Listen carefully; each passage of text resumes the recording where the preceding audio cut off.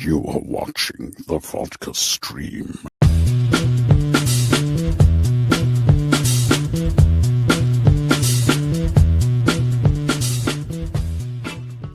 Hey, we are here. Hey, first Vodka stream in the new place. Still work in progress. As you can see, little variations from when I did Film Junkie Live on Wednesday. Got some, added things here, but hopefully it's starting to look good. Got a little, trying to be a little professional. Look at that.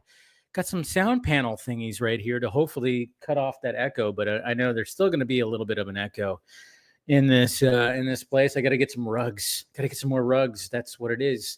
That's what it is. But cheers, guys. Holy shit. Has it been a week? Has it been a week? It's been a freaking week. So cheers to you guys.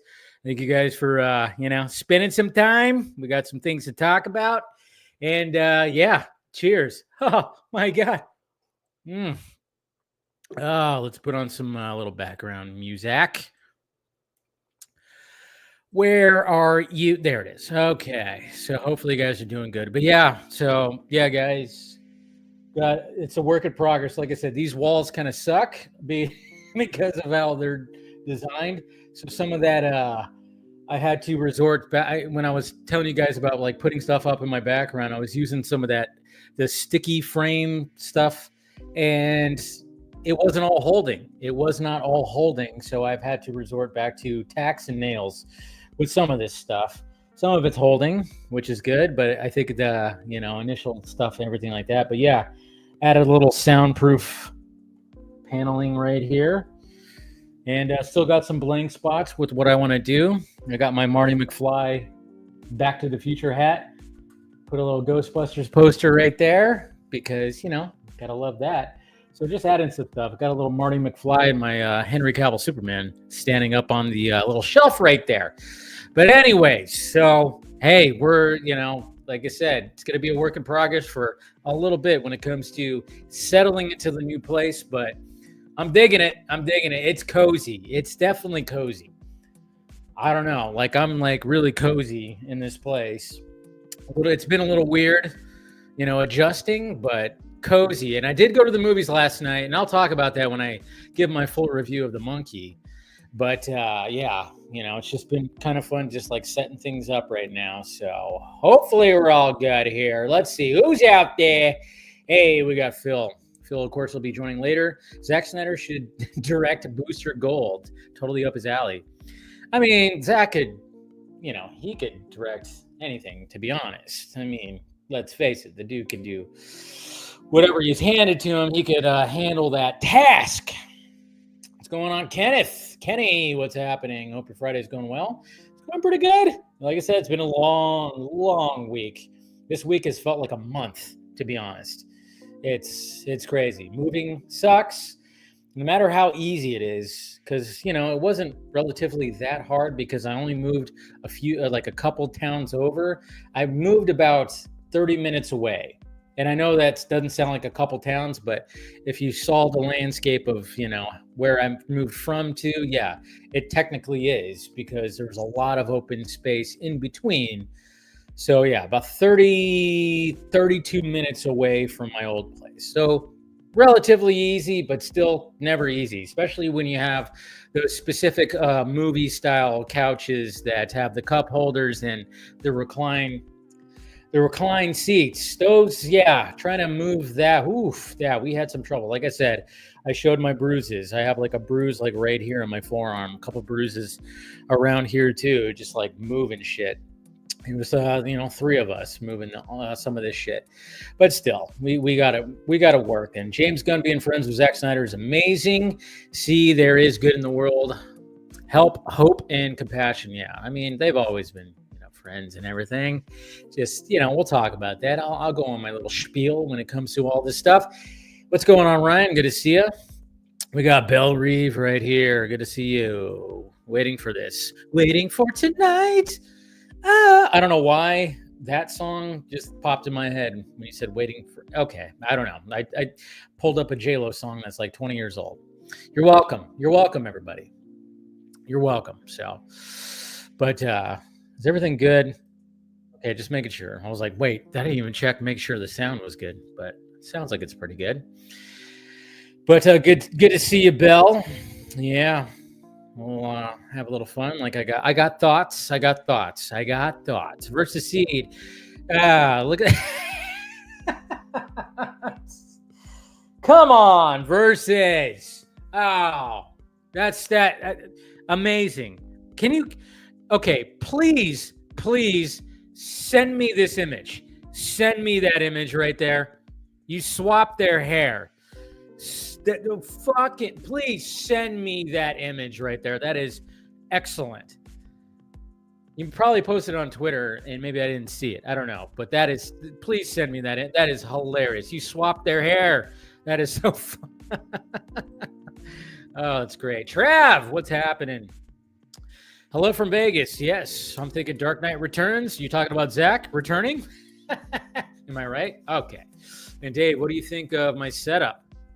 Oh, you messaged me on Vero. Sorry, I haven't really been on Vero all that much lately, so I'll check it out. So I apologize. Have not been on my Vero all that much lately because I don't know. It doesn't really work well on my phone. But hey, we got Anna right here. Good to see you, Anna Jane. Cheers to you. All right. Refreshing. Got my little vodka spritzer kind of thing going on right there. No lemon. Didn't cut the lemon up because I was too busy trying to finish the setup with everything, Still trying to do that. So what's going on, Braden? Good to see you. We got Shano. Ahoy, what's up? Happy Friday. First Friday vodka stream in the new location. That's right. Like I said, I don't know. I want to get something else right here because you know what I realized, guys? I was like, man, I have too much. It's too much superhero Batman stuff. I was like, damn, I need to mix it up a little bit. So that's why I was like, geez. I'm like, because you know what it is when it comes to birthdays and Christmases for like the past few years, people just go, hey, I got you something Batman. I got you something like that. So I realized, I'm like, man, I need to get a little bit more, need to be a little more diverse. I mean, of course, I have a lot of Batman, but, I put my the mask, Loki mask right here. So we at least got that. And like I said, put the Marty hat, and then we got the Ghostbusters right there. So making it a little bit more diverse behind me when it comes to movies and stuff. But yeah, I need to get something else right here. I'm trying to figure out exactly. I'm like, okay, something right here that one of my favorite movies. I don't know what it's going to be. Something that's one of my favorite movies. That looked a little weird right there. That felt like a little I'm filling up the house, guys. Yeah, we're getting a little romantic. Filling up. Okay, it got weird. Of course it does. It's the fucking vodka stream. What are we doing here? All right, we got Tony Movie Chappie D9 Neil Blomkamp fan. What is happening? We got Abel. What is going on? Who would you cast to play Clayface? Alan Tudyk does not return. Oh, yeah, I don't think he's going to actually play. I don't think he's going to play him. No, I think, they're going to have somebody. But it's like, which Clayface are they going to do? But, it's going to be Baz. I don't know. I know some people are saying James McAvoy because obviously the director of Speak No Evil, who just directed that movie, got the gig. So it's like, well, why not just have James McAvoy? I think James McAvoy would actually kill it. And I actually like that idea. So what's going on, Gilmer? I'm excited for the oversaturation James Bond. Yeah, that's right. We, with Amazon getting all the rights to that. Oh, you could expect the BCU, right? The Bond Cinematic Universe. Ooh, it's going to be crazy. Braden, did you see Snyder fans say that if Zack Snyder teams up with James Gunn is a pathetic move? Well, that's not actually a Zack Snyder fan. That's the thing. I mean, one of the things that has, ever since the Snyder Cut has been released, and I always said it, I've said it so many times over the past couple of years, that the further we get away from the Snyder Cut release, the crazier some of these fans are going to get. And what I've realized is they're not actually Zack Snyder fans. They're not actually Zack Snyder fans. They're Zack Snyder DC fans. And that's just the way it is. You know, there's nothing wrong with that. The whole Blake Lively controversy with her taking over the production and the editing room, the director, is kind of what Edward Norton did on American History X, where he took over the film. Yeah, sometimes there's celebrities that do that. There's not celebrities, but actors that want to do that. But Ryan Reynolds apparently also did that with Deadpool. But then you look at the outcome of Deadpool and you go, well, I mean, it was a huge success. I don't know. It's so weird. It's like there's like an interesting thing with that. What's going on, Jalen? Good to see you. Does it sound better? Good. I'm hoping it. Yeah, like I said, it definitely. I could hear less echo than when it came to Film Junkie Live. And like I said, it's still a work in progress because, like I said, hardwood floors. I have a rug underneath me, but I need a rug like in the middle of the room to try to muffle some more of that sound. And I still have some more of these panels too that I installed that I might extend out that way. Hell, I might even just put another panel right here just to make up for this empty space. But I was like, I wanted kind of something else right here instead. I didn't want to like go too crazy with the paneling. So, and then maybe I'll put even another rug. I could put like another rug underneath my desk because the rug that I have is only goes up to where the desk starts. It's only just right here. So maybe I'll do that. But yeah. But I appreciate the feedback. Appreciate your guys' feedback. Like I said, backfeed me.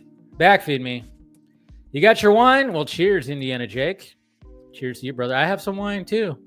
Cracked open. You know, I obviously on Wednesday I cracked open some wine. So, but of course, got the my little vodka. I gotta name this drink. I gotta name it. But the junkie, call it the junkie, the FJ. I don't know. Call it my specific drink. But I gotta add something else to it. That's not just, because usually I do have a lemon, but I don't have a lemon tonight. It's just basically sparkling mineral water and vodka. Helps with not having a hangover, but it's right there, Ryan. It's great. And cheers to you, Anna. Definitely less echo. Thank you. Yeah, I know. Like I said, this is the panels are definitely helping. But, like I said, work in progress. What's going on, Brandon? What's happening? What's up, Dave? How is it? Yeah, exciting. Yeah. Oh, shut up with your Dodgers. I know.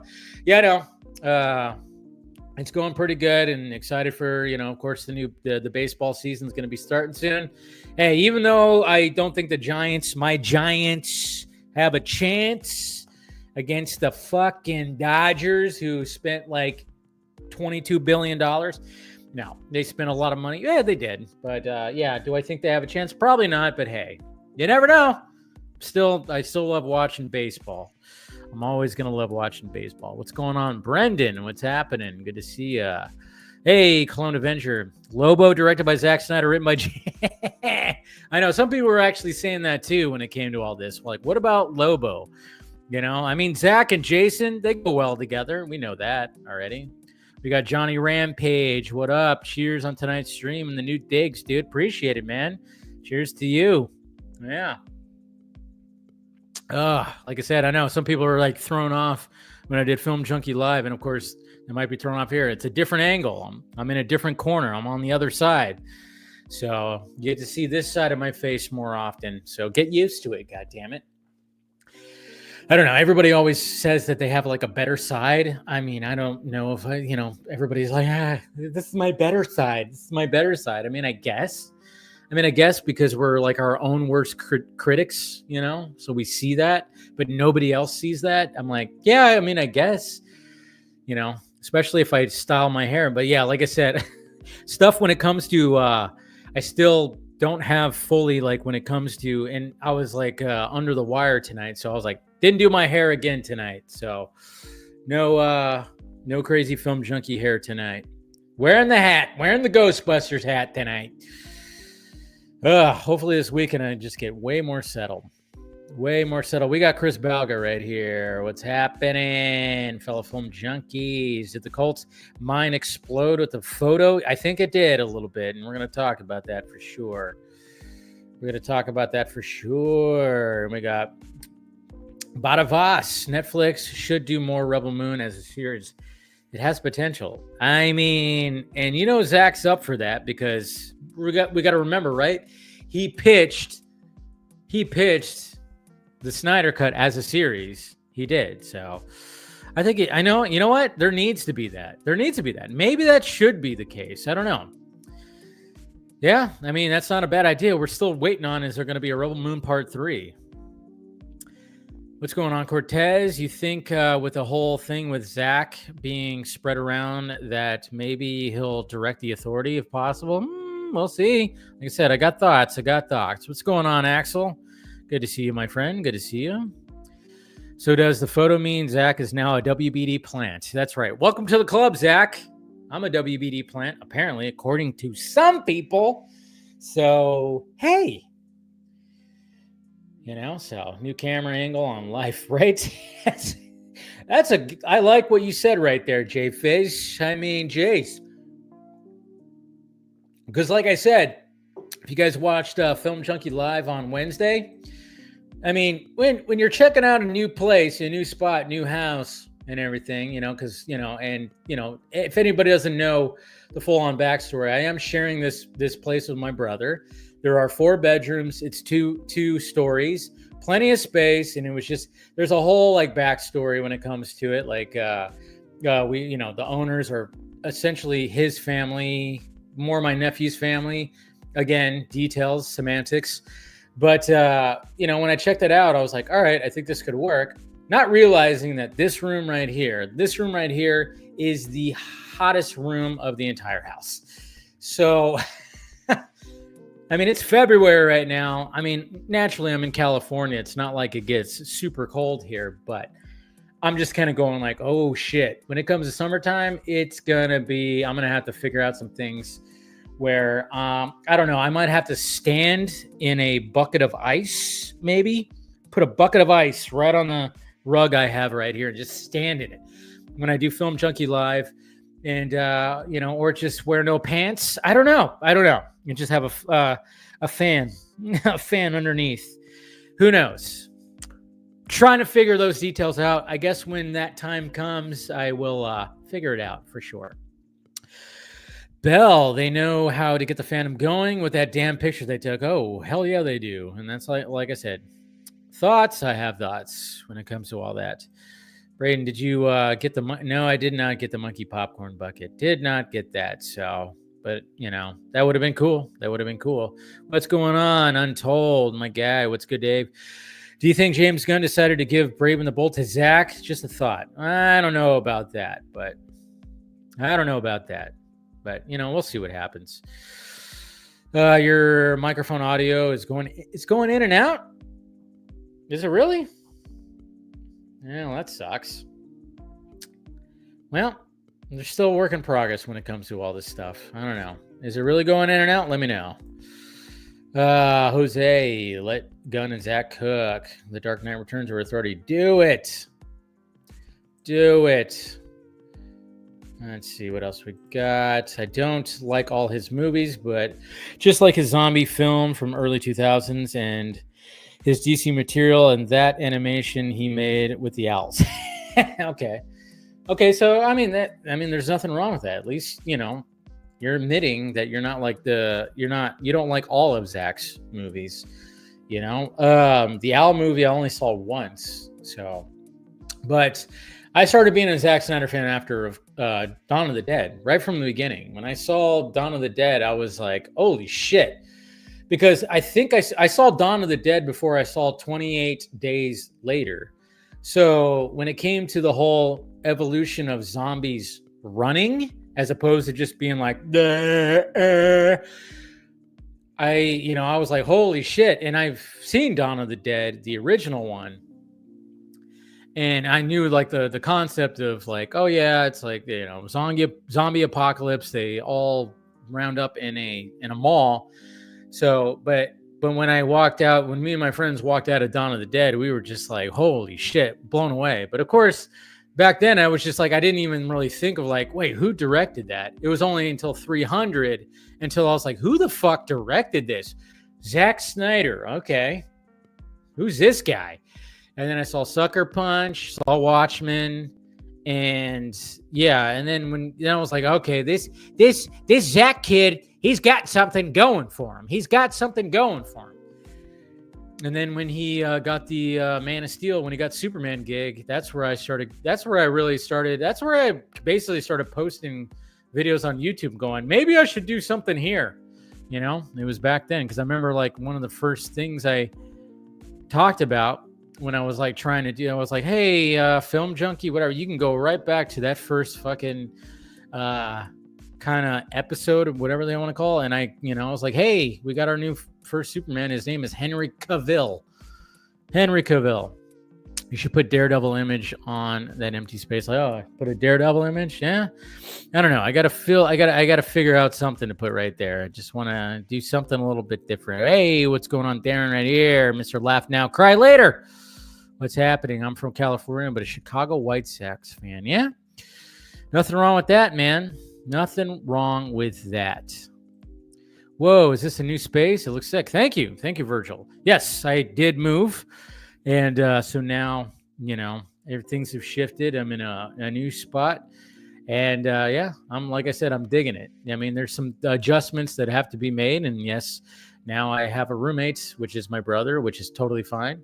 And, it's kind of funny too. Well, I'll talk about that in a little bit. But yeah, Swamp Thing. That's up Zach's alley for sure. Yeah, but we already have James Mangold supposed to be directing that. So the left side is the better side. See, there you go. There you go right there. Because I've noticed that like female friends of mine, they're always like, oh yeah, my better side is a certain side. And I'm like, I don't know what my certain better side is. I would always just go by like, how is my hair looking? Does it look better that way or that way? And, but obviously wearing that tonight, so I don't know. But let's see. Since Downey is busy, Nolan should reteam with Christian Bale for a role in the Odyssey.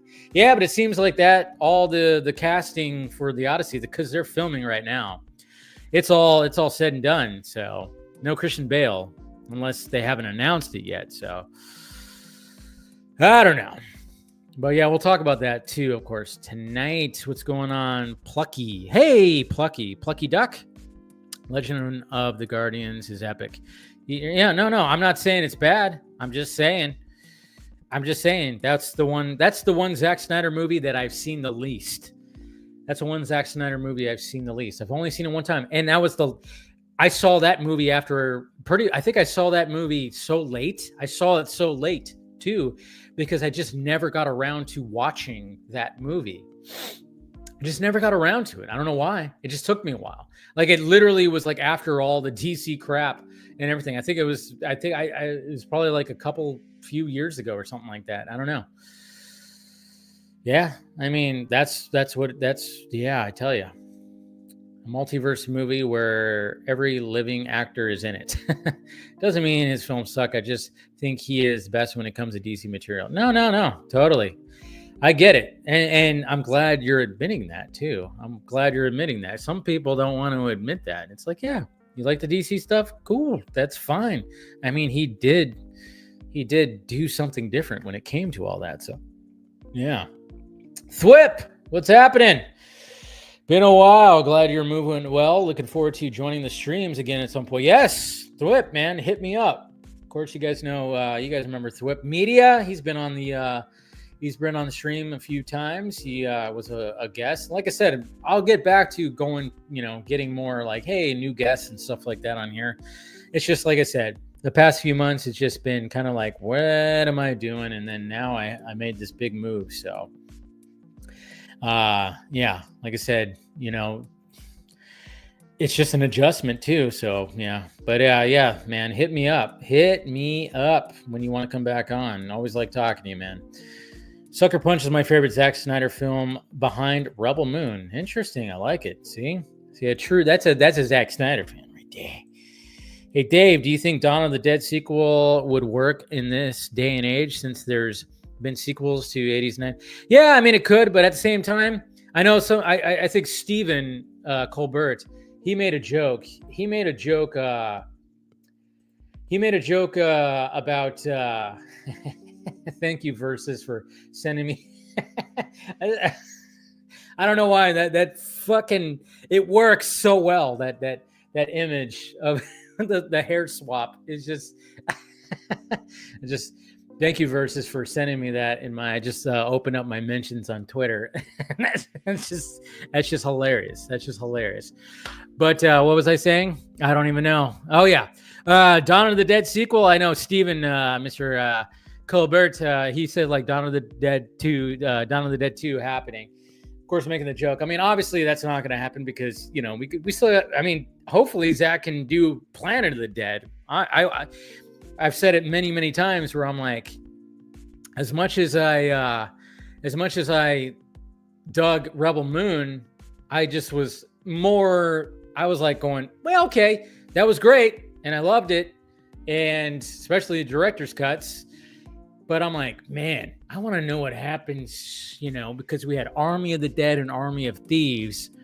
And it's just like, okay, I want to uncover the mysteries behind like the fucking safes and the portals and the fact that there's aliens and robots and time loops and shit like that. I don't know. It just felt like to me, that was just a little bit more intriguing. So, but anyways, guys, go ahead and keep on asking some questions. I'm going to go ahead and get into my full review of The Monkey. And then of course I want to talk about that image and the reaction of Zack and James. So, but yeah, go ahead and keep on. And speaking of, I mean, even Zack kind of almost confirmed a little bit that there is a connection between Army of the Dead and Rebel Moon, just a little bit, but it's more of like an Easter egg than it is an actual full-on connection. Who knows? But hey, anyways, guys. All right. So yeah, like I said, ask some more questions. And I'll go back into them. And then, of course, we'll get the panel on and have some good discussions. By the way, I have not watched the remaining episodes of Your Friendly Neighborhood Spider-Man. I was going to do that today. But today, again, when you move into a new place, guess what? You're doing all this stuff. And today I went on a venture to try to get the washer and dryer situation hooked up where I needed to go somewhere to figure stuff out, blah, blah, blah, blah, blah. And then, of course, I was still trying to set this stuff up. And so I didn't see the finale because it's the finale. I will watch all that tomorrow, as well as the new episode of Severance, because that show is just top fucking tier television. I love Severance, so that's what I'm going to be. I am going to be lazy as a motherfucker tomorrow. I am not going to get out of bed till noon. Okay, not going to get out of bed till noon. I'm going to sip coffee in my bed, and I'm going to watch things and just veg out for at least till noon. But yeah, so have not watched the latest episodes, the finale of Your Neighborhood Spider-Man. So sadly, no real discussion about that tonight. But anyways, cheers. The Monkey. I tweeted this out, guys. Osgood Perkins. This guy's becoming my new favorite. I'm crushing on this guy. He's becoming my new director crush. All right? Because not only has he put out 2 movies that I've really enjoyed and have been just absolutely crazy in 2 years, within the span of 2 years. I'm just like, fuck yeah, bring on more. And apparently, I didn't even know this, and I wish I looked it up beforehand, but apparently there was some kind of post-credit scene in The Monkey that essentially is like his new movie that he's already got in development, already like filming, or I don't know exactly what it is. I have to look it up. But like when it came to Longlegs, that was one of my favorite movies of last year because I just thought, oh man, it just had this feel of like, you know, it's low budget. You had Nicolas Cage just acting like a nutcase. Micah Monroe, she was great. I wanted to give her a big hug because her character just felt like she was so damaged and and really enjoyed what he was doing there. And then when it came to The Monkey, totally forgot when I did my first reaction driving away from the movie theater last night. I forgot that this was actually based on a Stephen King short story. Totally forgot. And because I was like, Jesus Christ, he must have had a fever dream or he was on some kind of psychedelic when he came up with this movie. And because it's just so insane and crazy. But then I was like, oh yeah, it's based on a Stephen King movie. And then I love the fact that James Wan produced the movie. And I'm just kind of going like, all right, this Oz Perkins, all right, this guy's becoming my new favorite because he just, I don't know, he's very art house the way that he shoots his movies. It's art house. And when it comes to the monkey, the monkey feels like it has a Napoleon Dynamite vibe to it. I said that in my first reaction. There's a Napoleon Dynamite vibe to it. And I don't know how to explain that, but unless you just watch it, just because things are just awkward and you don't know what year it is, even though it's supposed to be present day, but it doesn't feel like present day. And it's a fucking parody. Like, it doesn't take itself too seriously. Like when people get killed, I mean, yeah, it's like Final Destination type shit, but it's so over the top and crazy. And then I didn't realize some of the actors that were also in this movie. I mean, Theo James, I knew he was in this movie. He's the star. He did a great job.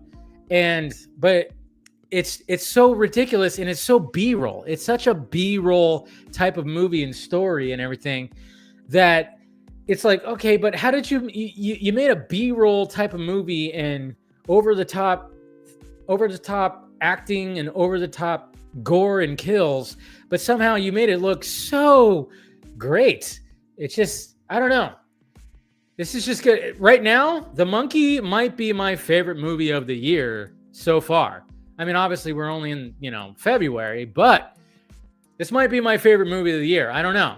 I'm trying to think of all the other movies, but like I said, we're just coming from January, and last week, it was Captain America: Brave New World, which you guys know I really didn't enjoy. So yeah, but I'm thinking that this actually might be my favorite movie of the year so far. I don't know. Because it was so batshit crazy. Yeah, but I will say this though, now being in a new town and trying to, and of course there's a movie theater in this town. Man, going to this new movie theater, I will say this, that was like, okay, because I go to the movies by myself, obviously, and I love going to the movies by myself. And what was funny about the town that I used to live in, the movie theater that I used to go to, I frequented a lot for most of that time, 6.5 years, most of the time, which was right around the corner from my house. It was at the mall. There's a mall in that town. And then, of course, like I would go there, and which was kind of cool. And it was a Harkins theater, and it was nice. It was nice. It didn't have like the luxury kind of stuff. There's another Harkins I go to when I go to the movies with like people.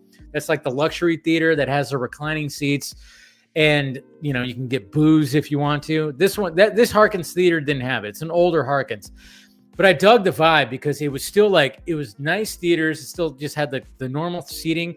But what was kind of nice about it is like when you see a movie like this, not many people will show up, so you have a lot of space.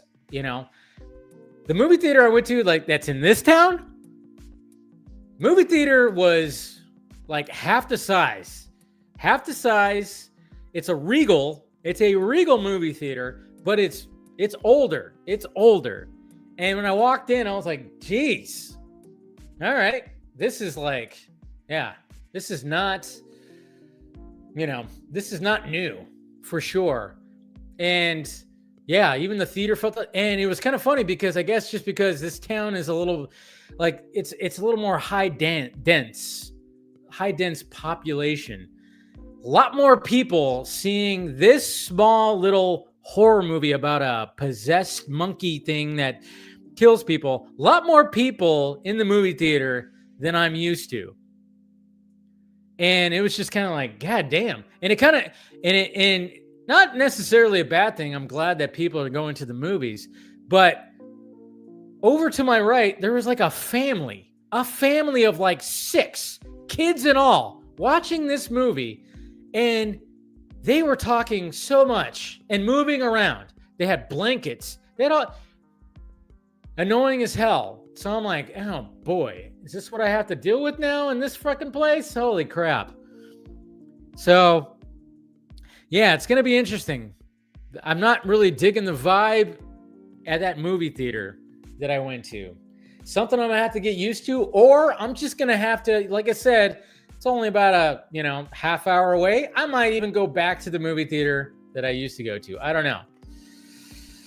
But we'll see. I'll give it another shot. I don't know. I think my dad wants to go see that one movie, the diver movie with Woody Harrelson and Simu Liu. I think he wants to go see that, so I'll meet up with him at the luxury theater.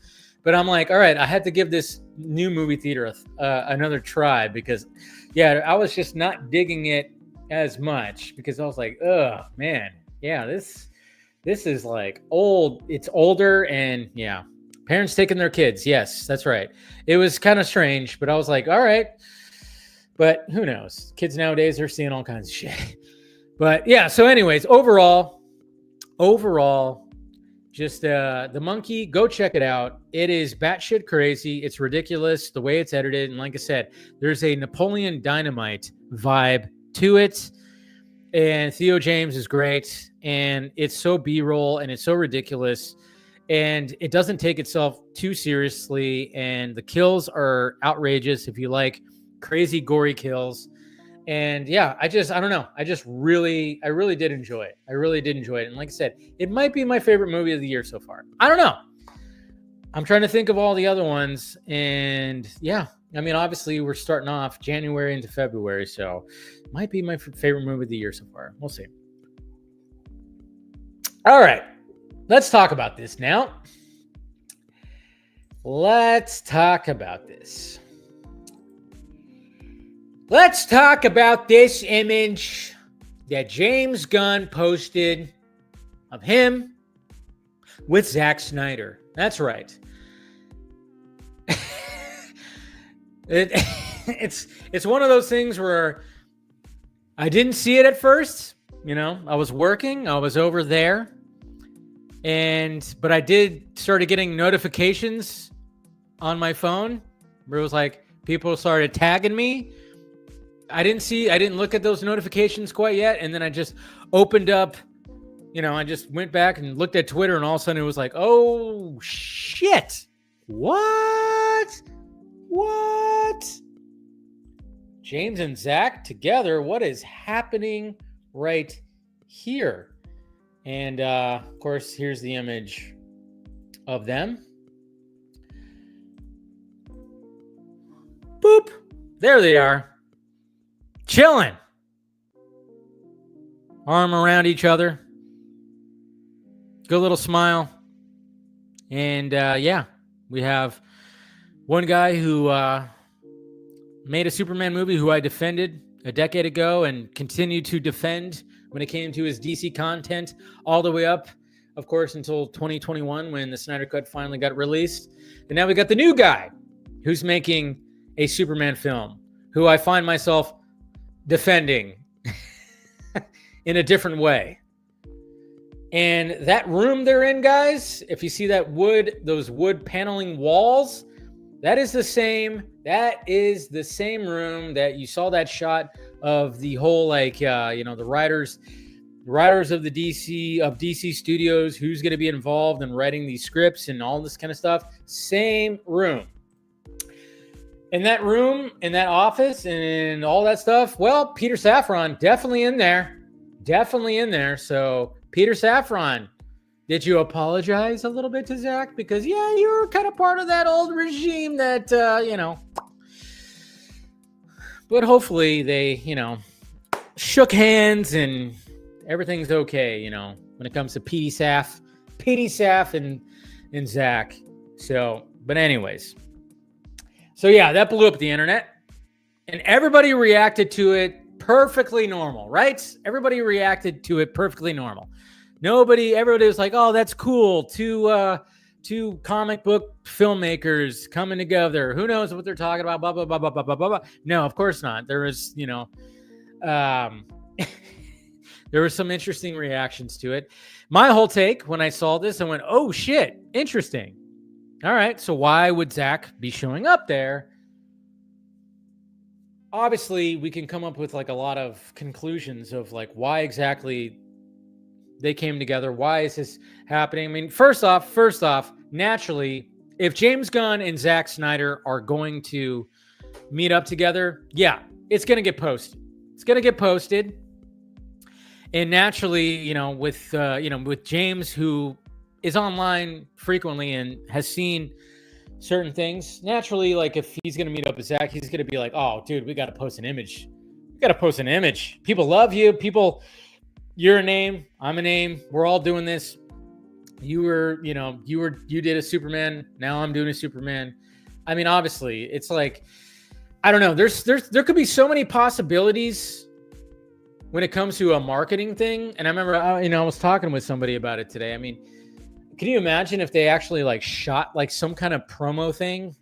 I don't know if because Zack's done that stuff. Again, I know like people just think like, God damn, James Gunn is like too much in this promo stuff and too much into all this stuff. It's like, no, when you actually become a name or a brand, which both of these guys have, like their names are brands now. Whether you like it or not, they're brands. You have to be part of the promo stuff. I mean, look what happened when the Snyder Cut was coming out. Now, naturally, the actors themselves could not promote the Snyder Cut like a normal promotion. So Zack had to do the promoting, But at the same time, it's like, well, Zack literally put his fucking name on it. Zack Snyder's Justice League. So naturally, he's gonna so he was doing all the interviews. He came on here a bunch of times, which is great. He showed up on other streams. He showed up on other junkets. And remember when he did that, the Stephen Colbert thing where, they were talking about the Snyder Cut, and then they did that whole promo thing where they were making the Snyder Cut of like something, and, all the Snyderisms that were a part of that. That was great. That was fun.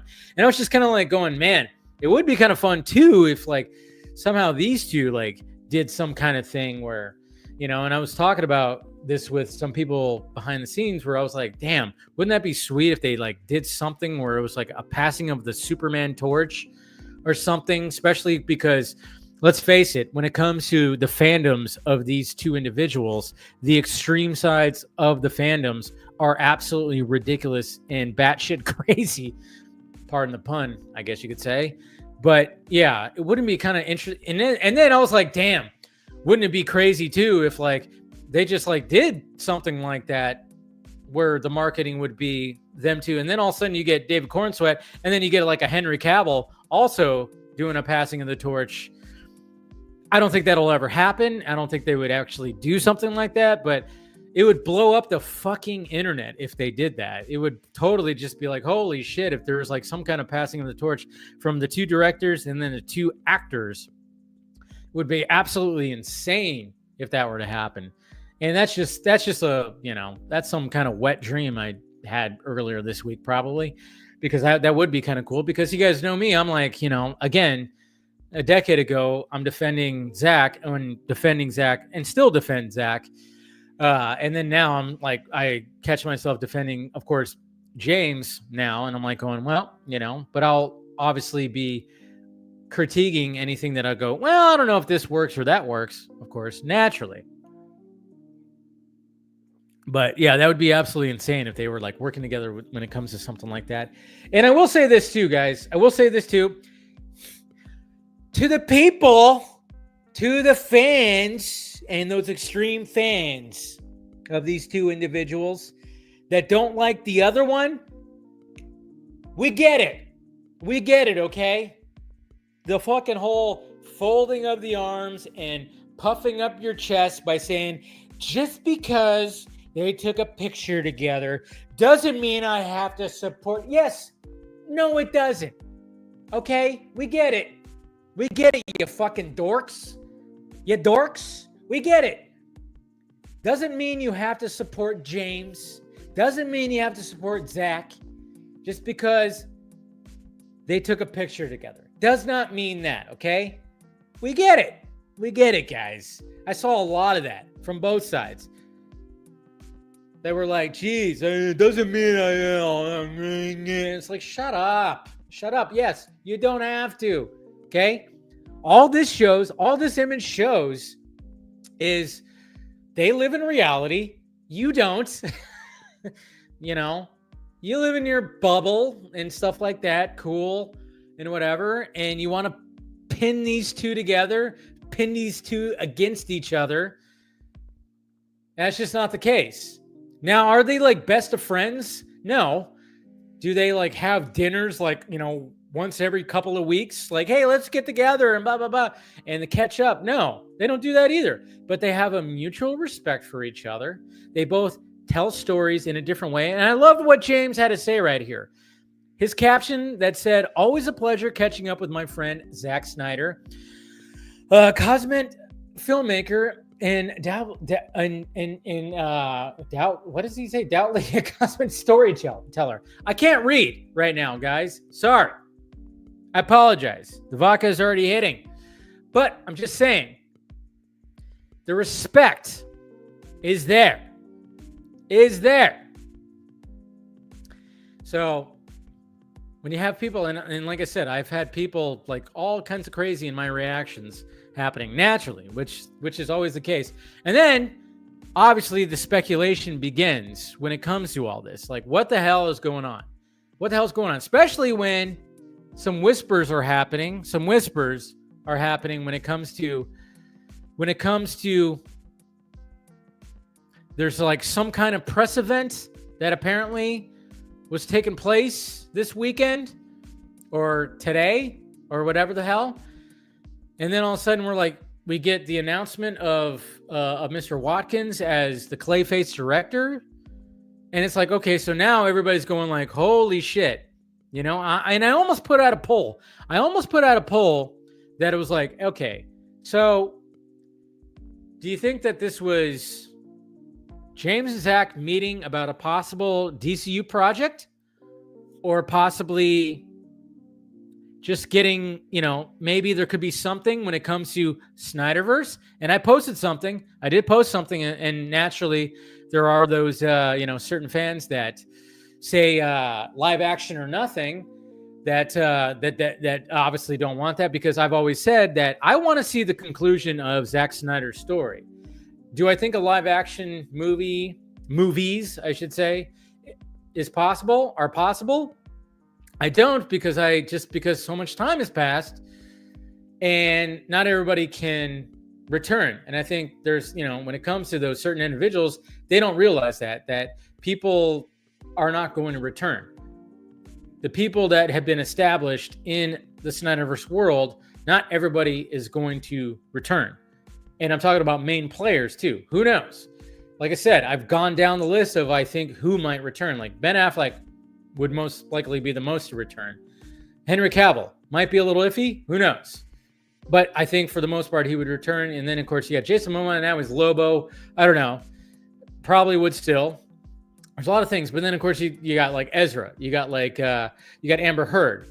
Both of them have been ousted from Hollywood. And right now, there's nothing that's going to be lined up for, I don't know. There's a lot of things when it comes to that. I think some of the, the people who just, again, they're in their bubbles, they don't realize that, it's not the same as releasing the Snyder Cut. Restore the Snyderverse is not the same as releasing of the Snyderverse. It is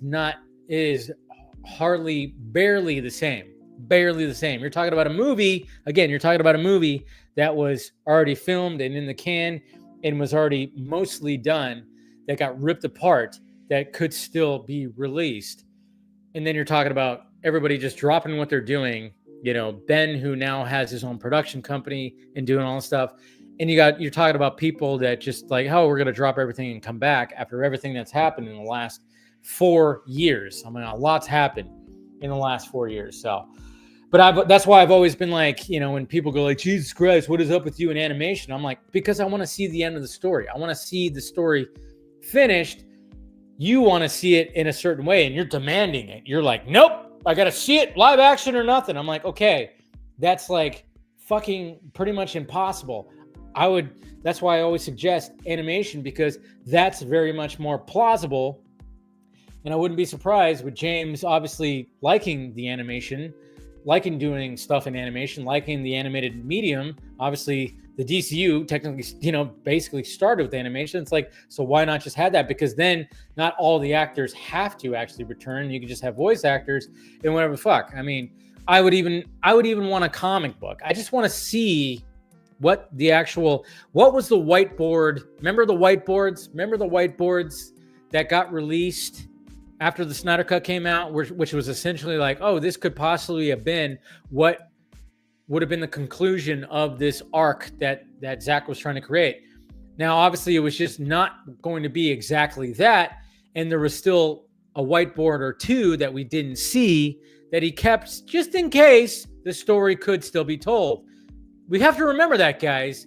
There are still, from what I've gathered over the last few years, is the fact that those whiteboards were not going to be exactly what was going to be told when it came to the sequels of Justice League. Zack very much was like, we're not releasing that because who knows? Who knows? But Zack is a very, he very much lives in reality. He knows himself that not everybody would actually show back up. That's why when it comes to animated or comic book, that could be the way to go to finish the story. And he's very much has said he's open to that and very much down for that. So, but then of course, obviously when it came to everything that was happening and looking online, a lot of people, the first thing I kept on seeing was, oh, he should direct the Authority. He should direct the Authority. Because that's right up Zack's alley. And I'm like, yep, absolutely correct. That's actually been mentioned even before. Like, can you imagine if Zack Snyder directed the Authority? He'd nail it. He'd nail it. He'd do a great job with that. But at the same time, it almost feels a little too Watchmen. So maybe Zack would be like, yeah, I've already kind of done that already. Already kind of done that. So I don't really think that he would actually do the Authority. But he would nail it. And then, of course, people were talking about, well, he has expressed that he wanted his white whale of doing a live action movie when it comes to the comic book space is The Dark Knight Returns. That's his all-time favorite book. But then I just kind of go like, nah, I don't see that happening either. Like a DC Elseworlds that's Dark Knight Returns. Now, it would probably sell very well. It'd be a hit. It'd be a success, 100%. But I've always been like, well, Zack already kind of did that with BVS. There's a little bit, BVS had Dark Knight Returns stuff in it, obviously. He would actually, he would do a full-on adaptation would be amazing, for sure. But then I'm just like kind of going like, well, we got Matt Reeves' Batman that everybody's just worried about. We still got that Batman, and then we still got to get introduced to a new Batman in the DCU. So I'm like, there's already a lot of Batman. So I don't think, maybe, I don't know. And if that were to get announced, Zack Snyder's The Dark Knight Returns, live action, fuck, if they turn that into a series, woo, wouldn't that be something? I doubt that. I don't know. I just doubt that would actually be the case. And then, of course, people started talking about what if he did the Clayface movie, but obviously this was before they announced Mr. Watkins as the director, which I think, I thought Speak No Evil was fantastic. And I'm like, all right, I think this guy could kill it, especially with Matt Flanagan writing the script. And then there's this suggestion right here, couple suggestions right here, two suggestions right here that I was having conversations with people like in messages and everything. What if Mr. Luca, who's directing Sergeant Rock, after, Daniel Craig, he's not going to be playing Daniel Rock, Sergeant Rock. What if Luca also dropped out and then Zack took over Sergeant Rock? I went, holy shit. He could actually make, a Zack Snyder Sergeant Rock, Jesus Christ, that'd be something pretty damn awesome. That could work. That would work. That'd be pretty sweet. And then all of a sudden I was having a conversation with somebody else. What if we do have Paradise Lost coming out in the DCU, which is essentially a Wonder Woman origin?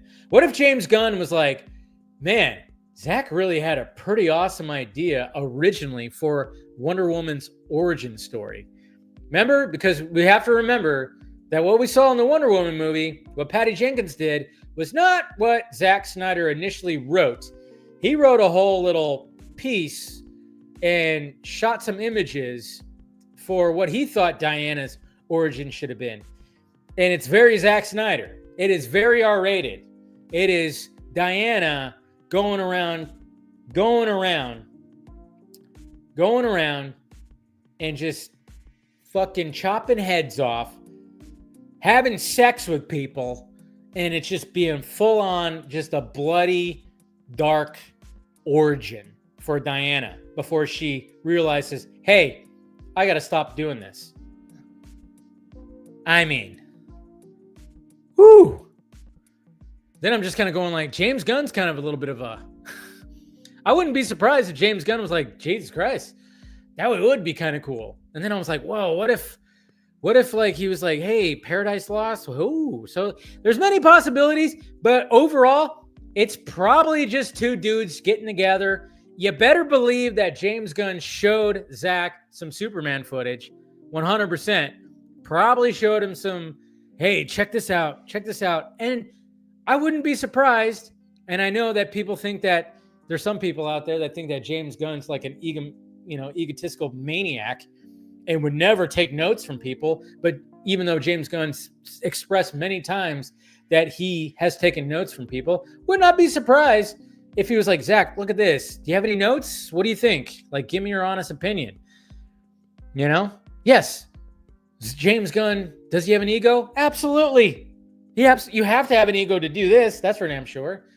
All these guys have egos. You're going to have egos. Just, some are bigger than others. Every one of these guys have to have an ego to do all this. But obviously they're different scales. But I would not be surprised if James would, showing footage of his Superman movie to Zack, who did the last solo Superman movie. Would not be surprised if he was like, hey, let me know what you think. Like, honest. Give me your honest opinion. Give me some notes.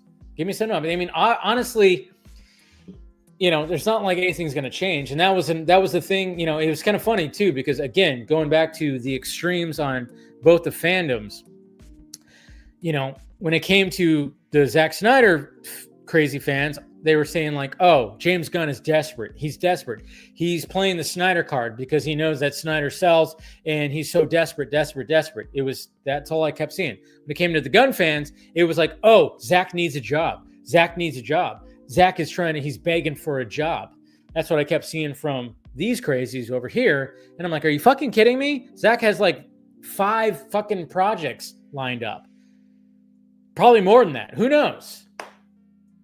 And then, of course, what projects? I'm like, I'm not even going to get into this because obviously, we're waiting for more Rebel Moon. We got Army of the Dead stuff. Who knows? I mean, again, it's all about Netflix and whatever the hell.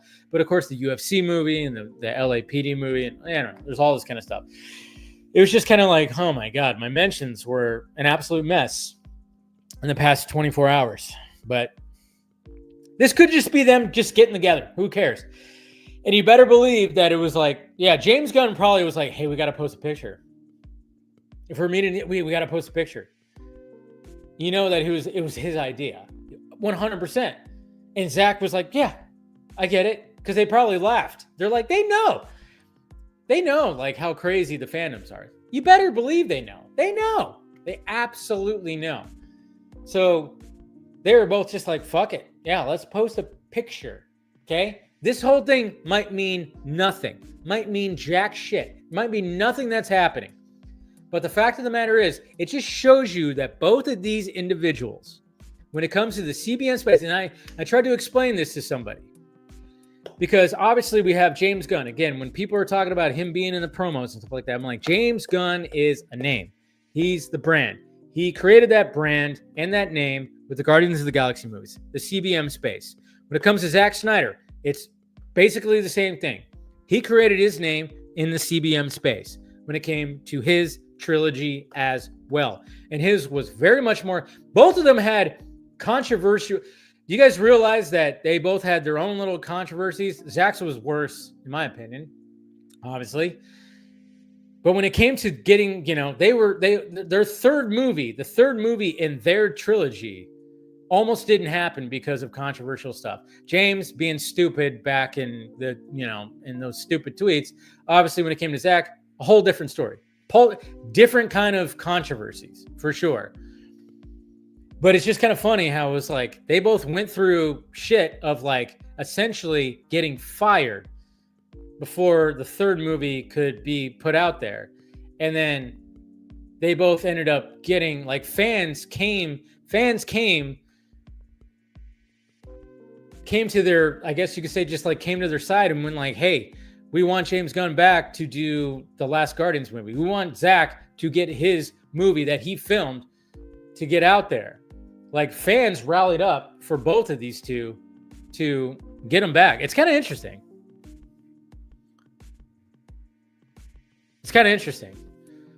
And Axel, I know you're saying it's a reach. Okay, that's fine. I don't know. Like, I'm just saying, like, I'm just trying to like find the kind of common ground right there. It's interesting. I don't know. It's interesting. If I'm reaching, Axel, that's perfectly fine. Tweet about it. But I'm just saying, like, I don't know. I guess I'm trying to do this. I don't know. Trying to do this. Like, hey, it's okay, guys. It's okay. But I don't know. We'll see. Like I said, it could just be them just catching up, and James showed Zack some shit, and that's about it, and got some notes, and that's it. And Zack's probably not going to do anything when it comes to the DCU or coming to DC Elseworlds or whatever the hell. So, I don't know. We'll see. And Rational, you left a super chat. Thank you. $2 super chat. What are your expectations for the Oscars? Not really much. When it comes to the Oscars, I'm not really expecting too much. I'm not going to lie. These Oscars are weird this year. These Oscars are weird. I always try to watch all the Best Picture noms. Obviously, with me moving, I'm not really going to get that. I'm not going to be able to catch all the movies, but, yeah, so I don't know. I'm not really expecting much, but I like the host at least. And Untold, thank you for being a member for 22 months. It's going to be Justice League 2 and 3 animation. That would be sweet. I want to see the conclusion of the story. I really do. I don't know. But like I said, when it comes to the extremes on both sides, I don't know. Like I said, regardless of me reaching, I'm just saying, like, yeah, obviously what happened with these two guys, but with these two guys are extremely different of what happened. But at the same time, it is kind of crazy how, when it comes to their names and their brands and stuff like that. I mean, for fuck's sake, even when it comes to Christopher Nolan, people didn't know who Christopher Nolan was until he made 3 Batman movies. That's another thing. It's like the comic book movie space has created brand and like names when it comes to directors. I mean, out of all the MCU movies, you could probably only name like a fraction of some of the movies. Some of these movies, you're like, who the fuck directed that? Who directed that? What the hell else is Peyton Reed? I don't know. It's like, Peyton Reed, has he done anything? Okay. I don't know. It's just like, there's sometimes you just kind of go like, okay, I don't know who directed those certain things. But certain people, like your Jon Favreau's also, but James Gunn was one of them that, like, yeah, he built his name off CBM. Now, like when it came to Zack, before that, he was already building his name. But then when it came to the DC space, that's where his name went. And then, of course, with everything that's happening, I don't know.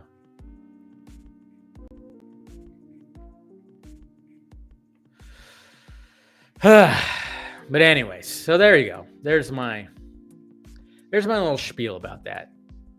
There's my little spiel, but I'm curious to see what, the panel has to say about all this.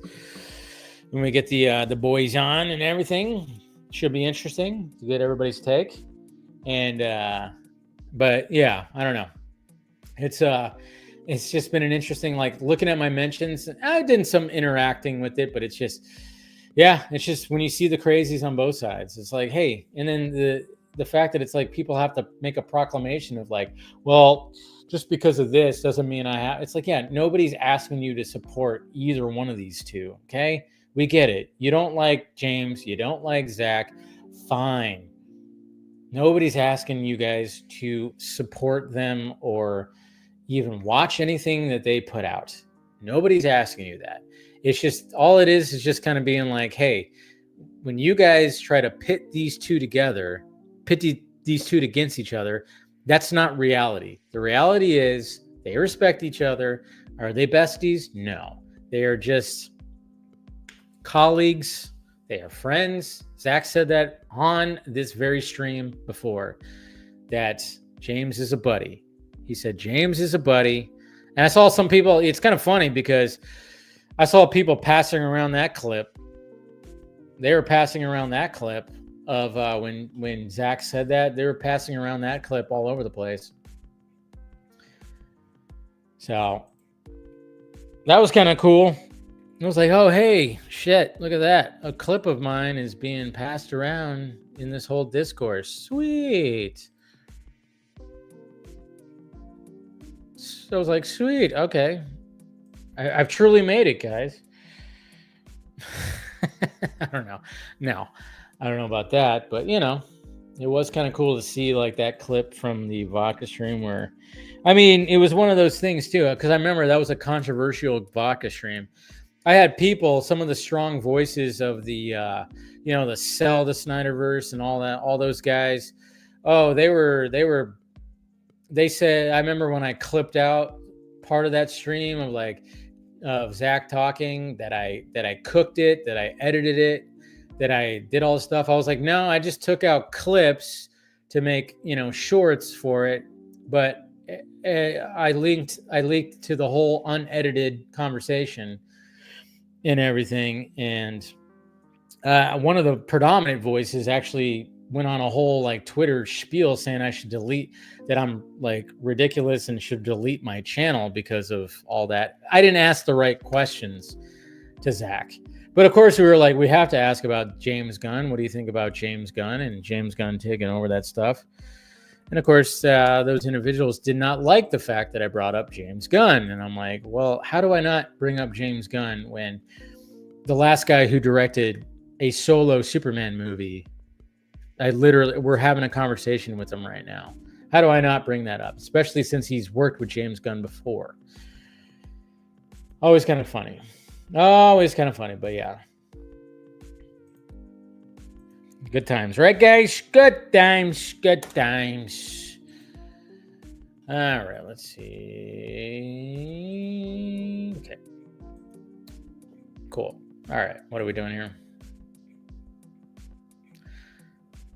Let's see. If I were a betting man, I'd say Gunn's plan to introduce all the JL members in smaller movies. First, Batman and Clayface. Ooh, interesting. Wonder Woman and Sergeant Rock. Didn't even think about that one. See, that's what I love. This is what I love about speculation and like theories and stuff like that.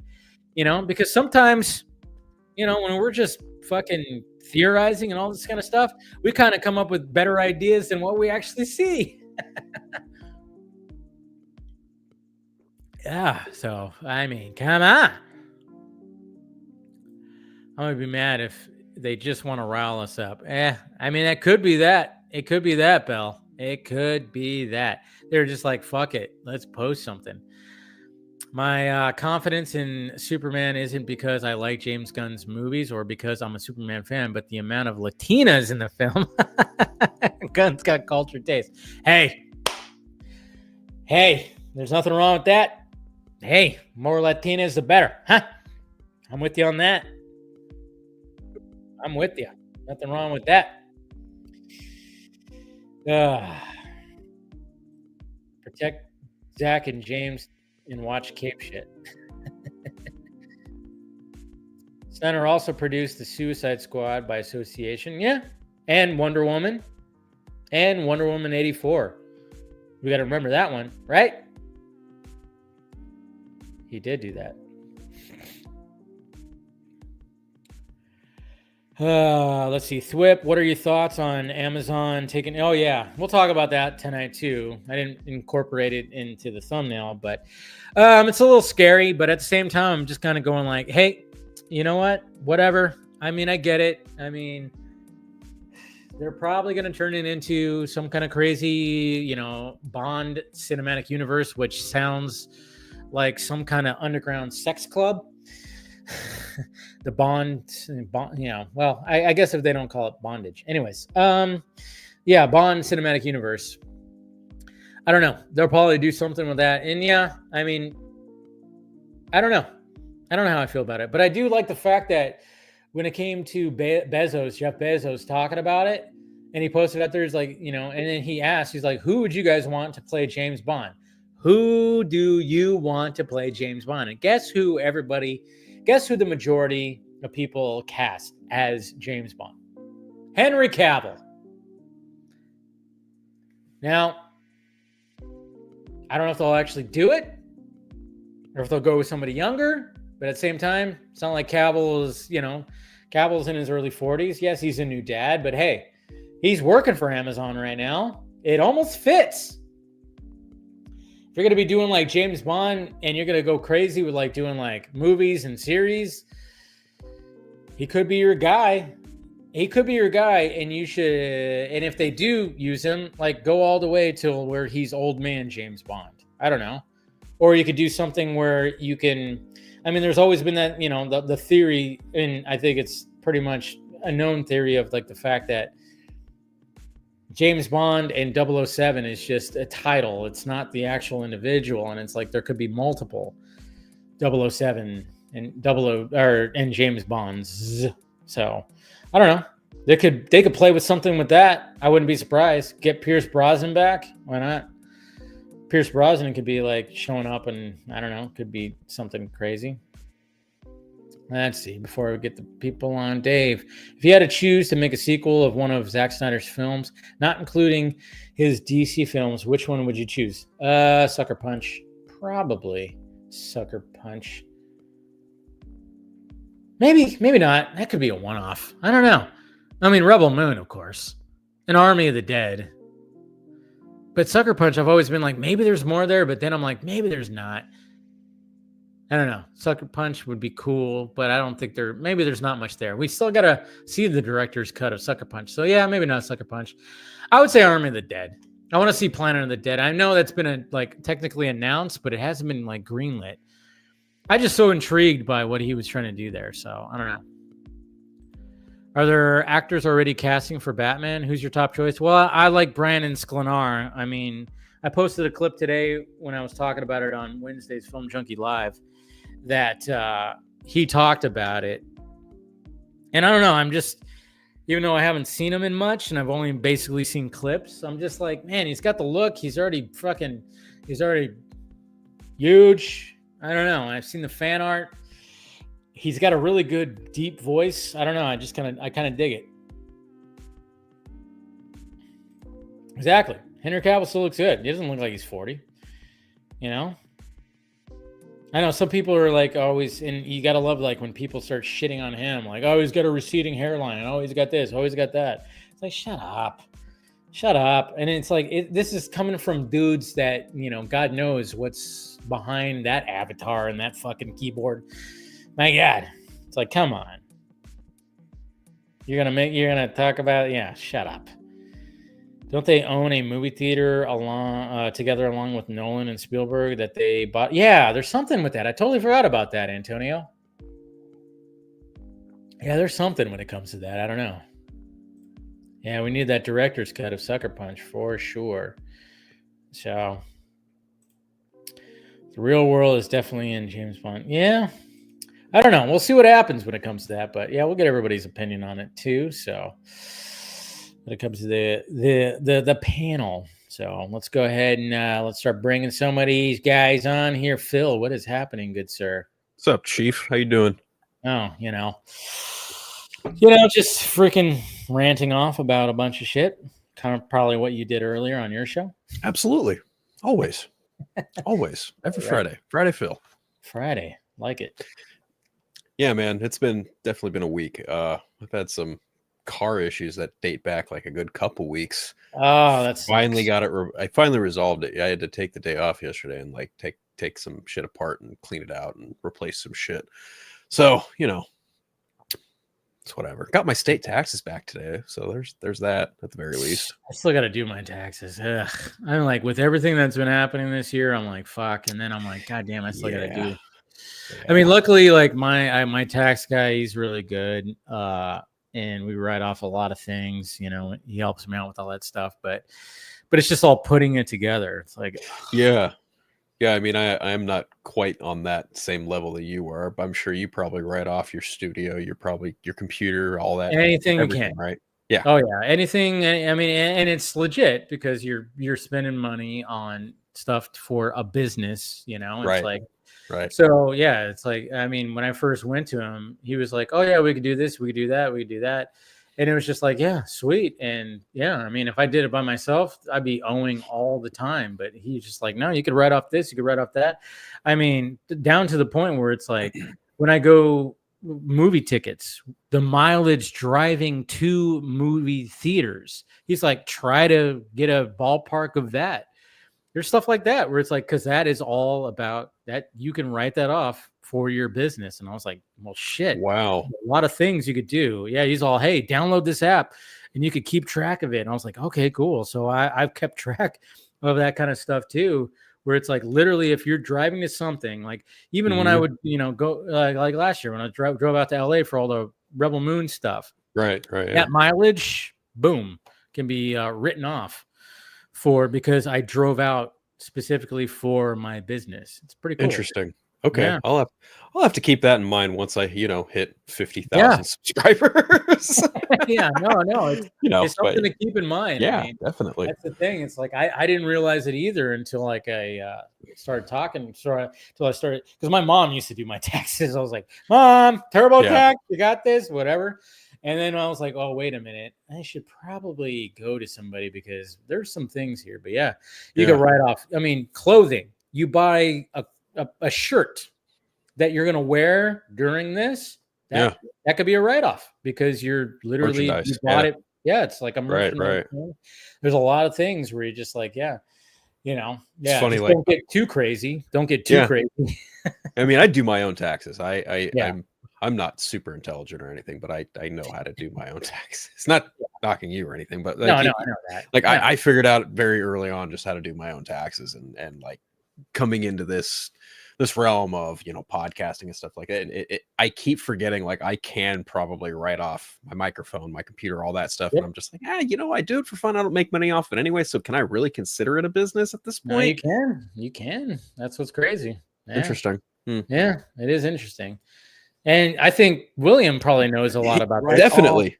Every damn thing you can. Every damn thing is getting crazy.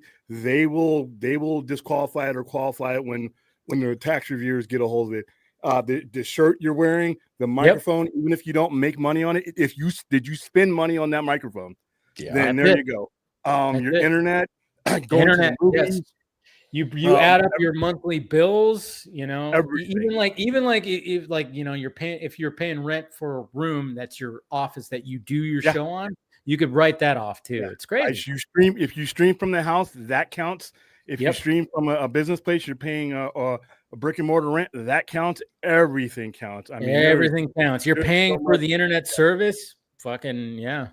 Wow. I mean, I was like, This Coke, because I met with a client today. I bought him a Coke. We bought a Coke. Guess what? That receipt's right over there. I mean, can we just get a group chat called streaming taxes or whatever? Oh, we totally could. I mean, it was so funny because a buddy of mine who we were trying to do a business thing, but it ended up not working.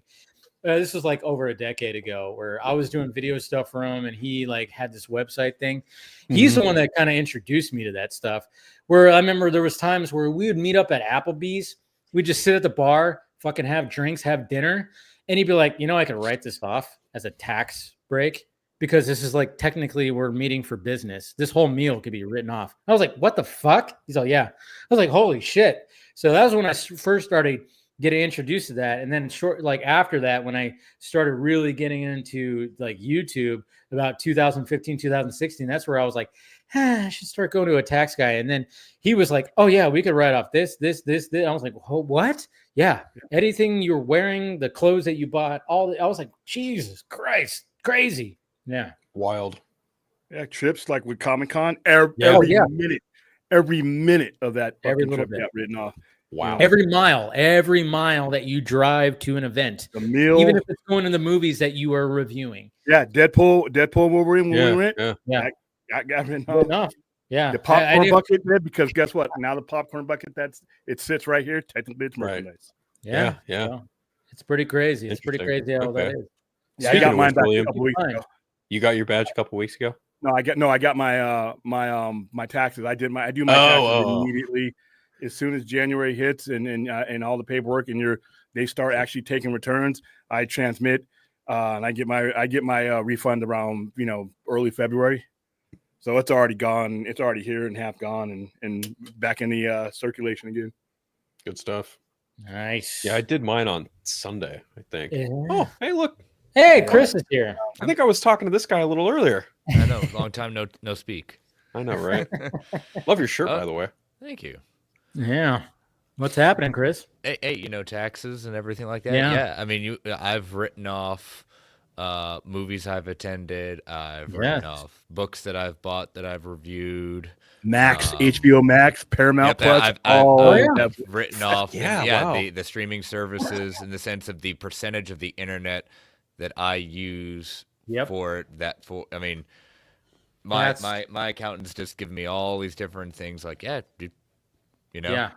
that's why I always dread it, and that's why I like fuck. I'm like, I have to like, when I do it, I'm like, okay, it's not that hard because I could just basically like, oh, okay, I can add up all, but it takes a little time. It takes like it's gonna take like a couple of hours to just be like, okay, add up all this, add up all that, and then I just send him. It's pretty cool because before I used to like actually show up with all the stuff, but now it's like just send it to me and I'll fucking do all the stuff. And so basically I'll just send him like all the files, all obviously my real work stuff, all those stuff. But then I send him a like a Word doc that just goes, here's all the broken down numbers when it comes to my business, my brand. And it's just like, it breaks it all down of like, this is what I spent on things that I needed. This is what I spent on, certain rent, internet, subscription services. Yeah. Like I said, you could write off your subscription services because you're using that for your business. So you're watching movies and TV shows and reviewing. Yeah, true. Since I just slap a Film Junkie logo on your vehicle and it doesn't matter. No matter where I go. Put the QR code that leads to your channel. Dude, on and a magnet. Not a bad idea. Yeah, that is not a bad idea. Yeah, and then when that's all you need to do, and it's provable by scans. Everything when you wake up in the morning, you run into stuff that you can write off and legitimately, and you're not gaming the system because, like I said, those reviewers will be like, oh, he wants to write off his Cheerios, rejected. But 9 times out of 10, it's part of your daily existence. You have to be able to be at a certain status to be able to do what you do. You have to eat. You have to get to certain places. Your mainline income, everything. Like I said, put that little Film Junkie face that you got, stick it on, put a sticker on your hubcap. There you go. Might have to do that. Noted for next year. One of the things I just do is every year I have a whole file for each previous year. And then literally I just go back to that file and just say like, okay, what did I do? Because I'm not going to remember every little thing at that point. Exactly. So I'll refer back to it and say, okay, I got to remember to do this. Remember I've used this, like even my Marvel Unlimited, DC Universe Unlimited write-off. Yeah. No, Definitely, that's one of the things too that my tax guy told me. He's like, you don't have to stress about it. And even though I still do, it's like, no, you could just like, I mean, basically if you're going year by year, it's like, yeah, just keep track, of course, as much as you can. But if you just refer back to what you had last year, just like go, was there anything drastically that changed? Did you make a big purchase? And sometimes, there's been, I remember like 3 years ago, I bought this computer. That was a big purchase. The microphone, the camera. I remember in all 1 year, I like upgraded all my shit. And I was like, oh yeah, I better I had that too, and I totally did, and wrote all that off. Microphone, camera, computer, wrote it all off because it was for that. So yeah, pretty cool. Keep that in mind. Wow. Keep it in mind, everybody That's else. all what y'all came for tonight is hearing exactly about how to do your taxes. taxes. I know. How to do your taxes 101. When you're a content creator. On the vodka stream. Yep. Jeez. No, but thank you guys, of course, for joining in. Of course, man. The new digs look good. I know, right? I'm trying. It's a work in progress. I was like, oh yeah, time to put some soundproof mesh right here. That was fun to put together today. It got delivered today. I was like, all right. So got a little bit of that to try to help out. But yeah, trying to fill in some of these gaps. I just knocked over the hat. It happens. That's what happens. Yeah. At least it wasn't the drink. I know, right?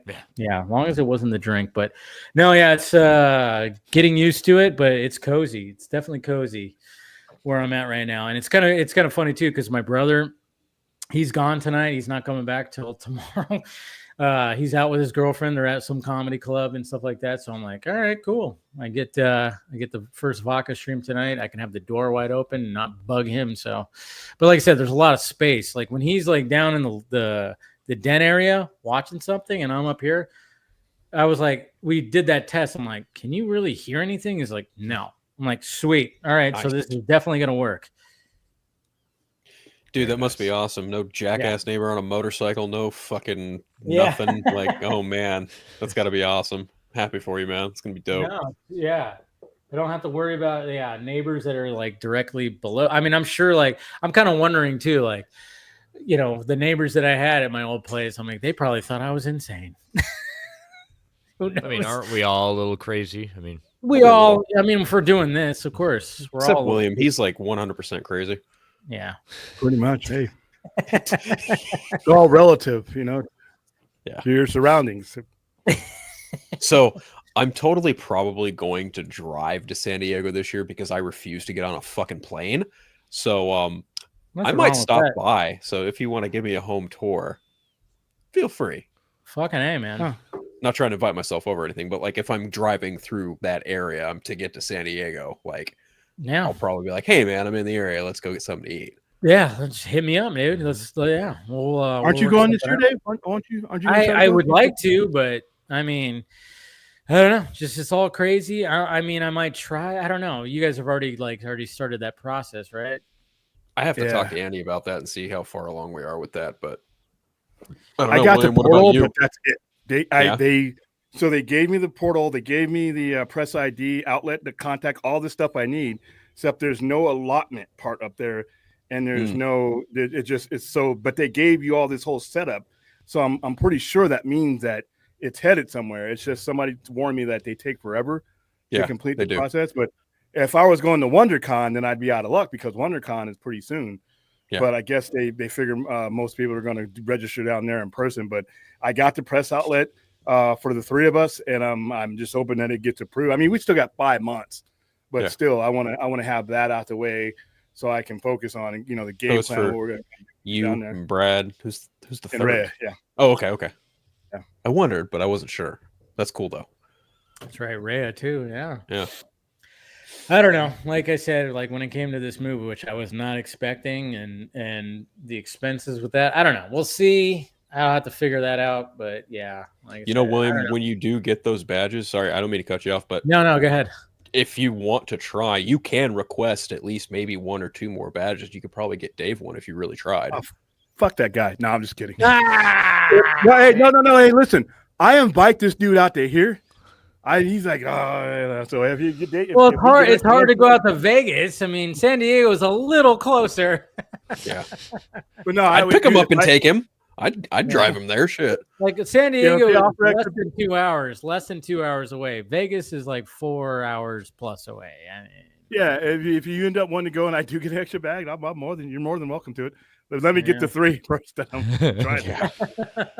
Meanwhile, Chris is like, fuck all of you people living in the West Coast right now. Yeah. I'm not afraid to get on a plane. Despite things being turned upside down and literally. God damn. Those people got because when I drive on the roads, I'm like, feels 10 times worse driving on the roads than the risk of a plane landing upside down. You know, I mean, I've seen Flight, and I've been the one kind of person that's kind of chuckling when he says, "Okay, we're gonna roll it." Dude, I know. It's so funny too because like, you know, it's one of those things where like, yeah, I get it. Like when there's been like those the plane crashes and stuff like that, but it's like you realize how many planes are actually in the air all the time, guys. Like, I mean, you can go on and find car crashes like crazy. I mean, that's why it's still the safest way to travel. I think it's just always that thing with like you're in the air. If shit goes down, oh boy, then it's like, But man, it is pretty crazy. That video was fucking crazy. Mm-hmm. Yeah, that was pretty wild. Pretty wild. But yeah, I mean, but I would still, you know, as you know, Superman would say, still the safest way to travel, right? He did say that. Or at least Scripture Reeves said that. Yeah, but seriously, there, that was clever. Yeah. But yeah. So I guess we could just start off right off the bat, just like William Lee's. I don't want to talk about this.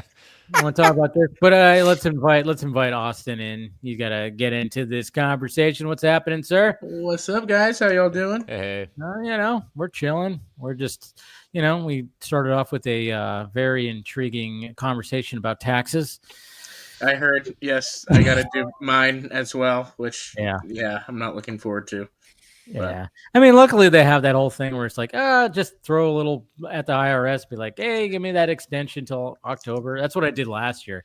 I was like so late. I was like, fuck. Even my tax, I was like, dude, I'm swamped. I can't get to it by the time. I was like, all right, I'm just gonna pay the little fee. He goes, yeah, pay the fee. You'll most likely just get it back. So I'm like, all right, sweet. And this is the year I have to find a tax guy. I've always used TurboTax or online stuff. Like, no, I need to go find a tax guy this year. You got stuff you could write off too with your short film shit, right? Yeah. So, but I just need to, I would prefer to find somebody that I know or trust or something, so I have to do a little searching. I just haven't had time. Yeah, I get it. But thanks for joining, man. But yeah, let's I guess we could talk about the most craziest thing that happened this week was the movie The Monkey. Anybody see? I'm just kidding. Even though you guys should see that. I'm telling you. That Phenomenal. Movie. Absolutely. Did you see it? I saw it a week and a half ago. There was early access, yeah. Yeah. Dude, yeah, I mean, I'm just saying we'll get this out of the way before we start talking about the image that we're gonna talk about. Yeah, that movie was just, I don't know. It just, I'm Mr. Did you like it better than Long Legs? I did. I think I did too. I think I did because it was so fucking just insane and crazy. And I don't know if you got like the whole. Did you get what I said when I said Napoleon Dynamite vibe? Yes, I got that, and I completely got the what was the other comparison? Parody, like it's a parody almost of like itself, or I don't know what else. Parody, or that you almost can't tell what time. Yes, time frame is, because it's. I know it does go back and forth in time throughout the movie, but it does. It's so. The aesthetic kind of stays the same, and the look of the cinematography. So it's, I got that as well. Yeah, I thought. No, I'm liking. I'm becoming what you guys are looking for. That's exactly it. Yes. Yep. I'm. Oz Perkins is becoming my new favorite right now. I need to watch the film he did before Long Legs. What's that? It's because his name is Oz, isn't it? Probably. It helps. Yeah. The Great and Powerful. The Great and Powerful Oz. It's so funny too because he actually plays a character. There you go, or Oz, or Mr. Oz. Except it's not Oz Cobb. It's Oswald Cobblepot before the name change. How you doing, Oz? A friend of mine sent me that, and I was like, "Oh, nifty." But there's also Oz, the Great and Powerful. Anyone gonna go see Wicked for good? When it comes on streaming, my children are probably gonna watch it. I mean, the first one's fine. I want to see The Monkey, but obviously, like, my car issues prevented me from seeing anything in the last couple days. Phil, let's just be honest. You're trying to stop trying to deflect. You're seeing Wicked for like the 10th time in the theaters. I'm fucking broke, dude. I'm fucking broke. And if I wanted to watch Wicked, I could watch it for free. It's on Peacock now, isn't it? You got Wade. Exactly. I have Peacock, so I could watch it for free if I wanted to. There you go. Yeah, I still haven't watched it. One of these days. Yeah, it's not for everybody. I love this story. I just read the book, finished the book this week too, which is I heard very it's different. Right, because it is based on a book. It's not the musical is based on the book. Movies Which based is off of both. very different from the musical. That book, like the musical, gets dark and stuff, and definitely leans into some more darker thematics. But the book, wow. Yeah. It's not that great. I'm not gonna lie. It's not a great book. Yeah, I've heard most people like freaking hate the book, but when the play is like, That doesn't shock me. yeah, the play does a lot better. Don't tell that to Scott. I will definitely tell it to Scott. And Scott will probably DM me and saying like, "How dare you?" And I said, "I stand by what I said." I stand. I'm dying on this. Ways. Yeah, it's exactly like the Freedom Foundation suit for Spider-Man. Exactly. Not my tempo.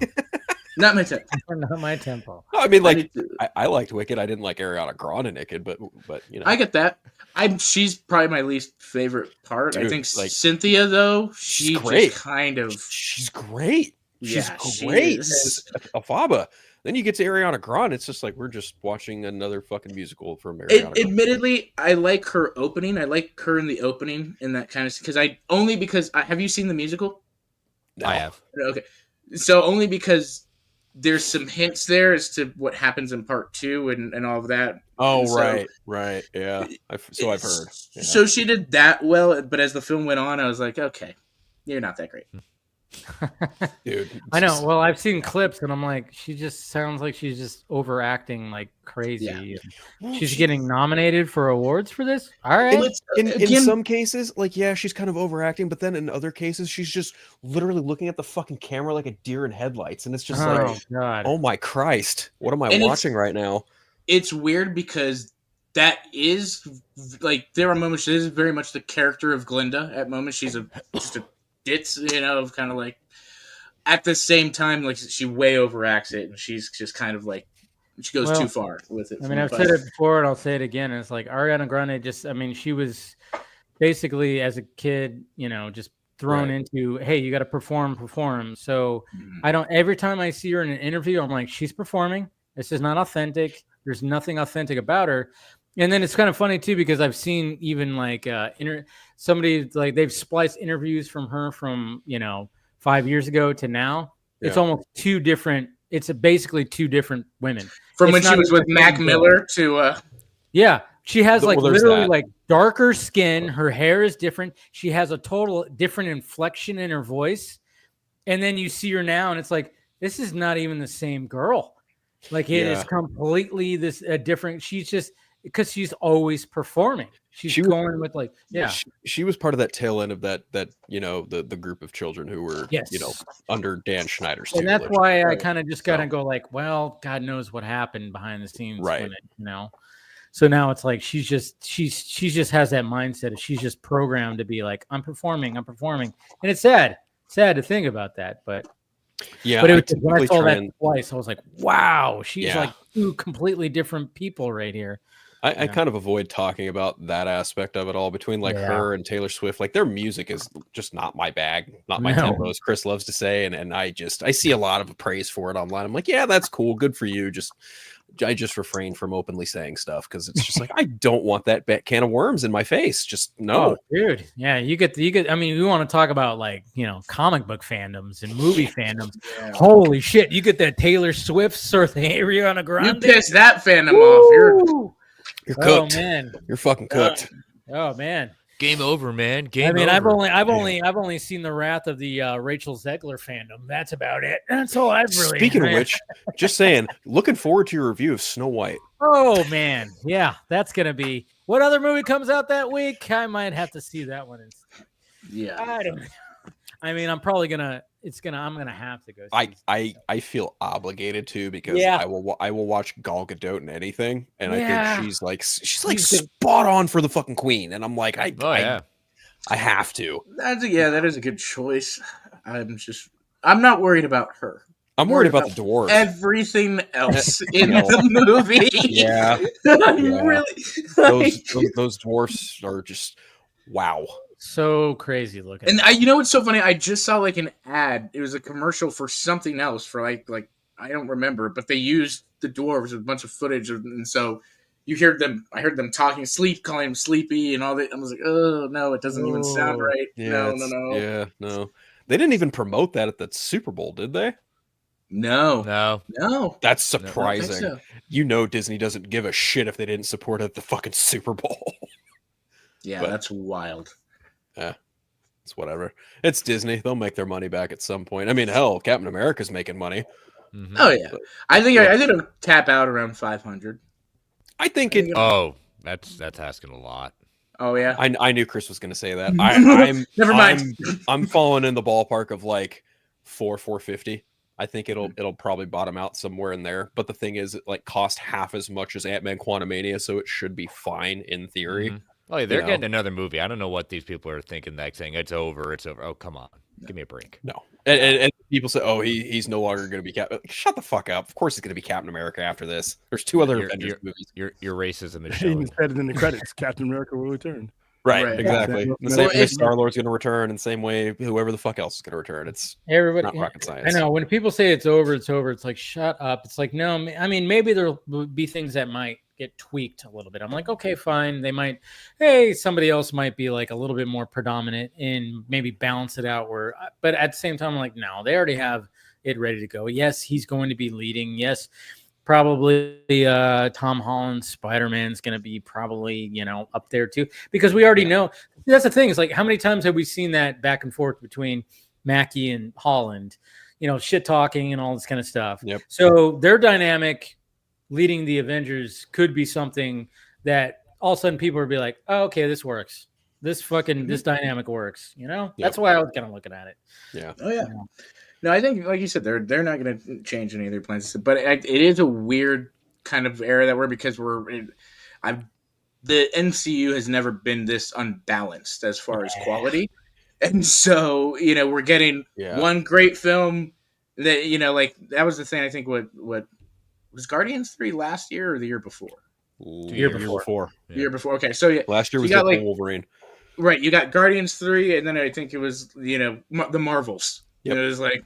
Yeah, and then Deadpool, Wolverine, and then Captain America. So we're like, it's good, bad. Well, it's A-list and not A-list. Yeah, if you do the math. They didn't. They don't bail with their A-listers. They didn't have a plan with the end in mind. True. They didn't. They had a concept, but they didn't have a full plan in the sense of like what they were leading towards. They had an idea, and then they pivoted, and they pivoted again. Like you've got to stick with what the whole idea of what this multiverse saga was. And by the time they started figuring out, it was too late, and they have a mess. This is probably one of this is literally the definition of a sophomore slump. Well, and also too, they had. Oh, go ahead. And like to Chris's point, they pivoted, but one of those pivots, they were kind of put in a rock and hard place to pivot because of everything that happened with Jonathan Majors. I was just about to say. But what I will say is this: like I call it a sophomore slump. I'm not saying that these movies have been flops in any sense, because you look at the idea like, okay, Ant-Man and Quantumania may be that big outlier, but pull the whole box office of these phases. I think any studio would kill to have this stuff. So when I say a slump, I mean in the slump of quality of product. Right. That's what I mean. That's what I mean by a sophomore slump in the consistent quality. Absolutely. Yeah. It's all about you're right. It's like, especially when you're the pressure of being like, growing to be one of the biggest studios ever, and then it's like you put out a product where it's inferior, and you're like, and people are going, what the fuck, but at the same time, like last week when we talked about it, what did William say? Being the comic book lover, it's like, hey, it got me what I needed, and now we're getting into the next one. Yeah, it's just a stepping stone. They don't look at any of these movies. First of all, with fans think is a failure or a letdown. I don't think the studios and the people running it, because they're looking at it from a 30,000 foot. Exactly. They're telling an overall story. They're not hiding under their beds because us fans will be like, I can't believe you put out a C level. They're telling a story. They know they got the wind behind their back. They know they have the credibility to go where they need to go, to take as long as they need to go. Everybody says, well, I'm done with MCU. Most times they end up being full of shit. and they come back, and the math shows that. And I don't think they sit around a table, count money, be like, okay, what can we do to make $1 billion? No, they do what they want to do. They make adjustments and the money is a byproduct. And that's why they've had the success that they've had, because they really don't do panic moves. With the Jonathan Majors thing, I think Kevin Feige had given up on the long form of that storyline with or without Jonathan Majors. I think that once Chapek was pushed away and he got the reins of complete control back, I don't think he ever wanted to do a lot of the stuff that they were on their way to doing. So that's where Doom comes in. I still think you'll see King again, just in a different way. I still think it will revolve around Victor Von Doom, but I don't think you've seen the last of King by any stretch. It's kind of hard not to include King because he is related to Reed Richards. You can't. At some point, he's going to have to get addressed again. He'll have to be addressed. You don't have to do that. We've seen Marvel pivot away from certain things. They'll do the idea. True. They'll do that, but nothing says they have to do the Reed Richards angle. But it's there. If they want to. Yeah, the Apocalypse angle I think is a strong one that they could use. Rama Tut also through. There's a lot of things that they could use to do things, but you also have to, at the end where Loki is holding all those realities together. So that's going to have to come back and play too. But once again, they have all this in front of them. We're just guessing. Yeah. Yeah. It's fun. It's fun to theorize on what's happening in the CBM space, like especially when you have two powerhouses like James Gunn and Zack Snyder taking a picture together. What? I knew that's where you were going to go with that. I had a feeling. I'm surprised you didn't start with it. I mean, he wanted to, but we talked about the monkey and then this. And I was like, I kept teasing it. Obviously, I did my little spiel at the beginning of this whole thing, but it was just like, I was like, oh yeah, let's start leading into this. But we kept going on tangents, which I love doing that. But I brought it right back, guys. Has someone checked on certain streamers to make sure they're okay? Fuck no. Fuck no. Man. It's been a crazy, couple of days to 48 hours. When did that picture drop? Yesterday? It dropped yesterday, so it's been 24 hours, huh? Yeah. Well, maybe a little bit more, but yeah. I know, it was kind of crazy because I was working and then I decided to walk over to my computer and be like, refresh my Twitter, and then all of a sudden, because I actually got notifications. I was getting notifications on my phone. People were tagging me. And I was just like, I didn't see it until after I refreshed my page. And I was like, oh, shit. When I saw that, I was like, oh, man. I was just like, the meltdowns. I just immediately thought, oh, yeah, you knew it was coming. I thought the same thing. Like, were going to be all like, I give it about 30 minutes before the. Yeah. I muted it. Yeah, it's crazy. Smart man. Smart man. It. It's a picture. Listen. I would love for something to come of it, positive and constructive. I don't do the foil hat shit. Right. Pitchers can say 1,000 words or they can say nothing at all. That's a place where they mutually encounter each other. He's doing work. Zach, it's been noted he's doing work for that company. You already know the other guy is doing work for that company.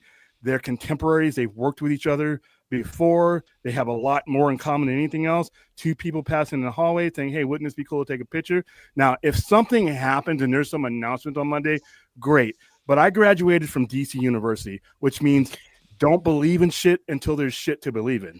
And these conspiracies and these ideas, it's fun to talk about and speculate till it's not fun anymore because it's like running into a wall over and over again. And then you got the move on shitheads that get involved. And then you got the other end of the people that get involved. And then now we're no longer speculating. You got people who are just generally just needed something to aim at on either end. And I'm like, I just muted it. I mean, obviously I had a co-host who wanted to talk about it. So we gave it, in all fairness, 8 minutes last night. 8 minutes of it. And, and that was because only out of respect for my co-host. I wanted to skip it. I wanted to skip it because the conversation has become exhausting. It's like running a marathon, getting to the end, and then somebody telling you, hey, you got 2 more miles to go. And then I'm like, well, wait, I didn't get shit for this last marathon I ran. So it's like, if something happens, and great, then we can go marathoning and talking about it. But right now, it's a picture of 2 guys. If there's an announcement under that picture, say, hey, we're collaborating so-so, now then it should blow up. But the way it blew up these last couple of days, it was like, oh, fuck, how do I stop this from coming over? Right. Yeah, How do I stop it from coming on my? Because I'm not the Twitter guy. I do Facebook and Instagram. I'm on Twitter, so I don't have all the mechanics of how to just. I don't want to be tagged in this. I don't want to be part of this type of situation because it's usually some guys saying. Then they're casting people now. Everybody's coming back, and it's like, oh fuck. And then other people are like, you guys should. You're gonna hate James Gunn now because he took a bit. I'm like, get the fuck out of here. I mean, literally find several ways to fuck yourself and do it. I hated the, like I said, I tweeted out like the chest puffing was like when people were just so upset, like, hey, and they were saying like, hey, this doesn't mean I have to support, either one of them. I was like, like, yeah, we get that, guys. It doesn't. If you hate Zach, you hate James. This picture does not mean you have to now support them. And the fact that you have to put out that proclamation of like, well, this doesn't mean I have to support the DCU, or this doesn't mean I have to support Zach and what he is like. Yeah, no, it doesn't. But it just shows you that in reality, when you guys try to pit these two together, it's not a reality. And the reality is these guys, are they the best of friends and have like dinners like once a month with their wives? No, it just means that they have a mutual respect for each other. And what I was trying to get at when I was like doing my whole rant thing was like, yeah, they both went through some crazy things when it came to building their brands in the CBM space. And obviously drastically different for sure. But at the same time, they went through some crazy things, but their names got built up through the CBM space. Okay, people didn't know who Zack Snyder was before he started doing DC stuff. People didn't know who James Gunn was before he started doing, CBM stuff. I mean, but people didn't know who Christopher fucking Nolan was before he did the Dark Knight Returns, or Dark Knight. I do think Dark right, and I do think that the two are a lot more similar than people like to think. Like, they hate that. Gunn, does like his crass humor and stuff, but so does Snyder in a kind of a different, darker format. Yeah, he likes a lot of crass stuff too. That's not, wouldn't be. You have Joe Rogan, him going on the Joe Rogan podcast, talking about a lot of these different things. How he, was into. Would not be surprised if James Gunn shows up on the Joe Rogan podcast too. I'm surprised he's already on there. Yeah. No, I would not be surprised. Before Superman comes out, we're gonna see James Gunn on Rogan. We are. James Gunn is Keith Giffen. Zack Snyder is Frank Miller. When you look at what influences their work, that's the difference between the two is what they prefer and what influences them. Everything else is like, roughly, right down to the age and when they would have been collecting if they were collectors. I never, like I said, I didn't think it's a war where it's like now people got their maps out, and I'm like, oh my goodness, and this again, and like I said, you can have a cool conversation about what if, but then that what if starts into the shithead conversation, and it's like, all right, okay, let's get. It's always going to get to that. Well, yeah, there's obviously that picture there's a lot of what ifs there, and so I'm kind of like what you said earlier, Dave, where it was like, if anything comes out of it, cool, or you, William, like, if not, if it's just a picture of the two of one, again, he is doing a Superman movie. If I would probably contact the last guy that did a Superman movie and be like, hey, what are your thoughts? Especially if it was as big. Thank God Zach didn't do that. Right. Let me contact the last guy who did this. He was in a hot tub somewhere in the Middle East. Anyways, but yeah, no.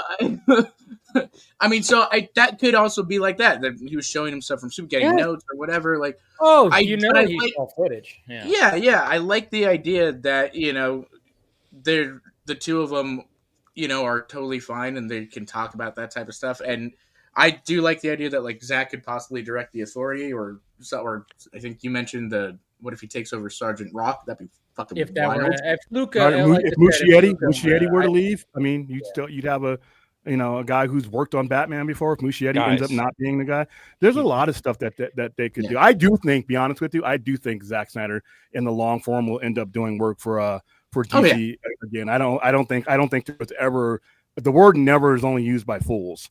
I don't think there was ever whether it's in the DCU or I think again, like give it a few years and we see it working, and Gunn is also working on Elseworld stuff that, exactly. He can do his Dark Knight Returns adaptation. That's completely Elseworld, whatever, or so. Yeah, I think that's very plausible. I don't think, he's a cool guy. Like, I think I was talking to somebody and they were like, I don't think he would do the Authority because he already does so many team up. but he likes doing that. He talks about like that's kind of my thing. I like having a group of people together and working with them on something like that.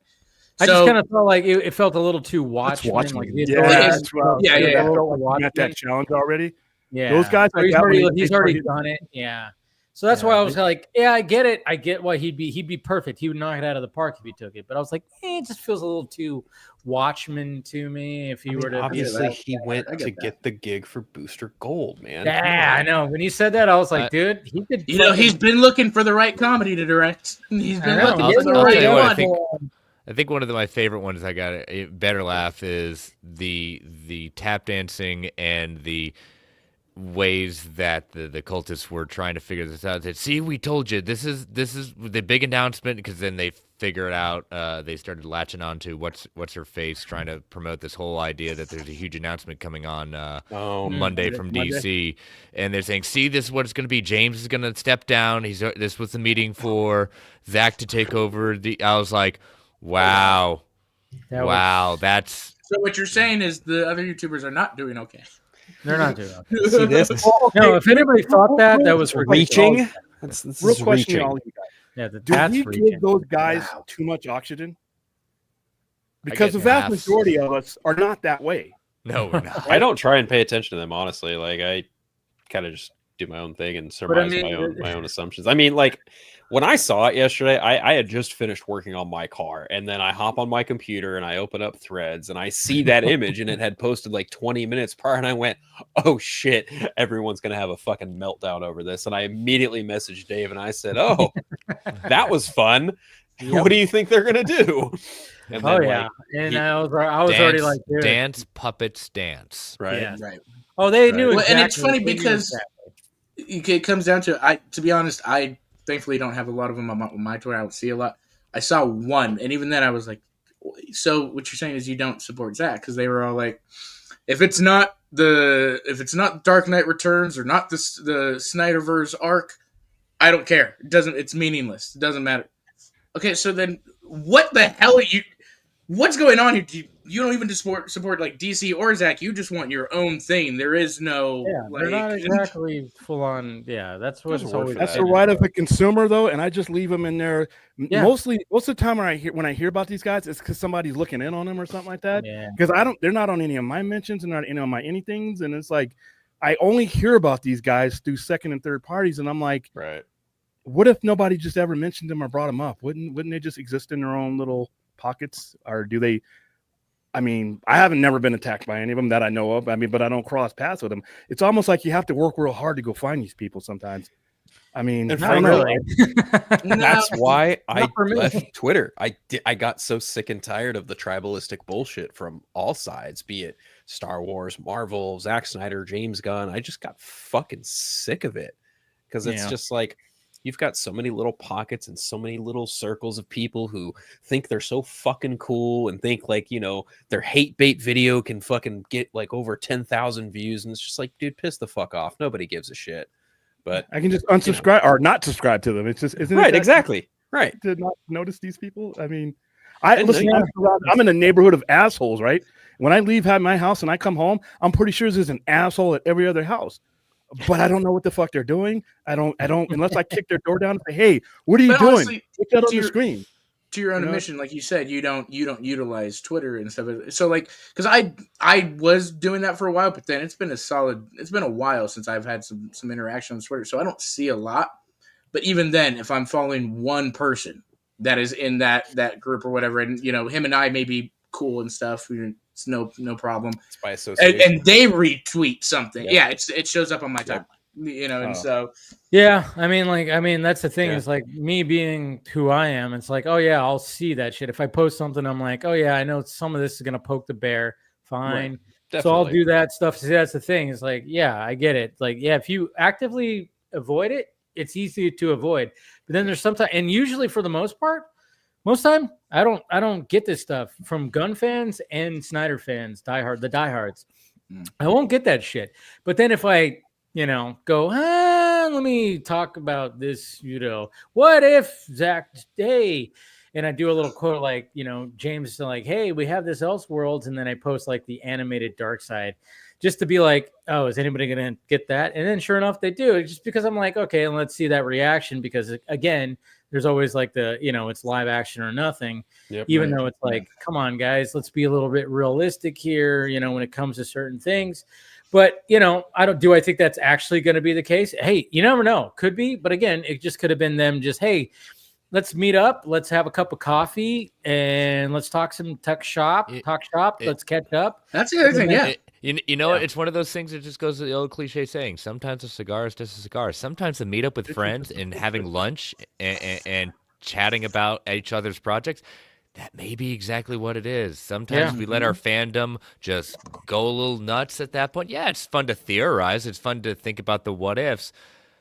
But let's slow a roll a little bit. And well, and at the same time, too, they both have something to relate to in that they've both dealt with the extremists of DC, too. So I'm sure there was, like, Zach had his whole thing of people going, I'm not going to watch your stuff, and I hate this, and now James is getting the same thing. And so, like, they can relate on a lot of things. It's, we, as the fandom, like to divide them and go, oh, they're at each other's throats. And this and that James Franco meme just going, first time. Imagine being in a very small circle of people who've had the privilege to direct a Superman movie, and yet half the fan base is nothing but these idiot fanboys bitching and moaning and crying about, you didn't do what I wanted you to do with this character that I love so fucking much. And it's just like, you don't represent Superman. Sit down and shut the fuck up. That's why I love a great conversation. Now I think about it. They probably sitting there going like, hey, Jesus this Christ. is probably a therapy session for the both of them a little bit.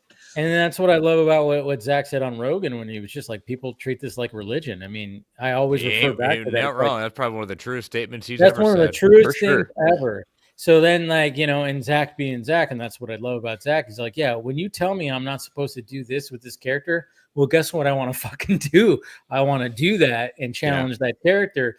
And, James Gunn's not similar to that, but in a way he's like, well, I want to do something, with that character too, that maybe that is not conventional and blah, blah, blah. Okay, they both want to do something new. Yeah, the biggest thing that I keep on talking about, especially since we got that NBA promo and they showed the displayed Superman suit, and doesn't look that great displayed, but at the same time, I'm like, I'm glad it doesn't, because when you saw the Cavill Superman suit displayed and it looks like awesome, it's fucking heavy metal. This one's alternative. That's why I said it's alternative rock. It's fucking flannel in baggy pants. And I'm like, it's not shiny and shimmery. I'm like, because James Gunn was like, I don't want to have a suit that just has, fucking abs in it. And, it looks like a wet t-shirt. I wanted to do something different. I'm like, I might not think it's like the most beautiful Superman suit, but I appreciate the fact that he went, I'm going to go this direction and do something different as opposed to a skin tight suit that is just like that. I'm going to have like a suit that's just like, it just fits over the guy. It's thick. It's baggy. It's just like what Matt Reeves did when it came to his new Batman suit. It wasn't like that. And I'm like, you could just, you don't have to like it, but just appreciate that they're attempting to do something fresh, Right. Well, I think the music comparison's pretty apt. I mean, look at the way Zach has depicted the DC universe. It's very heavy metal in a sense, right? And then you get to James Gunn, and look at James Gunn's fucking Spotify list. It's such a wide variety of so many different things. But he threw Wigwam in there for Peacemaker. He's got a whole bunch of different shit for the Suicide Squad. All three of his Guardians films have individual soundtracks. He's a very musically inclined creator, and his Superman suit, to your point, really reflects that in a very alternative way, because James Gunn is, for all intents and purposes, kind of an alternative kind of guy. But then you get to Matt Reeves. Look at that fucking movie and tell me Nirvana's not written all over it, because it 100% is. Actually, Batman's written all over it, but I'm just details matter. Sure. Hey, we got Andy showing up right here. Hi. Hey, man. How's it going? Hi, Lip. Hi. Hi. Hi. We're just gonna keep doing this, huh? I know. What are you guys doing? I'm gonna out of my chair if I do that. It's just friendly welcome. How's everyone doing? Happy February.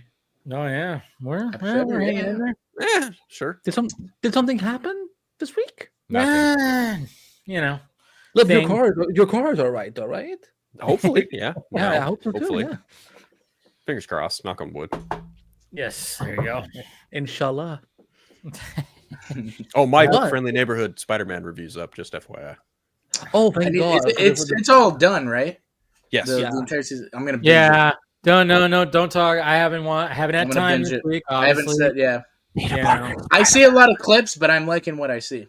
Dude, the series has really impressed me. I will say that. I'm liking what I see. Animation's a little stiff, but the storytelling's Yeah. phenomenal. Yeah, No, it's I taking, it's taking gotten me used time to it. used to the animation because I I'm can. like, Did any of you ever see the MTV Spider-Man? The Yeah. new animated series. I actually made reference to that Back in my in the review. 90s.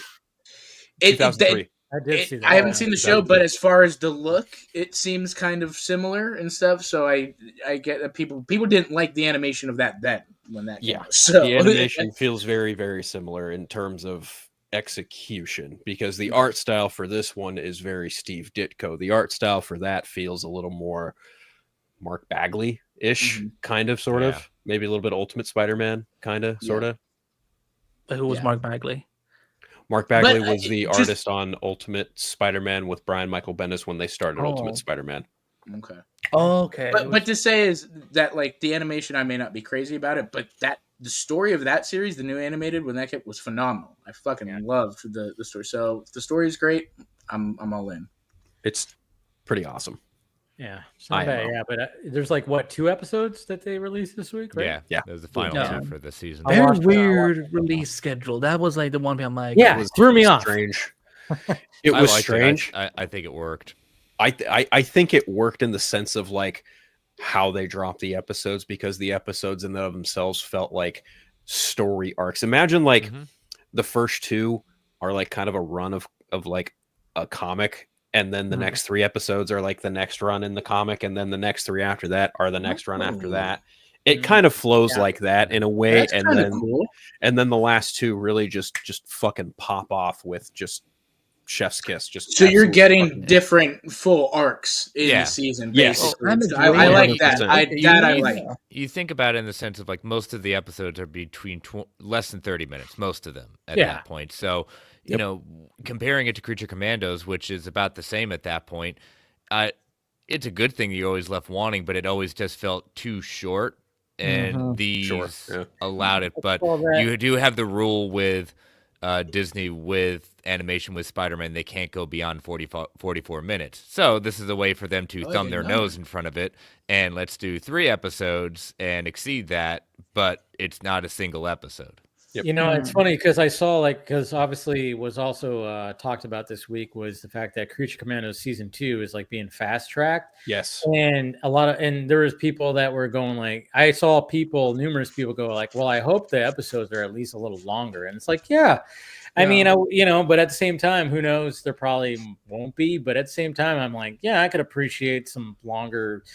I think there will be, even though like Creature Commandos really episodes. impressed me. I was like, I at first I was like, all right, I'll check it out. I don't know if I'm gonna actually dig this, but I ended up digging it. Same thing with Spider-Man. It's kind of funny. It's like both of these animated series. I was like, all right, we're doing another Spider-Man. We're doing Creature Commandos, which it's just another Suicide Squad. And then I was like, oh, okay. Well, the writing ended up being really good. Sweet writing. How about that? It's funny because like I think Creature Commandos had a way better animation style to it. Oh yeah. But I think by a hair, I think the overall story of Friendly Neighborhood might be just a smidge more tighter than Creature Commandos.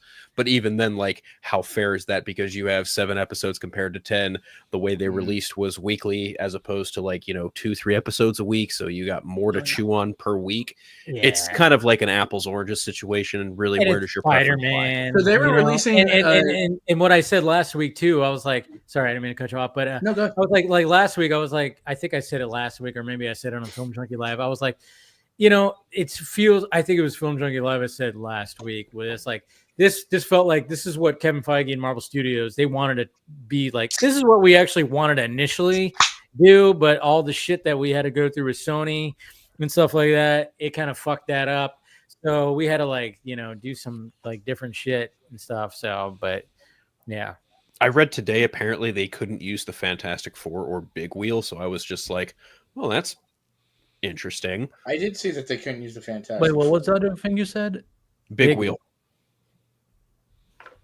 I need to go to. But the Fantastic Four thing, I think, probably has more to do with the fact that like they haven't technically been hard introduced into the MCU yet. So that's maybe why they can't use them. I don't know. It's all weird. Yeah, it's all That's why strange. it's interesting that they're now, because we saw the news that Gwen was coming, and I'm like, first of all, I didn't even think they could use Gwen at all, or Spider Gwen for all the matters. I'm like, whoa, what's happening here? But hey, but the fact is that this will be like the MCU of Gwen Stacy. That is my question, and Phil, Chris probably know. What's the deal with that? As far as the other characters in the Spider-Man universe in the MCU, they can use, like, when it comes to animation, they have free reign to do whatever. Yep. Animation, they can do whatever as long as it's under 44 minutes. Yep. They have full access to the catalog and all the stuff. When it comes to live action, it's an agreement. They have to talk with Sony. Yeah. So for the cinematic, they have to make a deal like we're going to use these villains and these other characters from the universe. It's a conversation because Sony owns the rights. Wow. Right. Wasn't there a funny thing about Spider-Woman that were like Marvel can use Jessica Drew as just Jessica Drew, but they can't use her as Spider-Woman. But then Sony can use Spider-Woman, but they can't use her as like like an Avenger or a Shield. It gets crazy like that. Yeah. Because one's an ensemble agreement. Well, okay. That does make a little more sense then as to why some of the Spider-Man movies take so long to make. Is first Marvel's got to decide who are we using, then we got to go to Sony and go, can we use them? Then you come into the fourth movie that they're making with Tom Holland now. That one is a bit of a different case because you have to not only factor in the whole Marvel Sony conversation. Where is the MCU at right now? They're slotting this movie literally in between Avengers Doomsday and Secret Wars. Mm-hmm. And then you couple in the fact like Tom Holland wanted to take a break. He wanted to do other things. Same with Zendaya. Everyone involved with those initial three movies was like, okay, we did good. Let's take a bit of a breather and figure out what the fuck we do next. And meanwhile, Kevin Feige's like, oh yeah, sure, we can do that. Let's also figure out where the fuck we are in the MCU too. So you couple that with Sony being like, oh yeah, where the fuck are you in the MCU? And then they look at what they produced. We have your bad the guys. MCU. Yeah, we've got the bad guy movies that did not great, right? Yeah, again, what does William always say? What does William always say? Math is undefeated. They've made their money off of them. So yeah, I'm not acquitting them of their quality of their movies. Not make any money, my friend. What's that? Their overall Spider-Man universe has made it profitable. Sure, period. But on a case-by-case, movie-by-movie basis, Craven made next to nothing. Yeah, but they took the transaction all at once. When they got deals for those movies, when they got the streaming money, they took that bag for the most part up front. So they're dealing with house money with all of this stuff. Now, I'm not saying that's good because when you don't have anything on the line, sometimes there's no sense of urgency, and that's their problem. They're not losing anything. We're squabbling about it as fans. Not to mention, at best. I mean, at best, it's literally just a game of we need to produce something to hold on to the rights. That's ultimately kind of what. That's pretty much it, and it's not hurting them. So, but at the same time, you have the CEO coming out and going, "No, I think these are good movies." Former CEO, he is no longer the CEO. But again, thank God. Okay, but again, we say that they're saying good movies. Why wouldn't they say a good movie? It's their product. Exactly. True. They gotta say that. True, but I got that genuine sense from that guy. He's like, I don't get it. I'm like, And I think Chris has said on more than one occasion. Chris has said on more than one occasion, like these movies have, in a sense, hurt the Marvel brand to an extent. Yeah, and I wouldn't disagree with that. I agree. I definitely agree. Like the only one of these movies that actually got a franchise out of it and is profitable was Venom. And even then, that's kind of like a 50-50 could it, couldn't it? Because Venom is just that popular. Yeah, but they cleared that third overall, movie, though. Oh my God! But then also too, the gross has decreased from each movie. I mean, it doesn't matter. It doesn't matter. They still killed it. Yeah, they're still making money. Yeah, that's definitely the one that's still out there. But I mean, even then, I think you could tell like even audience lost some interest, not a bunch because they were still making money, but But see, the good ones, if when it comes to Into the Spider-Verse, Beyond Spider-Verse, they'll come back for those, and those are really the guys that really need to be running that division of Sony. They really need to hand. If you got an Oscar award-winning storyteller or two guys, hand it over to those guys. That is confirmed. They are running now. I think there was a report that said that they actually are leaving. That that's what Spiders. Silk fell through, and like Spider Noir might be the only thing they actually are involved with.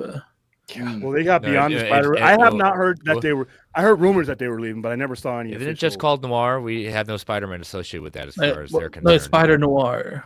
Yeah, exactly. They're Spider Noir. That's another problem. It's Amazon. They can do whatever the fuck they want. That's why they got James Bond now. Yeah, that whole thing too. Oh man. Yeah. A lot of people are freaking out about that. They're like, "Oh, of course, everyone automatically hit the panic button." Put out quality stuff. Why would anybody? What would? I mean, it's in good hands. I think people are just more afraid of the fact that like the James Bond franchise as a whole is no longer being protected by people who give a shit about it. Yes, and that's and even then, that's an assumption at best because we have not seen what Amazon MGM are going to do with it to begin with, but everyone is immediately hitting the panic button going, oh, didn't they give us call out? Well, but there is a history. There is a history. Go ahead. No. Well, there's the history between Amazon and Bond, I think, with the last thing or whatever, where Amazon had already gone to the Broccoli's or whatever, that we wanted to do a show and extend this. Barbara Broccoli, and they were like, absolutely the fuck not. Right. Well, because you think about it like this, like if they're going to do a show, all right, James Bond is cinema is always been movies at this point, outside of like movies and novels. I worry in the sense of we take James Bond and we now move him to the idea of a streaming show. Do you dilute the power of that character? And it's almost like you want to start spinning off at that point to the universe of James Bond and expand that idea, and having James Bond occasionally appear like that. Thinking about what have these streaming shows done for the brands of different franchises, positive or negative, if you think about it. I mean, it's like one of those things where it's like it can be a positive, like how Penguin was positive to the Batman. It's like you can have like, oh, let's have a villain. They might do something like, hey, let's do it. If it's done right, you'll be fine. It's only when it's done if wrong. It's done right. If it's done right. It definitely depends on what they want to do. I'm kind of with Chris. I don't think Bond should show up on the small screen. I don't want to see Bond on the small screen. I don't think they'll put it on the small screen. If you wanted to do like, I guess you've got Q, you've got M, you've got these different characters and stuff. The last couple movies, all the side characters, Ana de Armas. I'm not gonna lie. I liked the idea of the last movie that like, okay, you left as Bond, so we gave the 007 title to somebody else. It's some uncharted territory, right? Because you look at other franchises that kind of have their hands in both pots. I mean, the ones that come immediately to mind right now to me are Star Trek. That's just as old as Bond. It started off on television, then it went to the motion picture side, and then for the longest time it was strictly like TV and movies, and that's kind of where it stuck. Now in the era of streaming, right before Paramount and CBS, got together, Viacom. Thank you, Viacom. And then the rights to Star Trek were all fucked up, and then they were together again. They had there was the Star Trek in the films that J.J. Abrams was doing, and then there was Star Trek Discovery and all that other stuff that Paramount Plus has been doing, and all of it was kind of separate. But now it's all under one umbrella again, and it's just like some of it's good. I've heard a lot of Star Trek fans just completely content with a lot of what's going on. And then of course you have the angry. I'm one of those guys. I'm one of those guys too. Boom. Two people right here content with that stuff. But then you look at something, but series when it's all said and done. But the big difference you kind of pointed out, Phil, like it started in TV. True. It has most of its existence. Star Trek has most of its existence in TV, and I think the streaming shows, they're always discourse among the fan base. I've enjoyed most of this. I haven't seen Section 31. I haven't either. But I've enjoyed most of it, and some things like I think Picard season 3 was one of the best things that they've done. That's what I've heard. Yeah. Sorry, Yep. William. No, it was no. I'm Oh, agreeing. okay. Oh, you're shaking your head there. That season 3 was, like I said, because Picard That was season 1 and 2 were perfect. pretty much written off for me. Season 3 was intense. Yes.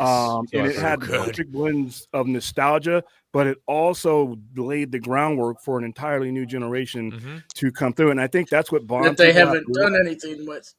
Yeah, and there's reasons why that hasn't happened. I think once those people become available, but especially Metallics. But when you're talking about something that's been around for a long time, I think sometimes any given group of people have to let go a little bit or let it die.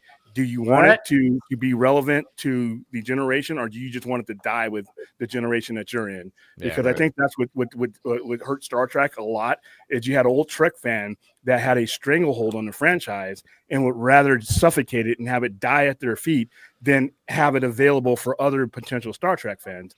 I think they've done a good job, especially Picard season 3.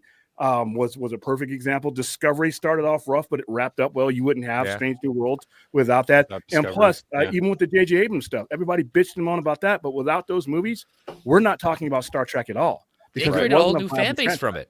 They created a whole Star new Trek fan base 2009 was literally the first time I ever saw a Star Trek movie. And like my parents grew up with the shows, and like but Star Trek was just never for me. But then one time, like I saw, the movie was on TV, and I'm like, oh, this is how Star Trek like is now like back. And then that's how I know about Star Trek. I really like. I agree. Like, if it hasn't not say what you will about the J.J. Abrams movies, like he brought back some relevancy and some. That's a big. Yeah, I thought they were good.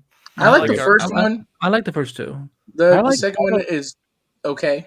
The second one, it was funny too because my dad is like a Trekkie dude. Yeah, he's always been a Star Trek guy, and it was funny because this is before the internet. I mean, I'm like not before the internet, but. Before, like, there was like a bunch of like Stone Age, basically. So like before writing on the walls and shit. No, it was before like spoilers were like a big thing because this came out in what 2009. Yeah, which one? Which one? Into Darkness. Into Darkness or the first one? Into Darkness. Into Darkness, I think was 2011. 11, yeah. Right. It was a while. It wasn't when you got spoiled by things. And I immediately was like, "How much you want to bet that that dude right there? That's Khan. That's Khan. Oh yeah. How much you want to bet they're going to do the Khan thing?" My dad was like, "No, that doesn't even look like him. Doesn't even look like Khan." What do you mean it doesn't look like? No one can look like Ricardo Montalban. That's one of the first things that I remember is that a lot of people when that trailer came out and stuff, and they were like, "That's Khan." Yeah. That's Khan. And they were trying to hide it. So. That was like the worst kept secret for that whole movie. That's what I was going by. That was the Andrew Garfield of the Star Trek franchise. But see, that's the thing. I was seeing the react. I mean, again, this was very early days, Twitter, and like there was not things that were getting spoiled, but a lot of people were just already speculating. And then I was even watching the trailer, and I've watched those movies, especially since my dad showed me those movies, and I was like, "That's Khan," but he was like, "I don't believe it," and it was funny because I was like, "All right, let's bet like a 12-pack of Corona or something like that." And we did, and then we went to go see it, and it was the funniest thing because as soon as like the indications that he was Khan, my dad started going, "Oh shit." He was like, he literally said that in the theater. He's like, "Oh shit," and I was like, "What?" And he goes, "Duh." He goes, "I think you might be right." And I was like, "Yep, thank you for my Well, like the thing that I actually really do like that, and I do not apologize for liking Into Darkness. I thought it was good. It's a good movie. I think it's a good movie. I mean, I know some Star Trek purists hate the fact that they kind of reverse the whole like the Spock. Yeah, Spock and Kirk dying kind of thing. Then don't watch it and ignore the idea. Yeah. Simple. But it was like, I thought that was kind of cool that they reversed it. And then Spock, being Spock, loses his goddamn mind and chases after him like a fucking madman. Like full on, like it was like crazier than parkour. That dude was like Jesus Christ! When he was that's like, one of those things. I like it when Leonard Nimoy comes on the screen and they say, what gives that Khan Noonien Singh was the most fearsome villain we've ever faced, and we like that. It was chilling what he said because it captured for all of us who had been there since Space Seed, saying he is right. He is absolutely right. There is nothing more iconic than Leonard Nimoy delivering that line as Spock in that film. Yeah. Straight up. Like, I do holy like shit. Future That Spock. was masterclass. Yeah. And I know a lot of people like got kind of ass mad at J.J. Abrams because he was asked outright, like, hey, is Benedict Cumberbatch Khan? He was like, no, like, you know, any typical director would. He fucking lied. Right, yeah. Right? And then the movie happens and right. he was just like, whatever. And then people are like, oh, fuck you, JJ. And it's like, oh, get the fucking stick out of your ass. Like, for someone who's like, for me, like, I'm a casual. I was even like, you know, at that point, just like, not even a casual Star Trek fan. Like, I had no idea who Khan was. So, you know, all I'm here is like, oh, Benedict Cumberbatch is playing some dude named, I don't know, Gary Mitchell, whatever it was. So, you know, when I saw the film, I'm like, whoa, because I remember like noticing people like, whoa, this is Khan. I'm like, John Harris, I think, was the alias they used. yeah. Okay, John so there we Harris, go. yeah. And I'm just looking around, I'm like, who the fuck is Khan? And then like when I go home and look it up, and I'm like, oh, this is why there's a big deal. And you know, So like, you know, a lot of people think like Wrath of Khan is probably the best original movie. easily. Yeah. It's without a question. Of the original cast, the and then original after cast. that, the original first cast. contact. People I- think that's I'm one that says Undiscovered Country is the best. woo. Okay, interesting. Which one is it? Undiscovered Country. That's is the not last a one. bad movie. That's a really I wouldn't good even movie. know what Star Trek is without my aunt and uncle who live like half hour away from me in Davis here up in Northern California. And like the only reason I have any relevancy of Star Trek whatsoever is because both of them had cameo roles in, I think it was either Voyager or Deep Space Nine as just background aliens. Nice. And I remember just watching their tapes and just being like, oh, this is fucking cool. This is Star Trek. And then, you know, moved on with my merry little life. And I didn't revisit Star Trek until 2009. I saw the movie. I was like, oh yeah. Aunt Teresa and Uncle Steven used to like be into this shit. So Star Trek almost went away though. I mean, I know a lot of the hardcore people, because I got an interview when they were down here, the two guys who do Trek Yards. We kind of disagreed because we're like, I thought from 2004 to about 2016, 2017, as far as Star Trek on TV, because of what happened with Enterprise and UPN being such a weak network, and they yielded to old Trek fan who basically does nothing but kill Trek. And that show went off the air. They had that awful last episode. And then it wasn't until Discovery came on that you went 12 years without Star Trek on TV, after going from 1987 all the way up until 2004 with consistent Star Trek on the air. You went 12 years without it on the air, and without having Star Trek on TV. Star Trek on TV is what drives Star Trek. The movies can spark a movement, but Star Trek on TV is what Star Trek's all about. So, yeah, I think the most important things is that Star Trek doesn't belong to any one generation, no matter how loud they proclaim they do. It needs to be it needs to be grown for 50, 60 years, unless you want it to die like now. And that's with any fandom. If you want it to die, damn, I still remember seeing Star Trek Generations. That was such a great passing of the torch. Oh my God. When they had of course, Kirk and Picard. I mean, obviously Star Trek The Next Generation was already a thing, and it was already but at the same time, it was there were still Star Trek movies with the original, crew, Undiscovered Country. But the fact that they did, I mean, that was like an event. That was like a crossover. I mean, talk about in the 90s when it came to a franchise. I mean, I mean, now it's like every year it happens, but that was an event. Too bad it wasn't a good movie. Oh, what? Okay, It wasn't here bad. we go. Let's take the two most iconic captains, because remember, now you got 7 years of Picard, and Kirk is a legend, right? Let's go horseback riding on a non-existent place in the Nexus Ribbon, and all the life-threatening things that James T. Kirk has been in, everything that he survived. He gets killed by a bridge in the middle of nowhere. And it was, I'm like, are you serious? Deanna Troi drives the Enterprise into the ground, and then the whole woman driver thing comes out for the next 2 years. Data was horrendous in that movie was an event. When I went to see it, and I'm like, okay, I've kind of waited, most of my life to see this. Yeah. And I'm like, this was like a Saturday Night Live skit. Oh, I thought it was First Contact redeemed it though. First Contact was really good. First Contact, yes, absolutely, one of the best of the Next Generation. Least I could do for a captain of the Enterprise. Well, I do like the line that Kirk says, because I've used this a number of times actually in the recent weeks, and saying that where Kirk says to Picard, saying,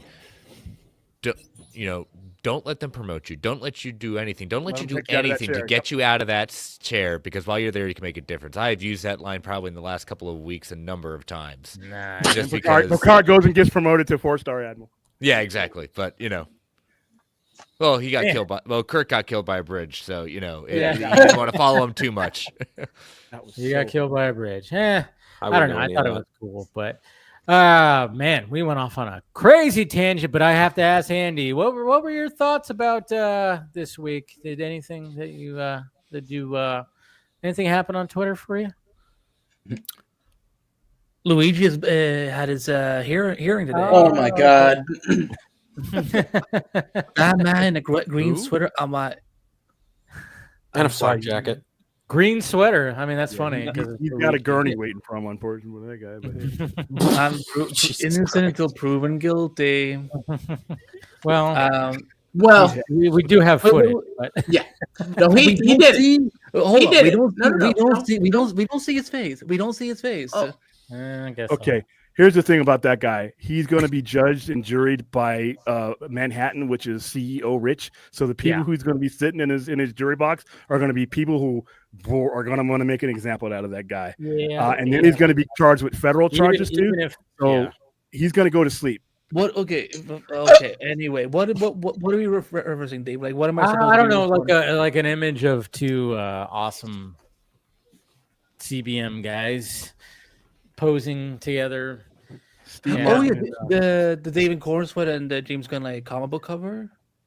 Yeah, well, there's that. That was kind of cool. That was pretty cool. I did. And I know I didn't talk about that today, but yeah, that was a pretty cool image. No, we're talking about these two right here. That's going to be Superman #1, I believe. Yeah. They look horrible. Thank you. Versus. I just realized what you did there. That's creepy. Yeah, no, I didn't do it. This is versus Seed. I think it's very sweet that two filmmakers who've been friends together for a very, very long time. That is so hilarious. Like versus Seed switched their hair. It almost looks like Daniel LaRusso and William Zabka. Shit. Oh man. Oh my god! Now I can't unsee. Dude, it's almost like Ralph Macchio and William Zabka. Yeah. Cobra Kai for life. Versus Seed in the chat. Like I saw his profile picture when I brought it up when I started this thing. I saw that he reversed the hair. I started cracking up. I'm like, dude, you got to send that to me. So he sent that to me, and pretty. Dude, isn't he the funny, same one with that Guy Gardner profile picture? that weird that like Lex Luthor Guy Gardner mashup one. Is that the same one? Which one? The same versus Seed. He's got like the Lex Luthor with Guy Gardner. Yes. He got Lex Luthor with the Guy Gardner hair. Yes. I see that and I fucking crack up. That shit's pretty funny. Yeah, he does good at. Okay, so wait, Dave, what was the question? Like, what I think about it? Yeah, I know. I mean, I know you kind of had some fun on Twitter this week. I always have fun on Twitter. I always have fun on Twitter. Like, you're paid by WB and you're a plant like me right now, huh? Yeah, I'm giving them all blowjobs. No, but like for me, I saw that photo. I'm like, come on. First of all, if I was getting paid by WB, I want to know what them checks at, because my bank account. I keep saying. Yeah, so I've already been hired by one. So I mean, I thought it was very sweet to see them together. Also now on the fucking payroll. Oh yeah, where they getting all this money from? I got a text message saying WB Entertainment wants to hire me at that point. It was quite entertaining. Oh, cool. So we're the trinity of sluts for WB. No, I thought it was very sweet seeing them together. Like, again, if someone had put a photo of them like from 2004, and now I'm like it's cool that they met up. 20 years. 20 years, yeah, it's sweet. So I hate that people are still pitting them against each other, and they're like putting out these conspiracy theories, like, oh no, that's AI, that's not actually Zach, or like, oh, that's not. And I'm like you all need to like grass is out there. Like, you feel free to touch it. It's perfectly fine. But I thought it was very, very sweet. And then of course all the speculation that came with it was even funnier. Speculation is fun. I like the theorizing. I hate the fact that people who are like crossing their arms and saying all this stuff. It's like, okay, we get it, fine. But speculation is fun because, again, Zack is a storyteller, he's a creator, and Gunn's also that, and Gunn realize, and they recognize each other like with that. They're different styles, but at the same time, they've done so much in their space where they've created their brand. They've created, their name is, again, going back what you said when it came to the variant cover where James Gunn is standing with Superman. And I don't know how many, and going back to the NBA promo where Corn Sweat is there with Shaq, and then James Gunn shows up and they're like, why does James Gunn have to show up? I'm like, guys, he's the brand. He's the name. Yeah. No one knows who David Corn Sweat exactly is yet. Yes, they're going to know now that he's Superman, and they're starting to know. But Gunn is, even you can comment about like, he's not the greatest actor. Sure, they could have fed him better lines, whatever, fine. But at the same time, it's like he is the name, and he is the, they're putting his name on it, and it's like, I like it when directors have created that name for themselves. This goes back to John Carpenter, presents, or Roger Corman presents, for God's sakes. When you have like that name that you could put in front of something, and that's what I loved when Zack put that in front of the Snyder Cut and said Zack Snyder's Justice League. It was like, fuck yeah, dude. And I'm like, and that's why I even said, like, if they were going to continue the Snyderverse, but he wasn't going to be like full on. There was always that speculation, like, hey, if it does happen, and maybe they were like, hey, they can continue and they could do like even like a series, like he pitched it originally to HBO Max. It's like, even if it's not him directing, they could put Zack Snyder Presents, put his name on it. Keep on putting his name on it. Make, plaster your name over it, because your name is synonymous with certain things. And, obviously when there's people that hate that name, they're going to be like, fuck that. And I'm like, that's business, man. It's business. But what can he do? But it was fun seeing him together. I thought it was cute. Then like the NBA promo. Yeah, that was because like again, like even though I don't, that Steel movie is garbage. Like it's Shaq. You gotta love him. So like seeing him towering over David Corn, right. I'm like, holy fuck! Like, that's funny. And it is kind of nice to see that version of Steel finally made a Superman, right? Right. Even though, like in the behind the scenes, they talk about Kazam and they don't talk about Steel. It was kind of funny when they're like, oh yeah, Kazam, and blah blah blah. I was like, he was Steel. You guys aren't going to mention that he was literally Steel. Maybe they're like, nah, fuck that. Probably not, because nobody really talks about Steel. I think people have like a excuse me, Superman Lois did a great.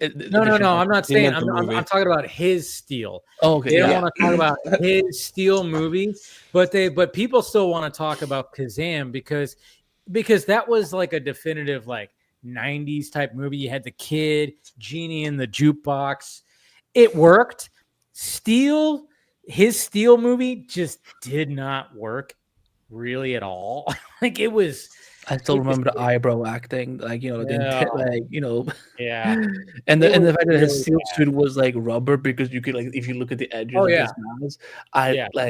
I've been begging Bully Park, so like please just watch Steel at some point. Like now that you're done with Superman Lois, like just watch that movie. Like he's like I would actually prefer to watch Kazam over Steel. I'm sure. So I think that's why they didn't really. Nobody else. Maybe they couldn't acknowledge it because there's probably some stupid fucking thing. They were like, "Oh, don't even mention that because that was under this contract," or who knows? With like these big, it was a bomb. Huge bomb. Yeah. But if that movie doesn't star Shaq, same thing as them, they don't get made. Oh, good lord. But but things from Twitter were fun this week. I'm not even like. No, I saw some of your tweets. I was like, hell yeah. Now you're also getting paid like me. Yeah. Apparently. Me and David Zaslav, we meet every Sunday and have brunch. We're buddies with benefits. Yeah, you and coffee, Zaslav.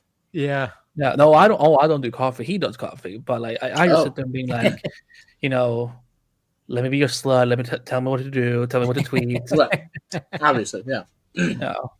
Yeah. Give me my folder of tweets for the week. Yeah, exactly. Yeah. Just like I will start drafting them. Okay. What hashtag do you want me to use? Like that was David's tweet. That's not a good hashtag. I can't use. Okay, you're paying me $2 million. Okay, fine. I'll put any hashtags you want. It's just ridiculous. I'm only a slut for Kathleen Kennedy. No big deal. There you go. We're all a slut for somebody, you know. That's what it is. I'm a slut for you, Dave. Yeah, exactly. Whoa. So that's what I'm trying to do. And Dave is becoming a slut for Osgood Perkins. Dave said that he is. Hesitation. That he is. But how are we feeling about James Watkins as the director for Clayface? Meh. I haven't seen Speak No Evil. Yeah. Wow, Jinx, you owe me a soda, Austin. Yeah, Chris, you said meh. Have you seen Speak No Evil? I have. I that's all I really have to go on in the sense of like, is it good? It's not bad. It's not a bad choice. It doesn't get me too excited. It doesn't get me like, oh my God, this is going to be amazing. It's just like, all right, show me what you can do else. Yeah. You know? Just, I get it. Okay. If the plot, I know. I'm kind of like going like, wait, yeah, you're right. I'm probably just going off that too, and I'm like, I mean, there's nothing wrong going off that. It's just like that's all I have to go off. It's a good. Yeah, he can surprise us. But like, I want him to succeed. I want this to be good. Yeah, you know? If the plot for Clayface is true that it's about a B actor, it's not like basically adapting like there was like a series of Batman books. Oh my God. Oh yeah, the One Bad Day. Yes, and the Clayface one, I just read it, and I'm like, oh, if the movie can be like this, then we're in for something good. You can easily do Clayface is, Clayface, Mr. Freeze, like those are tragic ideas of like people who get caught up in something that they don't. Why are you laughing? No, I'm just thinking like because one of the things that I would sell, and I knew I was going to see it, like because they talked about. Oh my God, you moved. The description. I just realized that you moved. Your entire room looks different. Yes, he's in a different room. Yes, I'm totally in a different house now. Remember, I moved. Yeah, I know. This is his second stream this week. And I'm sorry. I've been just writing all week. Like I don't. Like, no. Yeah. I'm a different angle. You can see me from my right side now. Cute as always. Yeah, thank you. But I'm just saying, like one of the things that I am triggered that there is one giant spot behind you. That I'm like, come on, I know. You need to put something. I'm trying to figure out what I'm going to put right there. Like I've been setting up. I set up all these soundproof little panels earlier today, and now I'm trying to figure out like, I got to put something right here. I'm not sure what yet, so it's blank. Other than that, yeah. Anyways. Yeah, I don't know. Maybe I'll move the open sign right there and just I don't know. Who knows? Honestly, yeah, that would be better because it looks either that or the Batman sign because the Batman sign is kind of covered by your microphone. Yeah, I can almost didn't see it there. You're talking about the Batman face. No, the Batman. The Batman 2022, the big Batman sign, the red one. Yeah. Yeah, could be that. Yeah, that could be something too. Because I could barely see it until Austin said that it was there. Now again. Yeah, true. Yeah, I don't know. I'm still trying to figure stuff out. But what I was alluding to laugh was the fact that what was I? Oh yeah, it was the fact that when they were obviously talking about the Clayface movie, it was the fact that the description of the movie was, it's about a B-roll actor who injects a substance to keep relevance. And I was like, I already know there's going to be some people that are going to say a certain thing when I post this. And sure enough, they're like, oh, so the substance. And I was like, yeah, like the substance. Or the Clayface story that was introduced in 1991 called Feet of Clay in Batman the Animated Series. Yeah, maybe he didn't. Or Mudpack. Go back to put it on his page. But I'm like, the fact that like I was like, God damn it, I knew I was gonna get these. What substance? Huh? What is substance? The Substance, the movie. Substance is a movie. Oh, the movie. Okay. Yeah, because it sounds like the plot of the Substance is Demi Moore's character she injects something where it creates an alternative version of herself to keep relevance. So then people, of course, were like, "Oh yeah, they're gonna just people." The inspiration on Clayface. Yeah, but it's like, but at the same time, it's like, hey, the Clayface was reintroduced in the Batman the Animated Series as yes, they took like the elements of like the original origin of like, hey, let's kind of combine it and let's like have that where it's like, fuck, I can't remember what's Basil Carlo something. But what was Matt Hagen. Matt Hagen. They used because there was different versions in like the books, but then they were like, well, we're just going to use Matt Hagen as the animated one, as the animated Clayface.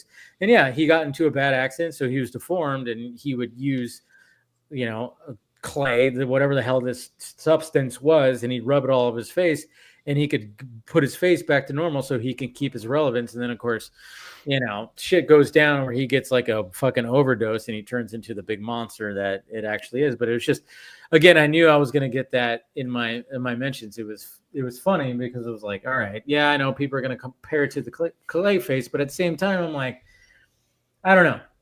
This could be something. It's going to be like a $40 million movie. You got Matt Flanagan, who wrote the script. I know a lot of people wanted him to direct it, just like probably all of us here wanted him to direct it. Isn't it like super busy with like 3 projects or something? He's got the Exorcist. He's got that, and he's got Carrie. He's got to deal with Amazon. That's for Carrie, as in like the Carrie, like the musical Carrie. They're doing a Carrie series, like a series based off of the old movie with I believe it's So he's working on existing. That's fine. Never mind. He's working on existing. He's sticking in the Stephen King universe. Rumor is too. He's also working on a Dark Tower TV show for him. As far as I know, that's not a rumor. That's like a confirmed thing. He's working. Oh, on Dark Tower. Yeah. Fuck yes, then. Yeah. So he's busy. Take my money. Just keep away from it. I'm guessing he wrote this script like when during downtime during the pandemic and who God knows whatever. And he just was like, "Hey, you know what? I've always let's do a Clayface movie." I don't know. Yeah, let me just write. You know what? Maybe I don't know. It's kind of. I remember because I reported on the screenwriter last January. Yeah, and it was rumored a long time. No, the 2023 January. Well, wasn't the initial thing that he had an idea? Went to Gunn and Gunn said draft. And Gunn said draft it, and then now it kind of led to now it's green lit and all that type of stuff. Fucking listen. Like I think, listen, we're leaning into the aspect of the concept of gods and monsters. And Clayface. What was it? Was it the New 52 where he became part of a Batman thing? Like, there was some. You were telling me on. It was Rebirth because Clayface. It's a Detective Comics run from James Tynion the Fourth. Yeah. Okay, there we go. So there's a lot of things they can do with him, and So yeah, I mean, like, listen, like, I love fucking horror. So I'm really excited about this. Like, like again, if this is how they can do villain movies, right? Hi Sony. Then I'm absolutely down for it. So here's my question: Do you guys think Batman should appear in this? No. Oh, he doesn't need to. Not even a little bit. He doesn't need to. No. Not if it's an origin story. I think he should. Maybe. I think that I think Andy Muschietti should be the one that gets to cast his Batman for his movie. And that's fine. But then he'll show up in this one. I don't know. I was just like kind of hoping maybe they'll just do another thing where you see a silhouette. I don't know. Yeah, probably. Yeah, like in Creature Commandos. Yeah. Or they just light up the bat signal and you can just kind of go from there. Yeah, like in the Penguin. Yeah, exactly. Look at the adorable kitty. Kitty cat. Yeah. Like so peacefully, like peaceful. This little monster. No, he's yeah. The stare of like, monster. But yeah, no, Clayface. She's a monster. Now, I saw a lot of people like been talking about. I actually want to get your takes on this. They're obviously gonna cast like someone else as a human form whenever he, before he gets his powers and whatnot. But like, do we think Alan Tudyk is gonna come back and voice Clayface? No. Okay. No. I think that was just like Alan. I mean, Alan Tudyk just he's voiced so many things, and they're just like, yeah, can you just cover this? And he's like, yeah, you know, and that was one episode in Creature Commandos. Yeah, even though like I think it was in 2. 2 episodes maybe, but it's like it's not much, and it's okay. like, Okay, one episode he dies, speaks, and then he doesn't talk. Okay, right. Well, because the reason this was brought up is because someone asked James Gunn this very same question of whether or not Alan Tudyk could possibly voice the character of William Magnus, because that's also who Tudyk voices in Creature Commandos. He does Dr. Phosphorus, Will Magnus, and Clayface. He's all 3 of those voice roles. And Gunn was like, no, for smaller stuff like that, I'm gonna bring in, you know, friends or, you know, people I like working with, and they'll do this. But when it comes time for like big time stuff or a main role, we're going to cast people, i.e., which is why, you know, Daniel Craig probably isn't the running for Sergeant Rock anymore, provided that movie even gets fucking greenlit. Yeah. You know, like I think when it comes to Clayface, no, they're gonna get somebody else, definitely. Because like, think about it. All he did in episode 5 was just make a bunch of fucking grunting noises and fucking scream. That's really it. That there really wasn't much there. There was no substance, pun intended. Yeah. But at the same time, it's kind of cool that he voices him in the Harley Quinn show, right? Yeah, dressed a different take though. Yeah, very different take. What if they got Ron Perlman to do Clayface, like the voice? That would be Matt Hagen. They'll probably do like what they did with Venom, and Tom Hardy was, of course, Eddie, and then he did voice, you know, Venom. See, I think they're gonna do like they did on the Swamp Thing TV show. That's pretty good. I think they're gonna do what they did on the Swamp Thing TV show, where like they had Derek Mears voiced the character. Derek Mears. I don't remember the other guy. He was in the character. Derek Mears was in character, but I forget who voiced the character. He was the guy who played like the Alec Holland character. He was in It. Oh, Andy Bean. Thank you. Yeah, like I think they're gonna do something like that, where they get someone who like is a voice performer. Yeah, and then, you know, whoever plays the human version like plays that. You okay there? I just saw. Yeah, I'm fine. And then we get someone playing like, I don't know if it's gonna be Basil or Matt. Matt. Well, in the comics, Basil was the actor. Yeah, Basil. Okay. When it came to animated series, it was that's when they kind of like combined. They combined Basil and Matt Hagen. Yeah. So I'm sure they're gonna probably use the name Basil because it's just that's the order. But then again, who knows? That's what's gonna be curious about it. But yeah, I don't know. I think, you know, hopefully like that, and even when it comes to Sergeant Rock, it's like, again, make small movies about random characters where people just go, hey, I want to see that movie because that movie looks interesting, not because it has the DC logo on it. You know, that's what I'm hoping. I think this is a spot where I think Gunn and Safran can kind of triumph over Walter Hamada in that, you know, with what James Gunn is trying to do. Obviously, you know, you've got like a very like almost Fly inspired film in the form of Clayface, and I think Sergeant Rock kind of falls in a similar category, very lower budget in a certain respect, and it focuses on a character. But the thing is, it's also a period piece, because let's face it, it would be set in World War II, right? So low risk, low reward, basically. It would be my thought process in this. Whereas Walter Hamada was like, okay, how can I take iconic DC characters and make the absolute cheapest fucking films out of them? Stupid fucking thought process for sure. But like James Gunn is like, no, how can I make a movie that not only kind of benefits from the budget, but also benefits the character? Like, what can we do? So what's interesting about Sergeant Rock too is the fact that, so Daniel Craig, I mean, again, this is like a movie that doesn't feel like it's officially been confirmed. Has it? No, it hasn't, right? So Sergeant Rock has not been confirmed. No. That's the thing. Is like James Gunn has not talked anything about it, and we have like this, you know, Luca, who's like he hasn't denied it, but he hasn't officially confirmed. Yeah, exactly. So it's like and then you got Luca attached to it, who's been in, you know, just buzzed lately because of Challengers and the queer movie and everything. Right. And it's like, now he's like, oh yeah, he's like this auteur that's going to be attached to this. Then you have Daniel Craig, who's very well known. He gets dropped out, and then all of a sudden that article goes, oh yeah, and they're looking at Jeremy Allen White. And I'm like, whoa, whole different age, whole different. Yeah, that is a 20-year difference right there. I just want to say this right now. I have nothing against Daniel Craig. Like when the movie was announced, I'm like, okay, cool, cute if it happens. Yeah. Then he dropped out. I'm like, okay, bummer. Then I see like they're eyeing who now? And I'm like, okay, I'm in. Like, I will watch anything with Jeremy Allen White. So I'm here for it. Thing that's is like that's what's so interesting. That's just the drastic, like different in ages and the different in, I would say, intensity. I haven't watched The Bear, but I've seen clips. He's not intense at all. He's cool. Yeah, no, I'm like, yeah, not at all.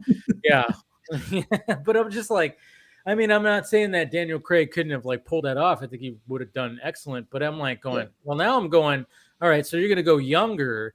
And then, you know, Jeremy Allen White's like, he's more, I would say more intense. I'm like, I don't know. This movie is just fucking weird to me.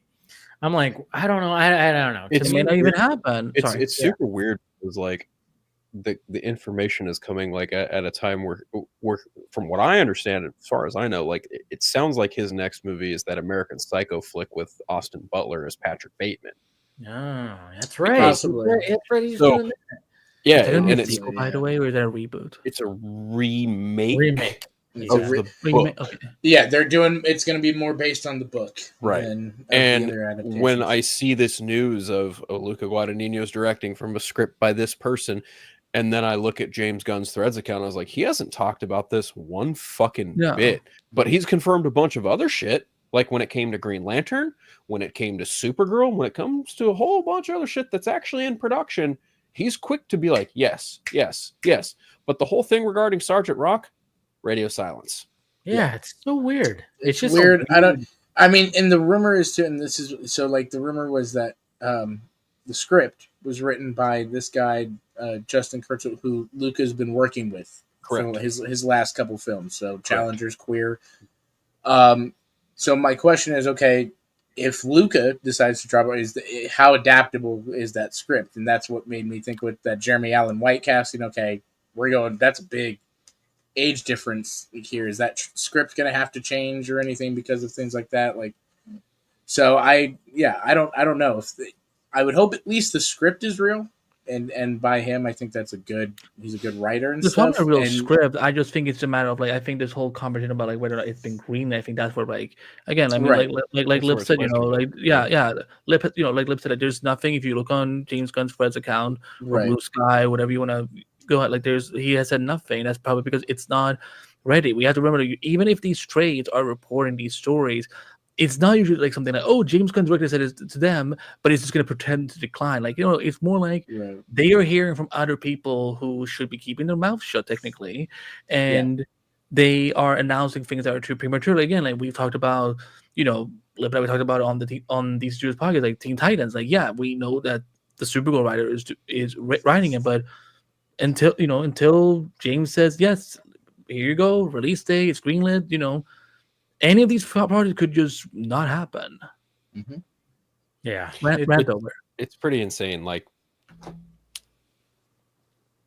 that movie in particular, again, like, and this isn't news that has come from some bunk source like fucking Jeff Snyder or Humberto Gonzalez or any of those fucking losers, right? Like this has come from the Hollywood Reporter, Deadline, like, you know, credible people. And yet again, as I mentioned, James Gunn has not said outright like this has happened, this is totally a thing.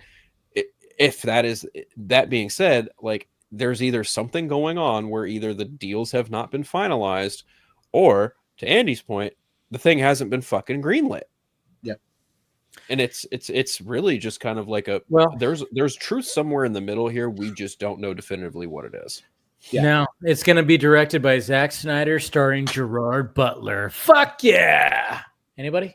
All right, come on. Honestly, hey, I shot that idea to you. Like, what if Luca fucking drops it, and then Zack's like, "Hey, I want to do a World War II movie because I want to see Zack Snyder direct G.I. Robot killing fucking Nazis." Yes, I think that would be one requirement. My one requirement was that he has to have G.I. Robot in it, and I'm like, okay, I'm on board. I will help fund this movie. I will give it $5 if I have it. Well, we already know that. I mean, look at what happened in Rebel Moon. You had Jimmy. I mean, that's kind of like, you know, a different kind of robot that was badass. But, you know, but I was just like, I was having numerous conversations, obviously, when it came to the whole tech.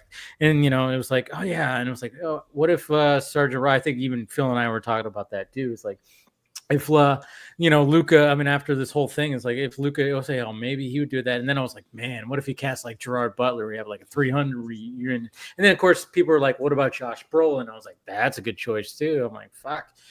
But again, it's so weird that they went from, Daniel Craig to Jeremy Allen White. It's like, that's a 20-year difference right there. It's like, you got 54 to 34 kind of thing. It's like, or I don't know what their actual age is, but it's like 50 to 30. It's like crazy. I'm like going, all right. So to me, that doesn't feel like there's actually like a set story then, because if there's like a set legit like script, there should be a definitive like how old he actually is, unless they have like an older version and then they're flashing back to like a younger version. I don't know. Well, if he's playing at E8 in World War II, he'd be about 33, 34 years old, because those guys, because of war of attrition, because of the way the ranks worked back then, the attrition made it so that, in the standard day, like right now, an E8 would be nearing 40, 45 years old as Master Sergeant. But for the most part, so many people were dying in that war that platoon sergeants, squad leaders got promoted up to the ranks. So you had your E8s were pretty young, so they would be closer to 33, 34 than their 50s. Which is the exact age of Jeremy Allen White, give or take. Yeah. Yep. Although they probably, the story is probably geared toward a contemporary in real time version of the Master Sergeant. Like, was it you who said? I think like one of the early streams when I first started coming on Vodka, like, was it you who said that Jeremy Allen White would be a good Red Hood? Or did I completely? Someone here on Vodka said Jeremy Allen White for Red Hood, and I was kind of ooh. A couple years ago, maybe. I think he's a little too old now. Yeah, but he probably would have been at one point. Yeah, definitely. Yeah. I wouldn't mind it. I mean, Cameron Monaghan probably would make a great Red Hood at some point too. He's kind of aged out of the role as well, but he could play like a grown-up Wally at this point. Yes. Probably end up being an unknown we haven't heard of. And then of course, like I was like, well, Zack did have some interesting like ideas for an origin for Wonder Woman. And then of course, Paradise Lost, that's going to be the case. And I'm like, I wonder if there was those conversations that might have been, had where it's like, James, like, you had like an idea for, and I'm like, wouldn't that be crazy if Zack just goes like, yeah, I really wanted to like tackle, because we know he does well with the Amazonians. That's for damn sure. And he's all about that kind of warrior. I was like, damn, wouldn't it be crazy if again, speculation, if like Zack was like, yeah, I could, help you out with Paradise Lost. I don't know, but that was like, I wouldn't be surprised. Like, I don't think that James Gunn's going to make like, a Wonder Woman 84 version with the lasso and all this stuff. No sword.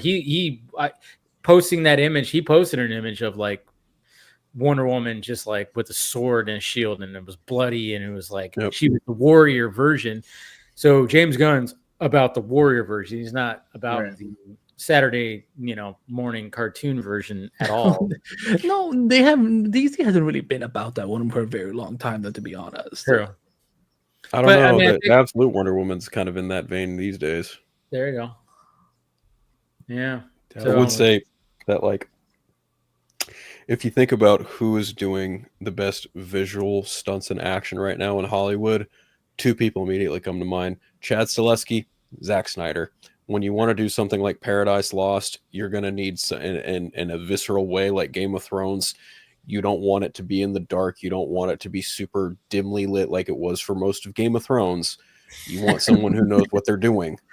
And I think Chad Stahelski's going to be real busy here with Highlander and, whatever they decide to do after Ballerina. So getting Zack to do something like that would be in his wheelhouse, considering his prior experience with Wonder Woman. I could easily see things like 300. Yeah, he's going to be doing that with HBO. Right. So, and that's already in with him for Warner Bros. TV. So like if I honestly could see maybe he comes back to WB as an overall lead for television. He helps out on things like Paradise Lost and stuff like that. It's all up in the air because a lot of things are up in the air when it comes to Netflix. Deal. Yeah. I mean, Netflix is kind of like up in the air, Sorry, Liv, what were you saying? I didn't hear what you said. I said that he could come back in like an executive producer consultant-ish type of role, more or less. Right. Or I think that would be really cool if they kind of treated him like a Matt Reeves, where he gets a character, something like Wonder Woman, Paradise Lost. He gets that executive producer, whatever, hands-on. And then those movies, he's the consultant. He still gets that producer credit. You could be an architect like Tom King. I think there's room to have folks like Matt Reeves and Zack Snyder get to do what they want creatively as directors. Like I think obviously Matt Reeves is going to get his second Batman movie. I think that somewhere down the line, I would look. I made the claim a long time ago that there was no way Warner Brothers was never going to release not going to release the Snyder Cut. They did. There is no way that within the next 20 years Zack Snyder does not make a Dark Knight Returns movie. I agree. I do agree. Yeah, I think it's going to happen at some point. How it happens, when it happens, couldn't tell you, but I can guarantee you that movie will fucking happen at some point, and it will be directed by him. And people will probably collectively lose their shit, and I still won't give a shit. But I think that's the perfect movie for. And I think too that it's just all about the patience right now and stuff. Like I agree, if this universe is successful, and Gunn's idea of we can do Elseworlds and have a main universe going at the same time, and differentiate ourselves from Marvel in that way and stuff. Give it some time to be successful in that type of thing and see that success. And then, I think Gunn is all about doing those kind of big adaptations. He even mentioned Red Sun, all these other types of. I just remembered. But still, those types of I would like to see those types of like storylines, Elseworld. I would have done like Gaslight, how that would be done in live action, or something like that. Or Dark Knight Returns. Those types of things. It's just give it time. Let's see the success of this for a few years and stuff, and then I think that's Gunn's idea. Is let's let filmmakers do what they want with these characters, and then if it doesn't fit for us, it's Elseworlds. As long as it's great. I think honestly, this probably isn't too much of a hot take on this panel, but like I think DC Studios probably would have an easier time doing their multiverse stuff than Marvel Studios would at this point. 100%. Because think about it, like given their past rapport and what they've done, people look at Tim Burton's Batman movies and Joel Schumacher's Batman movies as if they're almost in separate universes entirely. It's not out of the realm of possibility to assume like, here's David Corenswet's Superman over here, and then maybe you've got a fucking Red Sun Superman movie over here directed by someone who's competent and not Matthew Vaughn. You've also got fucking you could have like a straight face. Well done, Leb. I know, I'm pretty good at what I do. Anyway, you've got like a fucking Val Zod Superman story somewhere in there, which I would not mind seeing with Michael B. Jordan attached to that role. Oh my God, if there's Michael, I agree. Yeah, there are possibilities where you don't have to be, Marvel Studios about it and be like, oh, here's the TVA. Oh yeah, we manage the multiverse. Like, no, fuck that. Warner Brothers and DC, like DC specifically, is notorious for their Elseworlds story. All you have to do is just show that Elseworlds banner, and then that's it. Game over. Like, done deal. 100%. I agree 100%. It's not hard. And I not only do I agree 100%, but even like you said, I think DC is more attached, even comic wise, and story like to the multiverse and stuff. Where they created even now cinematically, now you've got all these Batmans, you've got all these Supermans. We're gonna get all these different. There's things you can do like with the multiverse cinematically with DC that I think is more interesting than Marvel. Yes, well, Marvel, the difference between, like I always say, between Marvel and DC, Marvel uses a multiverse as a plot device to get to where they're going and the goal of their story, whether it be in comic books or whether it be in movies. With DC, it's in their DNA. It's been since the two Flashes and Elseworlds and everything else. Even when they try to fuck themselves out of it, they eventually end up having to unfuck themselves. You have Crisis, and then in the 37 years since Crisis, they spent pretty much every year trying to undo Crisis. and then 0 hour. And then every dumb reboot that they've done, they end up always going back to the baseline because that's what makes them what they are. It's an 85-year-old company. You're going to have different people that you've catered to over 8 decades. So there's no reason for them to never give it up. It is literally is part of their DNA is the D and the CR. Where Marvel, it's like it's a plot device. Once we get past Secret Wars and they create a sacred timeline, I don't think we're going to be doing a lot with multiverse with Marvel going forward after that. Nope, I agree. Yeah. I agree. Yeah. Most definitely. Yeah. Yeah. Oh yeah. James Hetfield Metallica. Yeah. Yeah.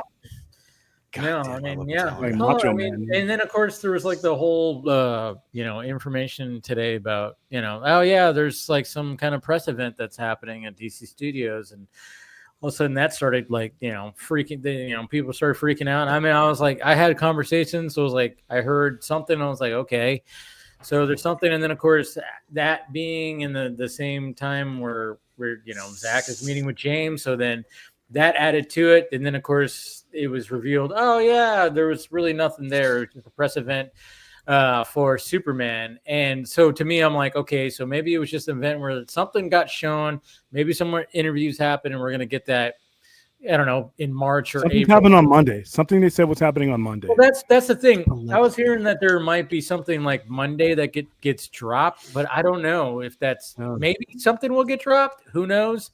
But then I'm also hearing that the same thing, that like it's not gonna. There's nothing that's gonna be happening. There was just an event, and it ended up being. I mean, obviously, the internet's gonna internet, and they're gonna be like, oh my god, they're gonna like.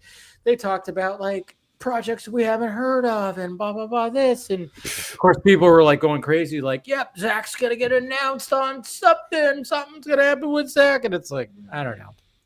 I guess we'll find out. But at the same time, don't get your hopes up. That's all.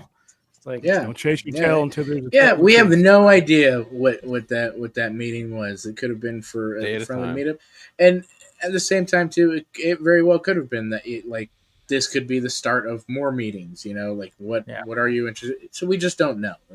But it's fun to speculate, and as long as it's not crazy. Cultish. These Cultish.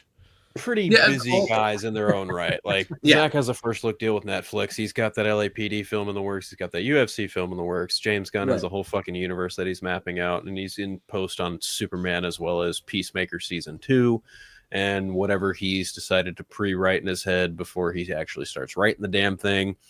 I'm kind of convinced at this point it might be The Authority. I don't know for sure, but they're both very busy individuals, and it very well could have just been a meetup and like, hey, you want to see some of the new Superman movie? Yeah, sure. Why the fuck not? Oh yeah, give me some notes. Tell me what you think. How you doing? Yeah, give me some notes. I mean, that's the thing. It's like I know some people like want to say that James Gunn's like, oh yeah, he's got a big ego. He don't. No. He's expressed like, hey, give me notes. Give me notes, which is good. That shows a good storyteller. A good hey.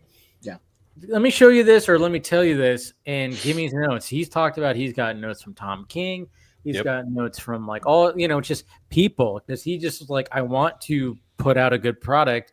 I'm not perfect when it comes to all this stuff. Give me notes, just like he's given notes.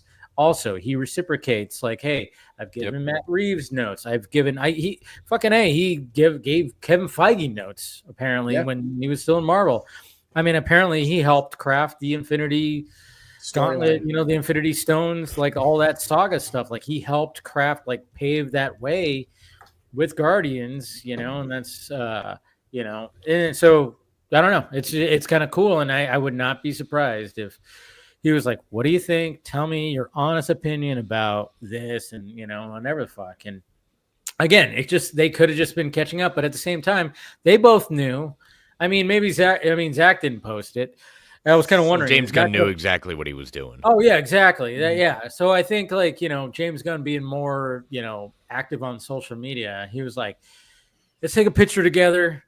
I'm going to post it because it's going to drive people insane. And Zach probably laughed. I'm just, Yeah. And he was like, yeah, go for it. But, Zach didn't want to take him part of it because I was kind of wondering. I was like, I even checked Vero. I'm like, did Zach post it on Vero? He didn't. And I was like, oh, interesting. But then again, who knows? Maybe he's just waiting on it. And maybe Peter Safran took the picture. Oh, I think. Oh, wow! Didn't even think about that, did you? That.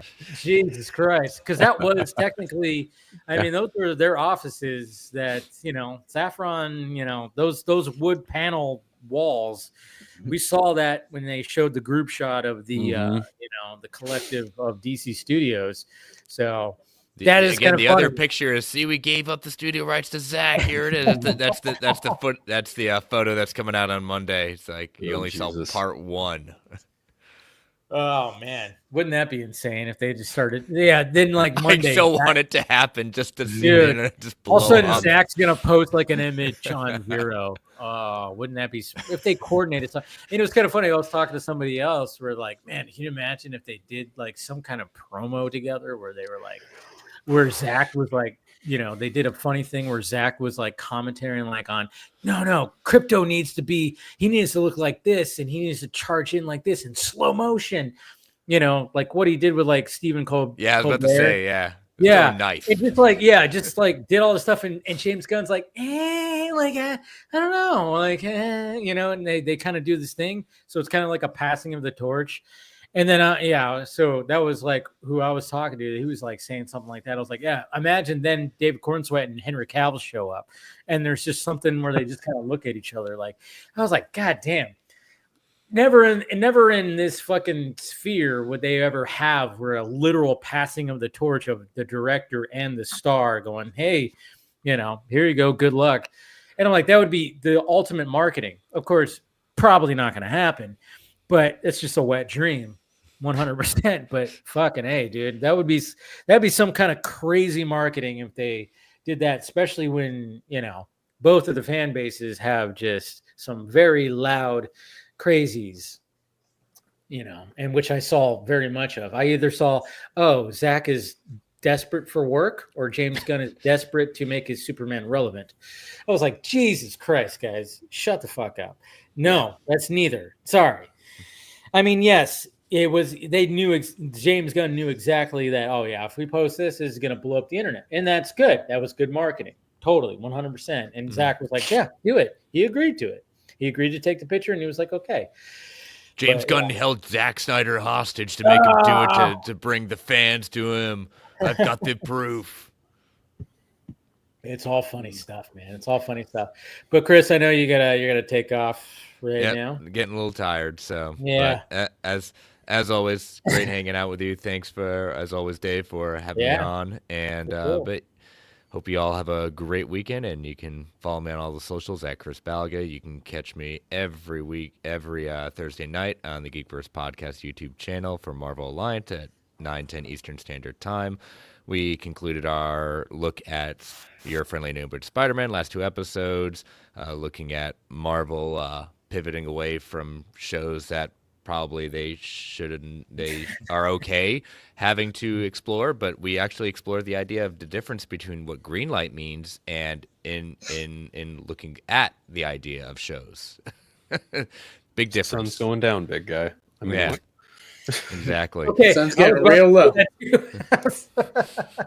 Yeah. So, and you can also catch me every Saturday on the Brave and the Boys channel at 4 p.m. Eastern Standard Time for the Organic Price Books Weekly Buyer's Guide. But y'all have a good weekend. Stay safe. You See y'all next week. Get some rest. Have a good weekend. Thank You you. too. Bye-bye. Oh, yeah. What else? What else would I was gonna like bring up? more conspiracy theories. What? Did you have more conspiracy theories about? No, I was going to bring up. Did you guys see Aaron Pierre like talk about on like a red carpet and the fact that he's clean shaven.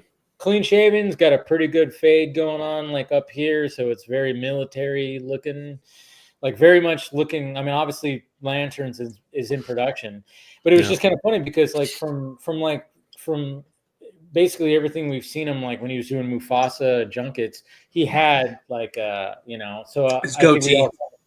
We all kind of thought that he had the mustache goatee thing happening, but clean shaven. I mean, it's not a big deal. I literally had somebody that said like some reason that's sabotaging the character, and I was like, that doesn't make sense. I saw that on the mentions. I was like, all right, but I mean, that dude looks like he just got ripped right out of the fucking animated. Yeah. He's clean shaven in a lot of the comics. So I don't know what people he totally is. But besides that, I'm not used to seeing Jon Stewart with a beard. So I'm like, yeah, clean shaven. You know, that's what Jon Stewart always looks like. Yeah. Yep. So I mean, it was good, but I mean, man, when you just see that dude's eyes, I just go, Jesus Christ. Yeah, he's got some crazy fucking piercing eyes. He's got like the most perfect piercing green eyes you would need for Jon Stewart. It's kind of great. All we got to do is just make him green, and then you're done. He's not. He really doesn't have a beard. I mean, I've never seen him too many times that's not clean shaven. Yeah. I mean, some of the retcons, he's a Marine. Yeah. An active Show duty that again. Marine. Show that cover again. What's that cover? Yes, is Green Lantern. Great. But I think there was a lot of us were kind of thinking that, oh yeah, maybe he's gonna have the facial because he's just been rocking that for a while. But if he's supposed to be the younger, out of those two, then they want to make sure that he looks as young as possible. Yep. Yeah, I know. Yeah, it looks and I always love hearing what he has to say too. And I think Lanterns is just gonna be something special. I can't wait. Yeah. Can't wait for that. That's the actual. They celebrated Kyle Chandler. Is it Kyle Chandler's birthday today, or was it? Happy birthday! I saw birthday the today or yesterday. Yeah, they gave him a cake. Cake. They had a Green Lantern cake on the set of Lanterns, which, of course, they can't show anything of them, so they have fucking Nathan Fillion's Guy Gardner on it. Go figure. It was funny. So it was a funny little birthday cake, but. Yeah, I mean, when it comes to other DCU news, I mean, that's pretty much what Pattinson talking about. Obviously, I mean, isn't Zack taking? I mean, I thought Zack was taking. He's going to be the new Batman, right? Who? Zack. Of course, he might. He'll play Dark Knight. He's going to star and direct. He will be the tiniest Batman I've ever seen, but sure, that works. But Pattinson did talk about hey, he finally knows the story of the Batman Part 2. So yep. There's at least that. It's going to be shooting this at the end of this year. This fall, yeah. Yeah. God damn. I mean, if they want to capture that winter presence, because the Penguin clearly sets it up for a winter setting, they kind of have to shoot it at the end of the year. Yeah. See, I brought that up on Wednesday's Film Junkie Live. I mean, one of the things that irks me, and I've said it before, is Nolan's Dark Knight Rises. It's supposed to be wintertime, but I know they shot it in July in Chicago. Right. So it just doesn't have that. I know I don't see the breath. I don't see that. But at the same time, I'm like, I always feel like Nolan just. It feels gloomy, but it doesn't feel cold. Doesn't feel cold. Yeah. I just think I'm like Nolan just goes. To me, that's. I don't hate Dark Knight Rises. I think I can still watch it and be perfectly fine. There's still a great performance by everybody in that. But there are just some things in it you just can't associate. What's the name? But I'm just saying, it just felt like that movie was okay, I have to do it. Let me just do it, and then that's it. It's not like Nolan just it just felt like Nolan was not when it comes compared to his other movies where you go, holy shit, how did he craft this? Dark Knight Rises just doesn't feel like that to me. I don't know if you guys feel like that, but well, I mean, it's in Pittsburgh and Chicago. It's got elements of those cities, and it's if you've seen what they look like during the wintertime, you can kind of tell that this is kind of shot during the summertime, and it's just fake snow on the ground. Case in point, a great example of looking good during an actual winter setting would be, I think, Deadpool and Wolverine, where the opening of the movie is literally to a winter backdrop because Deadpool digs up the grave of Logan and it's really covered in snow. I'm not 100% sure if that was if you watch the Marvel assembled footage of it, it feels like they did that either in early February or late November when they started shooting again. I am not really 100% sure on when that was shot or where it was shot, but they did use a little bit of blue screen, but they also had it be in outside and it was cold and it looked authentic. Whereas again, if you look at Dark Knight Rises, it's this is Chicago with fake snow in the summertime. Yeah. It's just what always just kind of I don't know. Anytime that I'm watching a movie that has a cold, they're trying to show a cold, setting, and I don't see the breath. And I don't know. Sometimes I just don't feel it. I'm like, all right. Look better at night than it did during the day. Yeah, it's just like one of those things where it's like, and somebody like Christopher Nolan, who's very attention to detail. It's just the fact that I remember seeing that the behind the scenes. I'm like, oh yeah, they're shooting in Chicago, and I'm like, it's July, and they got fake snow, and I'm like, it's just like seems like Nolan, like being the fact that it's like it's the third Batman movie, the final one even. Huh? The final one, even at that, Yeah. like, the only thing that I could, like, like, to give him some benefit of that, I wonder if, because he was, because I remember, I mean, this was like at the beginning of my journalism career when they were reporting that Christopher Nolan was going to be like godfathering Man of Steel. So I wonder if he was like going back and forth again. Obviously not directing Man of Steel, but like again, like being involved with like some of the day-to-day stuff. Like with Man of Steel's production and whatnot. Maybe that's what kind of like his focus got a little. Again, I love Dark Knight Rises. Say what you will. It's not terrible at all. Say about Talia al Ghul's just horrible. I think. I mean, you might be onto something there. I mean, he was very much part of the. I don't want to like accuse. I'm not accusing him of anything. Again, I just like he was godfathering. I'm assuming that. Well, he's probably working on the story with Goyer, and then ushering in Snyder and saying Snyder should direct. Not quite. No. So Goyer wrote the Man of Steel pitch when he found when he was having a writer's block for Dark Knight Rises with John Nolan. Like they were kind of having a difficult time cracking the story because they wanted to have Heath Ledger's Joker to be returning, and since they weren't going to replace him as an actor, they were like, we have to do a whole fucking different thing. Right. And even Jonathan Nolan talked about this on Happy, Sad, Confused, like when he was cracking the story for Dark Knight Rises. I guess at some point, like someone posed the question to him of like, well, what about the Riddler? And he was like, well, yeah, that's cool, but this feels almost too similar to the Joker. I don't really want to do that. Like from what the way Jonathan Nolan interpreted, like the way he described it, sounded like they wanted to use the idea of a prison in a pit. Like that is like the basis of that movie, was having that sequence and that setting be, a large part of what that was, because it was referential to Bruce literally climbing out of the fucking hole.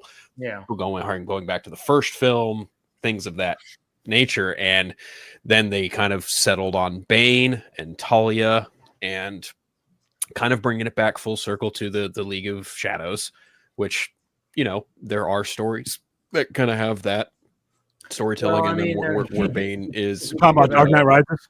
Yeah. We know you don't care. What's the rule? What's the rules that Jamie Kennedy's character talks about when it comes to like when you do sequels and then you do the third one, you have to go back to the first one. Yep. Kind of thing. You always have to do that. You have to. The third one should always loop back to the first one. Yep. I always love that explanation. I always loved his character in the Scream movies when he talked about how, I think it was on like horror rules. Didn't he die? Horror rules in the third film.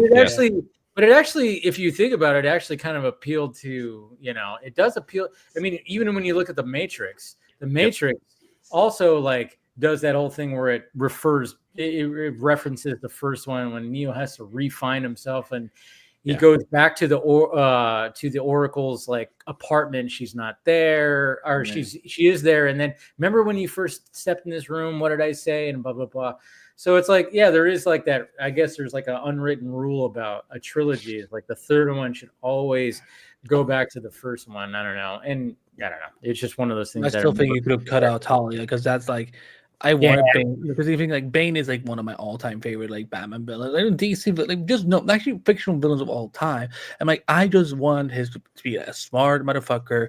And then when she comes in, I'm like, we were so close. And I'm like, we were so close. And I mean, again, obviously, this Bane is way better than what we got in 1997. But again, I was like, Talia, I didn't feel like Talia was needed. I didn't hate Talia, because like the one thing that I like in the movie is like, the whole kind of, it's the Bruce Wayne, I'm going to sleep with you and start this relationship and all that type of stuff. And I thought that was very like comic-y and all that. But then it kind of goes full circle, like we were saying, back to he finds out it's Talia and all this. So I think probably the main thing I didn't like was the actress that was cast. Oh, Marion Cotillard. Great. She's a great actress. That role. She's a great actress. Yeah, just. Well, no, yeah, a great actress was not right fit. And that's not to say like because there were moments I thought she was good and stuff and like it's just kind of it was kind of uneven. I think that performance and stuff. And that movie is 2 hours 40 minutes and change, and it's very full. 2 hours too long. Yeah, sure. Yeah. Okay, William. We know. William, we can all like different things. You can like your things. We can like our things. But the thing is like, I can understand where people are coming from, especially if you're a huge fan of Talia al Ghul. I mean, let's make no mistake about it. Christopher Nolan took his creative liberties with these characters, and believe me, this is coming from a guy who used to vehemently criticize the fuck out of this guy for making a Batman movie realistic and grounded. I've since grown from that. I have since grown from that mindset because. Well, you live, learn, you grow.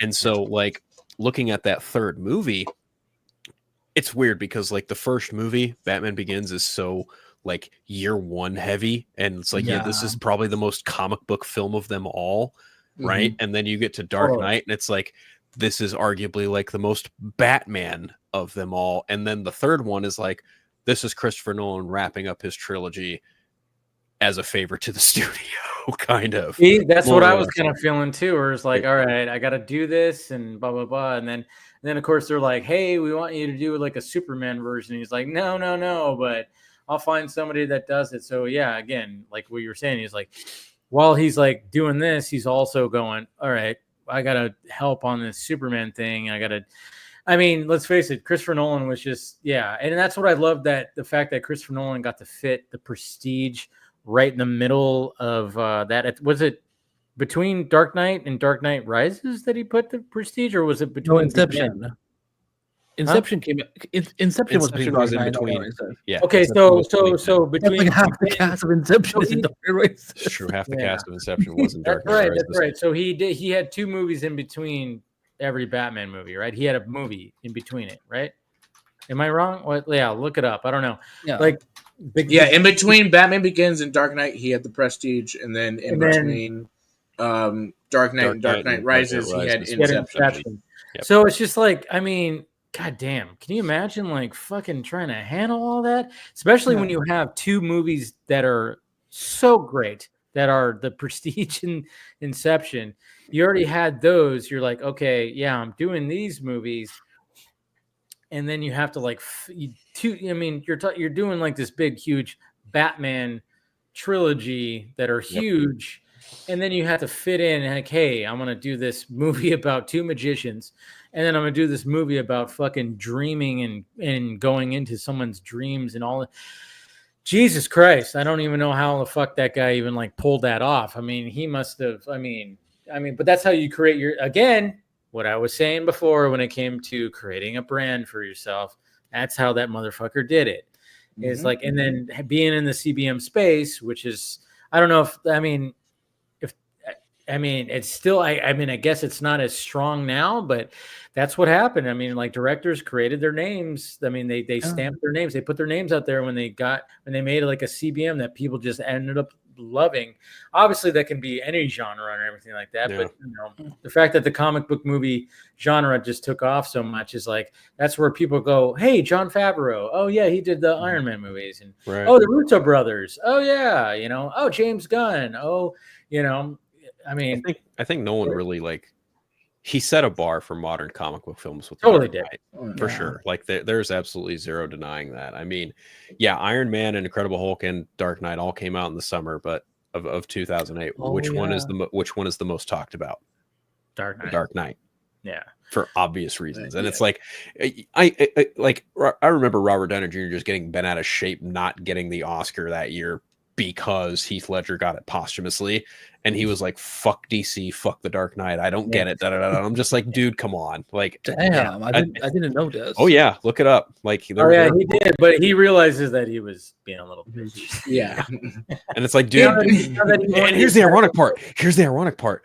When and who provided Robert Downey Jr. the opportunity to get the fucking Oscar, Christopher Nolan. Exactly. So now he's like, sorry, yeah, I was being a little bit. Yeah. Yeah. He knows that it was like, that was well, and arguably too, especially with Batman, Nolan brought him from that last Batman movie was Batman and Robin, made him serious again, made him, dark and all these types of things and stuff. And so, I honestly think between Raimi's Spider-Man films and the Nolan's Dark Knight, those two brought superheroes into the 21st century. 100%. And then even the X-Men movies a little bit too. But I think the X-Men movie is the most important, one of the most important, if not the most important comic movie ever made. More important than both movies. See, I'm not crazy about the first X-Men movie. I thought it was okay. Well, okay, you can have I can have a. I love the second. I love X2 way more than X1. I agree. I think I get what William's trying to say. What Basically, it showed like Hollywood you could do with that type of ensemble type of movie, you could take that type of risk that wasn't being taken before. No. Those other movies don't happen without that movie. Now, those other movies may be better. You could say those other, but as far as everybody in Hollywood was watching what was going on and what could be done in that movie, and they all went to their drawing boards and excelled beyond that point. But if that movie doesn't happen, those other movies aren't even mentioned. When Steel, Batman and Robin, and Spawn nearly decimated comic book films in the late 90s, Blade and X-Men were like, nope, we're not going to let this happen. And they basically acted as like saving graces for the comic book film. Well, see, but here's the thing with Blade, and I say this all the time on our show, nobody knew that that was a comic book movie. Yeah. True, but the statement still that's what helped. Like, well, you have to know what something is in order to be, how can it be saving something if nobody even knew what it was? That movie got made because Wesley Snipes wanted it made, and because he was at that. But then again, you also don't get X-Men without Blade to an extent. No, they started planning X-Men in 1996 when Marvel started going towards bankruptcy and they started to sell off the IPs. They exclusively purchased that. Yeah, so X-Men was going to happen whether Blade ever happened at all. But it's astonishing. What's even more astonishing about that is like X-Men happened as fast as it did when Fox got the rights to them, because typically like some of that stuff laid in limbo for years. I mean, look at Iron Man. They wanted Tom Cruise at one point. That movie was in limboed hell for the longest time, and then finally Marvel reacquired the rights, got it through Paramount. Well, not really got it through Paramount, but like they reacquired the rights, distributed it through Paramount, and cast Robert Downey Jr., which was a gamble in and of itself. But yeah, the fact that they got X-Men, the fact that Fox got X-Men so fast from 96 and then put it into production, I believe in 98 or 99. 98 is when they crazy. Crazy. It's fucking insane. No.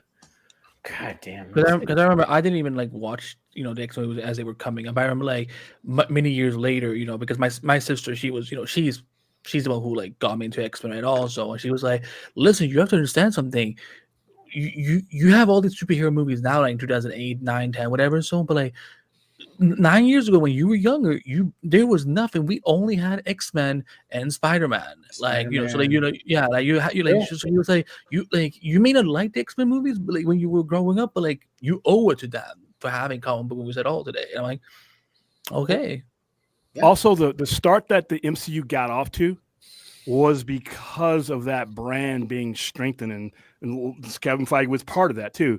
Yeah, he was the producer. People, the 98%ers, which is everyone else but us, who go to see these movies, they came to trust that Marvel brand on, for the most part, were a set of good movies, whether it be Spider-Man, X-Men. By the time you got to 2008, for the common Joe average, it was just a carryover of brand recognition for them. So they had the advantage of a good portion of those movies. Yeah, a good.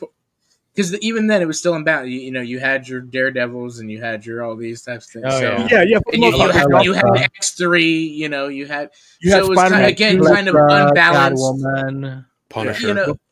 Right. But again, kind of unbalanced. And 2008 was when it hit. Like, okay, this is quality. You got Iron Man, and then you got Thor, and then you got. But you had Spider-Man too with that same logo on it, so the average fan wasn't deep diving that deep into it.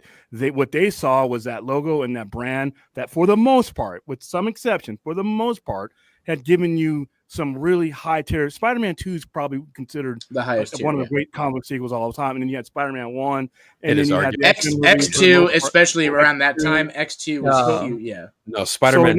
Spider-Man 2 was the biggest for sure. I think it's the best, but X2 I think was also pretty big. It is arguably the most well-regarded superhero sequel of all time. Spider-Man 2 is like a Spider-Man perfect 2, superhero sequel.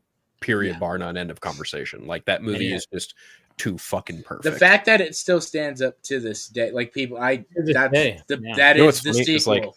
Like, I just thought of another comic book film that came out in 2008, and almost nobody talks about it. The Incredible Punisher Warzone. Oh, that too. Punisher Warzone in 2008. Ray Stevenson, the late Ray Stevenson. Yeah, that's right. Yeah, I wish it's not terrible, but it's very B-roll. I don't know. Yeah. It's not terrible though. But like I can watch it and enjoy it, but I'm not sitting there going like, holy shit. That's all you need. Like you don't have not but it felt more Punisher than the first Punisher movie with Thomas Jane. Even though like I enjoy that one, and there's scenes like when he's fighting the Russian dude, and then when it came to the final act where he just starts fucking dudes up, I always said, like, I think that when they were making the Thomas Jane Punisher movie, I always say they were shooting for a PG-13, and then they said fuck it, because it could have been very much PG-13, but then you get to that final act where he starts fucking dudes up, you go like, then they just said fuck it, we're making it graphic. Yeah, that was a good vigil. Those two previous Punisher movies were good vigilante movies. Yeah, just all you did was really slap us. Those weren't Punisher movies. That's why I said before. The first time I saw a live action Punisher was Barenthal.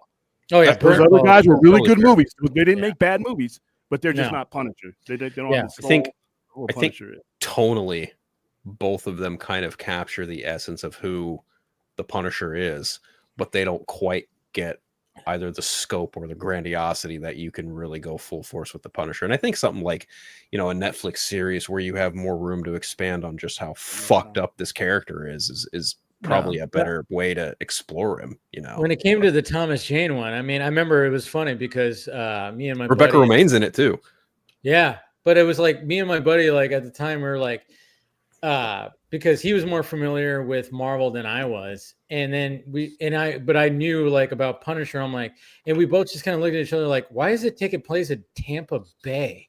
I was like, wait, I thought it was supposed to. It's just not supposed to be in what? Why is it? It's Tampa Bay. Like it's this. That's the wrong setting for Punisher. Even though Thomas Jane was like awesome as Frank Castle, I thought he was great. He looked the part. But at the same time, it was like fucking. It's just the setting and the side story where they were trying to make it like, oh yeah, he's gonna take a little apartment in this shitty little apartment building that has a gorgeous like supermodel of a waitress that works at this diner, and these two crazy characters. One was, I think it was Ben Foster, right? Yeah. Yes. And that comedian, something Panette. He's passed away. Yep. He was a very funny comedian. I forgot his first name, but his last name was Panette. But it was just kind of like, it was a very, very quirky 80s, 90s type of like setting. Did you see the little short Punisher film like Launder Day or something? I think with Thomas Jane that he did like many years later. Yeah, it's developed by Ani Shankar. Yeah. His bootleg universe, I think, whatever it's called. What are you trying to show, William? What are you trying to show? For me, where those other two movies fall short and really don't, in my opinion, belong in the conversation of a Punisher movie, is a lot of what makes Frank Castle and the Punisher what he is the environment that he's developed in. Frank Miller was the primary person. You have to have that juxtaposition, that contrast of what he's doing versus if it's Spider-Man, but usually Daredevil, like right here, that mindset, that philosophy that surrounds the Punisher, that contrast makes the character what he is. Without that developing atmosphere, you just have a guy with a gun who can do some really cool moves. That's the difference between the two for me. Sure. That makes sense. It's John Panette. Thank you, Bane, with Will Break You. That's in my chat. I couldn't remember his first name, but yeah, he was hilarious. But it was just like such a weird setting for such a dark character. And it was like they were trying to, I don't know. That's one of the fun parts of the 2000, like that they had them with like weird ass angles. Like, like some things were not supposed to make sense. Sorry, gone. John Travolta was the fucking main antagonist of that movie, man. He was Howard Saint. Yeah. And that was it was kind of like an amalgam character that's like kind of loosely from the it's based off of a character from the comics, but not really. Not really. I think Like it's in based off in of, like, name only, but something. Yeah, Right. but I mean, John Travolta was always good at playing bad guys, which he always was good at, you know. But then I of love course, that one time he first played one, a the bad thing guy with at Will- an Oscar. yeah, I love what's that one time at an Oscars where he played a bad guy who couldn't say a certain name, you know, simple, and then it became the biggest meme of the year. Which one? Don't you remember that one time at the Oscars when he? Oh was yeah, in- he tried to announce somebody's name. Idina Menzel. He's like Adem Menzel. I'm like, that's a supervillain's role right there. Oh yeah, no, it was fun. It was funny. it was funny. I actually watched a John Travolta movie 2 weekends ago. I forgot what it was called. That's how forgettable it was. It was on Hulu. It was like a recent one. Yeah. Battlefield Earth. I forgot. Huh? Grease. Battlefield Earth. No. It was not Battlefield. Battlefield. Oh no. That's it's not. actually a movie that was released in 2024. It was Grease concept. It was an interesting concept, you know, about bank robbery. But it was interesting, but it was very fucking B-roll. But what I love about John Travolta is like the fact that he actually leaned in the fact that he's been balding for a while. Yeah. So, like nobody was believing that he, you know, the hair that he had on his head was actually real. So he was like, all right, I'm just going to shave it off and grow a beard. And I was like, yeah, there you go, buddy. Lean into that. You could pull off that look at least at almost 70 years old. Yeah, you know. Can I just get him in a Santa Claus movie? Because that Capital One commercial at the Dude, with the Saturday Night Fever shit, yeah. 100%. I need that as like a full-fledged feature-length film of him as Santa Claus just being a goof ass. I don't know. Yeah. He's doing the dance from Saturday Night Fever. Yeah, I remember that. Yes. Yeah, Travolta's had an interesting career because he was like, he rose up to superstardom with that Welcome Grease. Back. Well, that was Grease, but he was also Welcome Back Carter, like that TV series where he was like one of the students. He was Vinny Barbarino, yeah. Yeah, and then of course, you know, Grease, and then there was Saturday Night Fever, but then all of a sudden things kind of went down because he did the sequel. He did the sequel to Saturday Night Fever, which was called, I forgot what it was called. It was directed by I think Staying Alive. It was horrible. Staying Alive. And Frank it was Stallone. absolutely horrible. It was Frank Stallone that directed that, right? I saw that in the theater. God. I had to admit that. It bombed, and then all of a sudden he was just like, and then in the 80s, he ended up doing Look Who's Talking in like 1988 or whatever. And then all of a sudden it was like, hey, John Travolta. And it was like, hey, remember him? Cool. But then it didn't quite take, even though that movie was an absolute success. And then they did a sequel and it didn't quite do as well either. And then all of a sudden Quentin Tarantino was like, hey, Pulp Fiction, come on, man. And then he gets nominated. And then all of a sudden it's like Travolta just has a renaissance where he, you know, Broken Arrow, Face Off, and just like movies like that where it's just like he became like this action kind of star, almost like a villainy kind of star. And it was like, all right, that's cool. And then, you know, it kind of kept. And then I don't care what anybody says. Swordfish, excellent movie. And he's he's a beast in that movie. I love Swordfish. General's Daughter, yeah. General's Daughter, yeah. Wasn't he in another? I thought it was in another like. You forgot his classic Hairspray. Oh yeah, he was in Hairspray. Yeah. And then that one where he had the brain tumor. Yeah, I forgot about Hairspray. Hairspray, yeah. But he's always just had this consistent career, even though he's had like a lot of dips. I don't know. It's kind of. You know what I want to see? I want to see him in that movie, The Fanatic. Oh yeah, directed by Fred Durst. Yep. Directed by none other Durst. than Limp Bizkit lead man Fred Durst. What? Yeah. It's I saw a clip of that. Holy shit. Yeah, I want to watch that. Also, like Fred Durst is in the movie Y2K. Pretty fun movie for the record. Your best friend. My bestie, right? That's right. Yes. Isn't that Miss Rachel Zegler? Rachel Zegler. Yeah. Oh, good lord. Yeah. But no, like Fred. I do actually want to see that movie because you know I was around that age then. So, but you know, it's so weird because Travolta now kind of shows up in certain big movies, but not really. Like, I mean, Well, like I said, this movie that I watched him recently, it was a Hulu and it was like I don't even. What was it? Was it called Cash Out? Yes, that's what it's called, Cash Out. So he's like it starts off. It's kind of an interesting concept because he's got like this girl who's played by Quavo is in it. Kristen Davis, who was in Sex and the City. So they pull off this job. He like pulls off like robberies, and then she's actually an FBI agent. He doesn't know it. She fucks him over. They get away. And then like 6 months later, his brother's like, hey, I got another job, while he's like off on like, oh, he's just getting drunk and whatever the fuck, that normal cliche thing where he's like, oh, I'm going to do this job. He's like, I want to do the job. And then his brother gets wrapped up into a bank robbery. He's trying to rob like a crypto thing. Yeah. and then John Travolta gets wrapped up back into that. And then of course, Kristen Davis, who's the FBI agent, is wrapped up. It was interesting enough where I was like, okay, I'm with it to the end, but it was still very B-roll. But I was like, okay, cool. That's what Hulu provides for me, folks. Just let Hulu pick your movie, and maybe you can find something entertaining. I keep on saying that. Hulu is interesting. You pick a movie, and then it just picks another movie. I've found some interesting movies, man, when it comes to Hulu. Sometimes I'm like, this sucks, but then I'm going, whoa, this was fucking weird and crazy. I'm like, this was actually pretty interesting. So, but Hulu picked out that one for me. I forgot what I picked before that, but I was like, oh, John Travolta, bank robbery movie. Sure, I'll watch this. And it was interesting enough to be like where I was engaged with it to the very end. You know what else he's in? I think what is it? Taking Pelham 1, 2, 3. Yeah.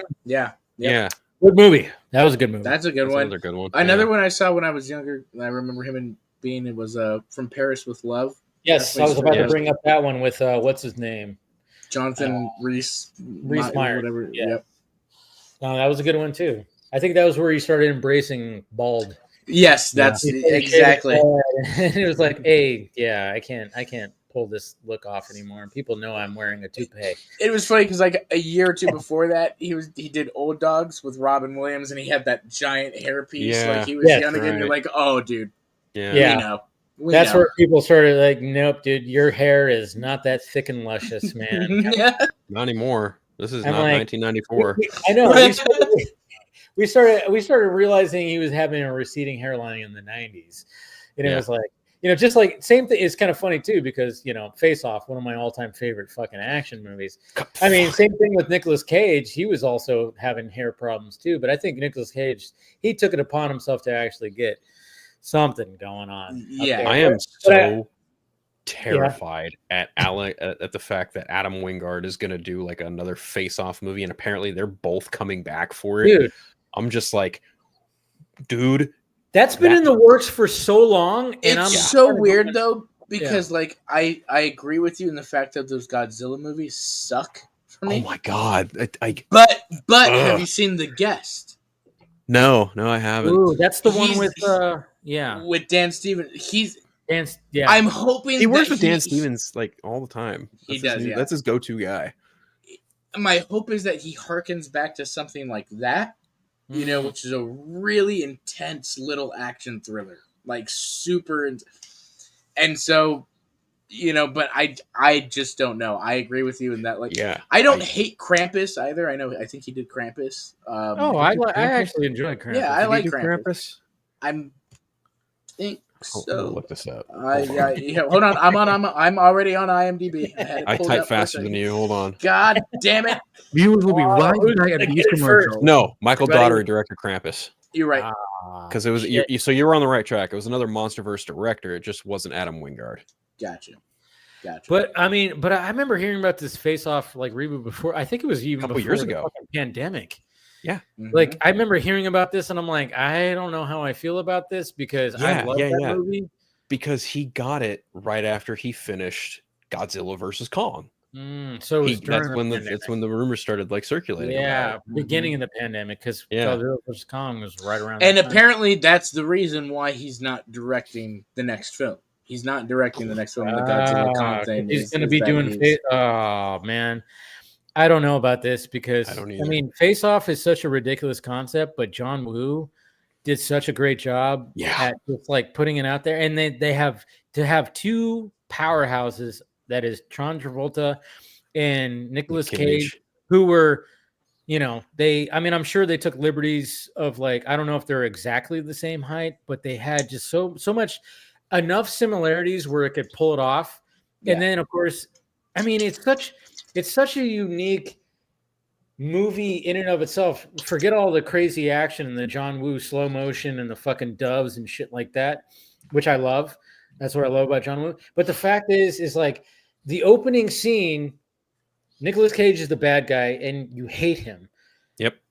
John Travolta is the good guy, but you also kind of hate him too because he's kind of a dick, but you understand why he's a dick because you see why, because obviously Nicolas Cage killed his kid. Spoiler alert for a movie that's been out for 30 years. But how dare you? Like, how fucking dare you? Like, that David's over party, start trending it. But then when they switch, now you're like, wait a minute. So now I'm supposed to like Nicolas Cage, even though the Sean Archer character, when I saw him at the beginning, I'm like, he's kind of a douche. But now I'm like, okay, but I'm kind of liking the Sean Archer character, but it's Nicolas Cage.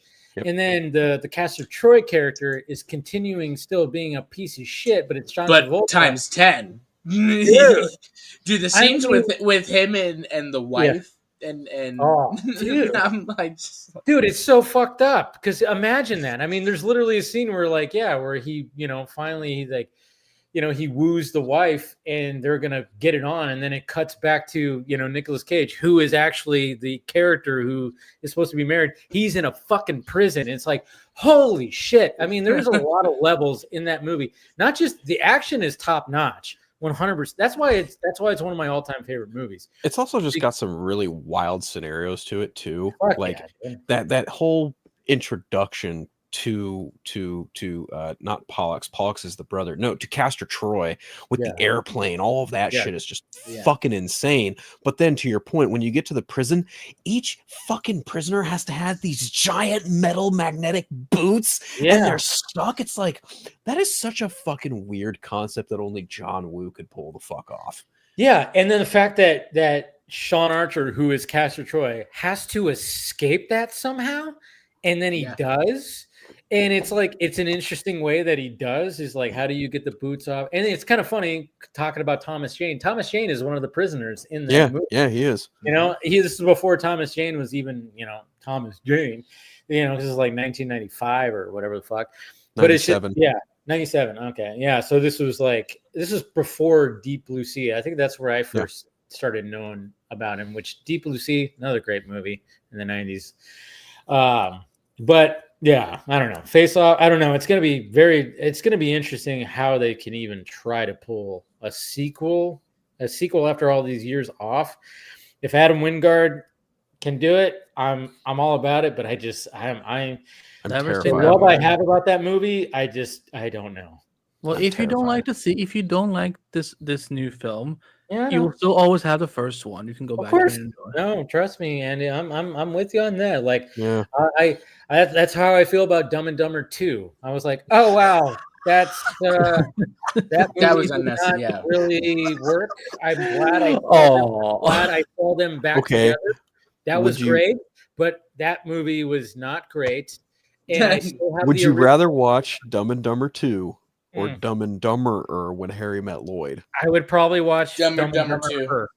Dumb and Dumber. Really? I'll take Dumb and Dumber 2.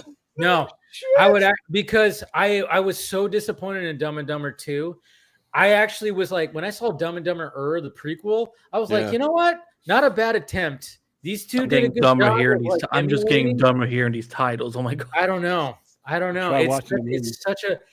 But I remember at the time going, you know what, Dumb and Dumber, the prequel. I was like, not bad because these two actually did a relatively good job. It's not that great, but there's some funny moments. Yeah. And I had some fun with maybe because it came out like when I was younger, and Dumb and Dumber 2 didn't come out till fucking 2017. Yeah. So I was older, and then I just kind of went. It just felt like it was like a rehash. It's another road trip movie. Yep. And there was it just didn't capture really that magic at all. Dumb and Dumber just felt like it was like, this is like kind of like somebody made a fan film of like, something, and they did a pretty good job. Both the actors totally did a great job as Harry and Lloyd. So I could respect that. When it comes to Dumb and Dumber 2, I was just like, oh, this fucking sucks, man. It just didn't work. So yeah, I would actually watch Dumb and Dumber. That's fair. Yeah, my head hurt. My head hurt. I don't want to stop saying these titles. I'm just like, oh my god, my brain cells that I have left are running out. Well, Dumb and Dumber is just like an all-time classic. Oh, dude, I can't. I know. It's like hearing the titles of the sequels. The titles. Yeah, the titles. Dumb and Dumber and Dumb and Dumber 2.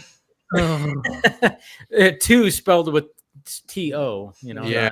Okay, someone got to kill me. Like what? Well, you know, they had it. Yeah, I don't know. That's the problem when they do these again. This is why it's like, you know, you do these movies so far into the future. It's like it's been too long. It's been too long. I would say Anchorman 2 was okay. I actually thought it was a decent. Anchorman 2 was good. I thought it was good. Zoolander 2, I'm not good. I really couldn't see how 28 years later is going to do. Yeah. I think that's. Oh yeah, that's right. Yeah, I think it'll be fine. It looks good though. Like so, I'm just like I'm not. I think it'll be fine. There's a movie shot entirely on an iPhone too. Yeah, that's going to be. The fact that they already have the sequel in the can too, so I think they're confident in it. So, and then they're already planning the third one for this whole new trilogy. They're already having. Second one's Nia DaCosta, isn't it? She's the one who directed. Yeah, she directed it. I believe it's already like shot. Yes, yeah, it was already shot. Did he film it back? So Danny Boyle did the first one. Oh, okay, and Nia DaCosta did the second one. And I believe it was announced Danny's coming back for the third. I don't know. I haven't looked too deep into that. Yeah, I know he. It's funny because like. Kind of going back to Bond a little bit, I just did like a kind of a deep dive on like the history of Bond and like how No Time to Die was almost his movie. He almost did No Time to Die, but there were issues and creative differences where they wanted to take the story, and I guess Boyle was like, "Nah, I'm fucking good," but I believe he was either Universal or the Barbara Broccoli. Someone was just like, "Yo, we have to get this fucking movie in production. We need to find a director now." And that's how Cary Fukunaga ended up getting the fucking part. And then he comes in with 2 other people, and they don't necessarily rewrite the movie, but they fucking crack the story out and fucking go from there. And they literally did it like within a month.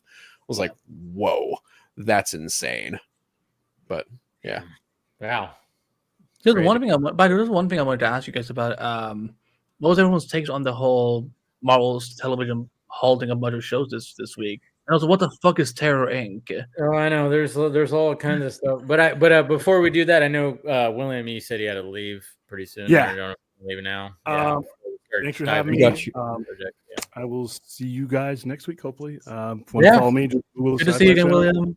Yeah. Are you streaming tonight?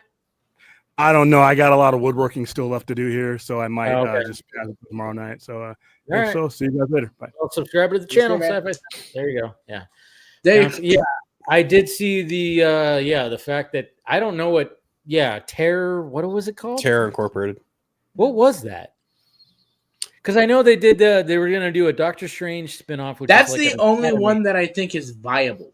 That's what I thought was cool. I don't know. That's the only one that I think is viable. Nova 2 can easily be viable. I mean, I think Nova 2, but also I think it was announced that like Nova was on the list, and then it came out like a few hours later that Nova has been was a rumored mistake. To be in development for years. They can't seem to crack Nova. Apparently, I don't know how many times I've seen like a rumored actor that's going to be playing fucking Nova. I think Henry Cavill's been there at one point. There's been so many up and coming actor, right? I think. yeah. Hopefully, he lands on he's for everything these days. Listen. By the way, because he looks like a superhero. I was going to go back to one thing because I've never seen a James Bond movie, but I will say this: with Henry being at Amazon now with Warhammer and Amazon having more control of Bond, I think this is the time where we're actually going to see Henry recast. We might. Yeah. He's also shooting Voltron now, and that's Amazon. Shooting Voltron. Yeah. Gosh, that's 2 projects with Amazon, and then he's doing Highlander too. I think Highlander would be after Voltron because I know Chad Stileski wanted to do that sooner, but then Ballerina had to be. He had to get involved in Ballerina. Yeah, you're right. Right, exactly. You're right. Yeah, you're right. And he had to put. Yeah. Here we are. Here we are. Yeah, but Nova was the only show I remember like that was like, you know, that we had her like so They had hired Nova someone to take feels like, over as a though, showrunner. It should be From a the initial- movie. I don't know. But if I'm being honest, my only reason for saying that is the special effects. Honestly, I feel like if you were going to introduce Nova as a character, your time to do that is long past, because think about it. Like he is the last surviving member of the Nova Corps who wiped out the Nova Corps. Thanos. Yeah, exactly. Right. And it's just like, now we're past that. And I'm just like, look, we're probably not going to see Nova until the Mutant Saga. And if that, it's going to be like, hey, remember that time Thanos wiped out all of Xandar? Well, guess what? There's one left. And it's going to be like, this would have been cool. It's going to be Black Widow all over again. That's kind of what I'm getting at. But even then, it's going to be even harder because we don't have that character, you know, from a previous and stuff. Like, you could have had a Nova show up in any one of the Guardians movies, or maybe even, God forbid, the fucking Eternals or something.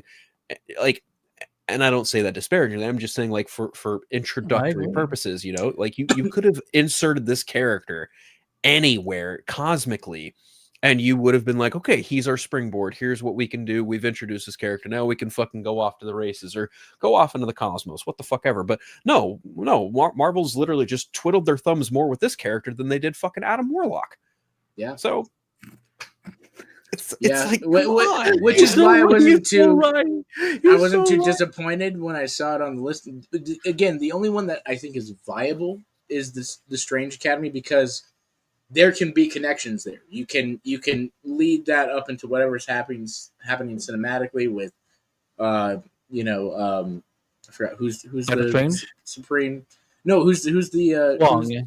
Wong. Yeah, Wong's he's the he's Doctor Strange technically or whatever, and so that can kind of fit into whatever is going to happen, like within Doctor Strange 3 or the future of this kind of whole thing. You can bring in America Chavez back, for some things like that. That seems viable. You can make that work within what's happening in the current storyline. That's the only one that I was like, okay. The only thing I was happy about to not see on that list was not seeing Vision on that list, because that means Vision's absolutely happening. And to kind of go back to our Star Trek conversation earlier, Terry Matalas. He's EP and showrunner on that. Yeah, which I'm very much looking forward to. Yeah, it's going to be good. I don't think you don't bring him on and like shelve that. No way. Not after that third season of Picard. Not even that. Just like what the fuck has Vision been doing since the end of WandaVision? Like, that has been a looming question since WandaVision, and people kind of want that answered. And a part of me does think too, like, I do think Paramount took way too long on getting him on board for that. After Homeboy took the next job, and now he's at Marvel. Good for him, honestly. Good for him. Like, it's a business. Yeah, do the fucking business, cousin. My takeaway from that report is that I think they're pausing a lot of these shows and so on, because I think honestly, Vision is likely going to be the last MCU show of Phase 6. I think Marvel is just trying to get the multiverse saga wrapped up and done so they can get it to Phase 7, and obviously they're going to be very heavily into mutants, and I think that's why they're putting pause on everything else. I mean, does anyone really think Armor Wars is happening anymore? I mean, no. Of course, right. Blade. I mean, we will see. And then with some of these shows, Mutant Saga movie right there, Blade. Mutant Saga. You know what? Mutant Saga movie, definitely. Yeah, it can grab that November 2027 release date if they want to. But I think they're just trying to wrap everything up and just, that's why I'm like, when people, I feel these scoopers these last 3 weeks have been like going off the nuts cases of saying this show's in development, I'm like, y'all, they're just trying to wrap it up and be done. Like, yeah. Right. Well, the only one that does, like, again, Vision, and I know Agatha is kind of part, like, that's kind of the only thing that they've had a plan for, was since WandaVision, and then Agatha, and then Vision, kind of like a trilogy of storylines going spin-offs on. From a spin-off, yeah. Right, yeah. Exactly. Good spin-off stuff. Good spin-off stuff. So that's what I like. Yeah, that's why I'm excited. That's why I'm excited. Initially when I heard about what was it called before, like White? No, not White was Vision Quest. Quest. Vision Quest. I was kind of like, okay, if it happens, it happened. Then it just went away, and then we come back, and now it's like, oh, we're getting a dope showrunner. It's gonna likely be where we're gonna see Tommy. Like, come on, and yeah, Ultron's back. Ultron's back, not by Joss Whedon. Thank the fucking Lord. Although apparently I did not know it was a hot take to criticize Joss Whedon's Ultron in 2024 because they're fucking like. I've been criticizing his Ultron since the movie came out. Because movie put me to sleep. Because you two are on Twitter, but is it Libet? I had people like fucking harassing me for hours. You did. I remember that. And I'm like. We're mad about this? Like you people actually liked Ultron? Like this Ultron that we had in Age of Ultron? Like, come on, yo. Let me guess.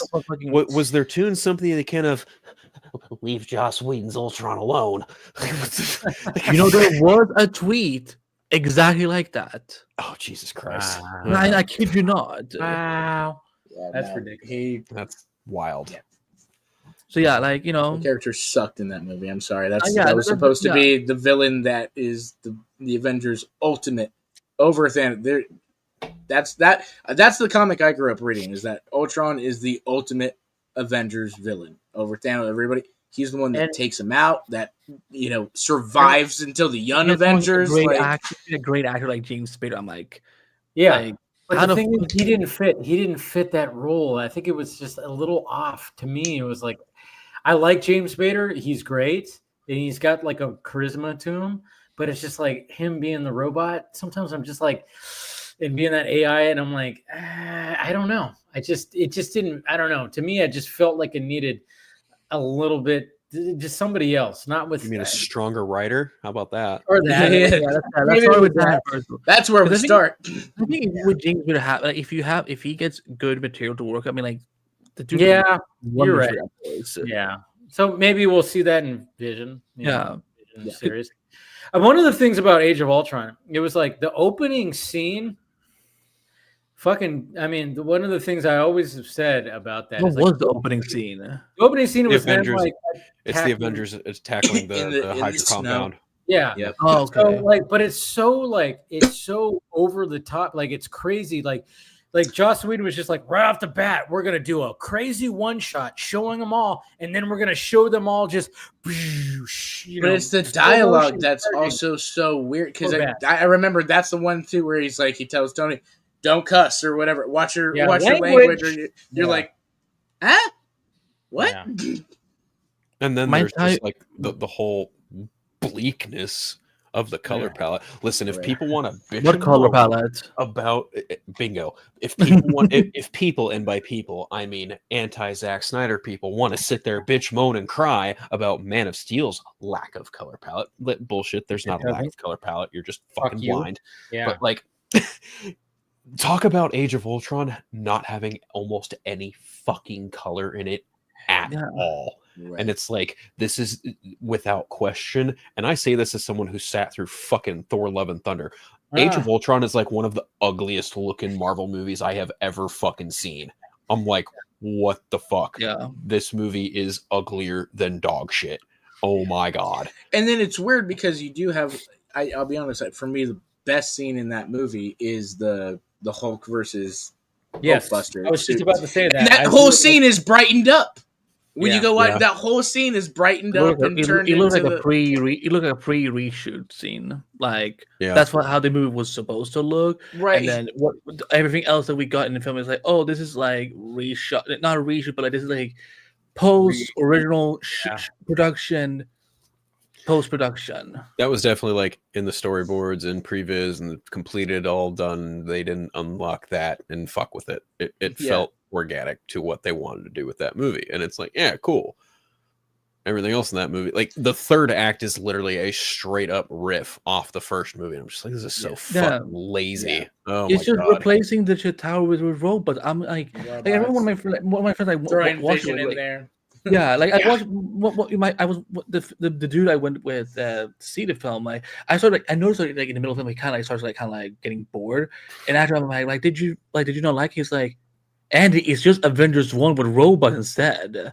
Like, what is he's like what did he cook here? I'm like, oh yeah. Right. The same riff with Captain America and Iron Man, not liking each other and all that. Like, yeah, it's very much a redo. I didn't mind that, but yeah. But I mean, I also like the party sequence when they were trying to lift the Thor's hammer. That was cool. Yeah, that was not terrible. Because then, like, Captain America moved it a little bit where Thor was like, "What the fuck?"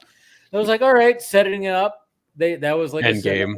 We knew that, I mean, obviously we know that, like, oh yeah, obviously Captain America is going to be worthy sooner or later, but yeah.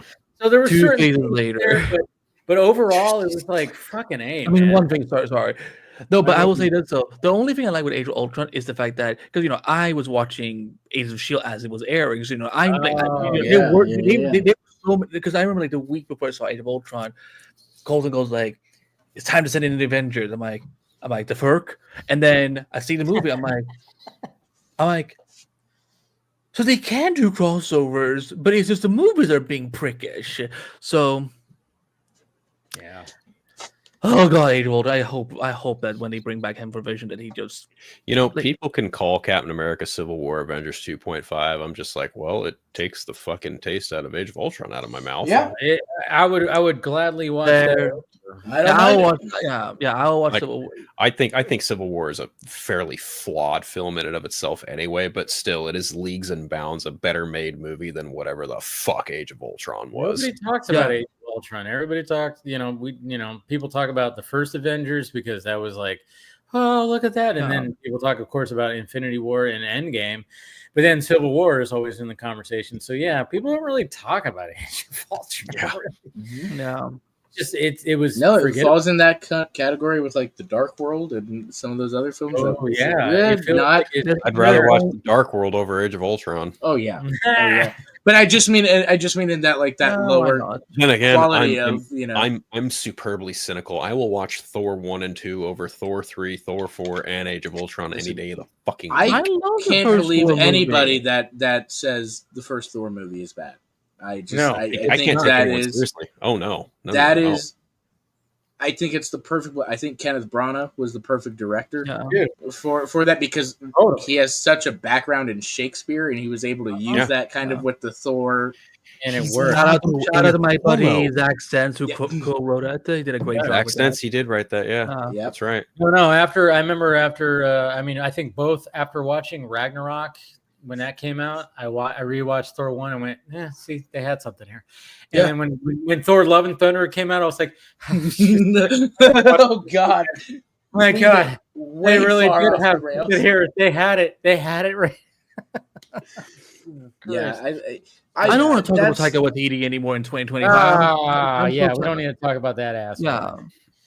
Or I know this is kind of off topic, and we talk about like when it comes to a crazy story, and we were talking about the guy just before that, Christopher Nolan in the Odyssey. Yeah. So we got that first image of Matt Damon. Take all my money. Money. I mean, anything Christopher Nolan, take all my money.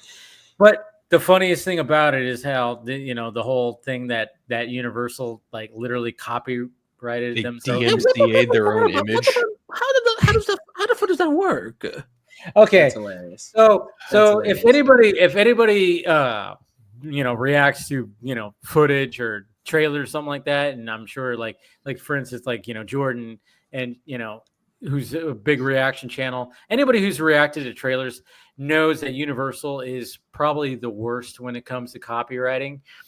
And I've had my issues too, where you rebuttal and then you appeal, and they just go fuck you, and they'll even block your shit sometimes. Again, Marvel Studios and Disney, they just go, yeah, we don't give a shit, go for it. And unless it's copyrighted music, and I think that's the one thing I've heard. Yeah, music is a whole different beast. Yeah. But Universal has been like the worst. It's always the worst. You can always guarantee if you're going to react to something or play any kind of footage, they're going to. And they literally copyrighted themselves on Twitter, where they removed it from the actual Odyssey Twitter account. And from what I heard, it was like apparently like Christopher Nolan didn't give approval to post the image. I don't know. who knows what happens? But it's just so funny to see a screenshot of from the official Twitter account of the Odyssey. It says image removed by copyright holder. It's like, you guys hold that. What?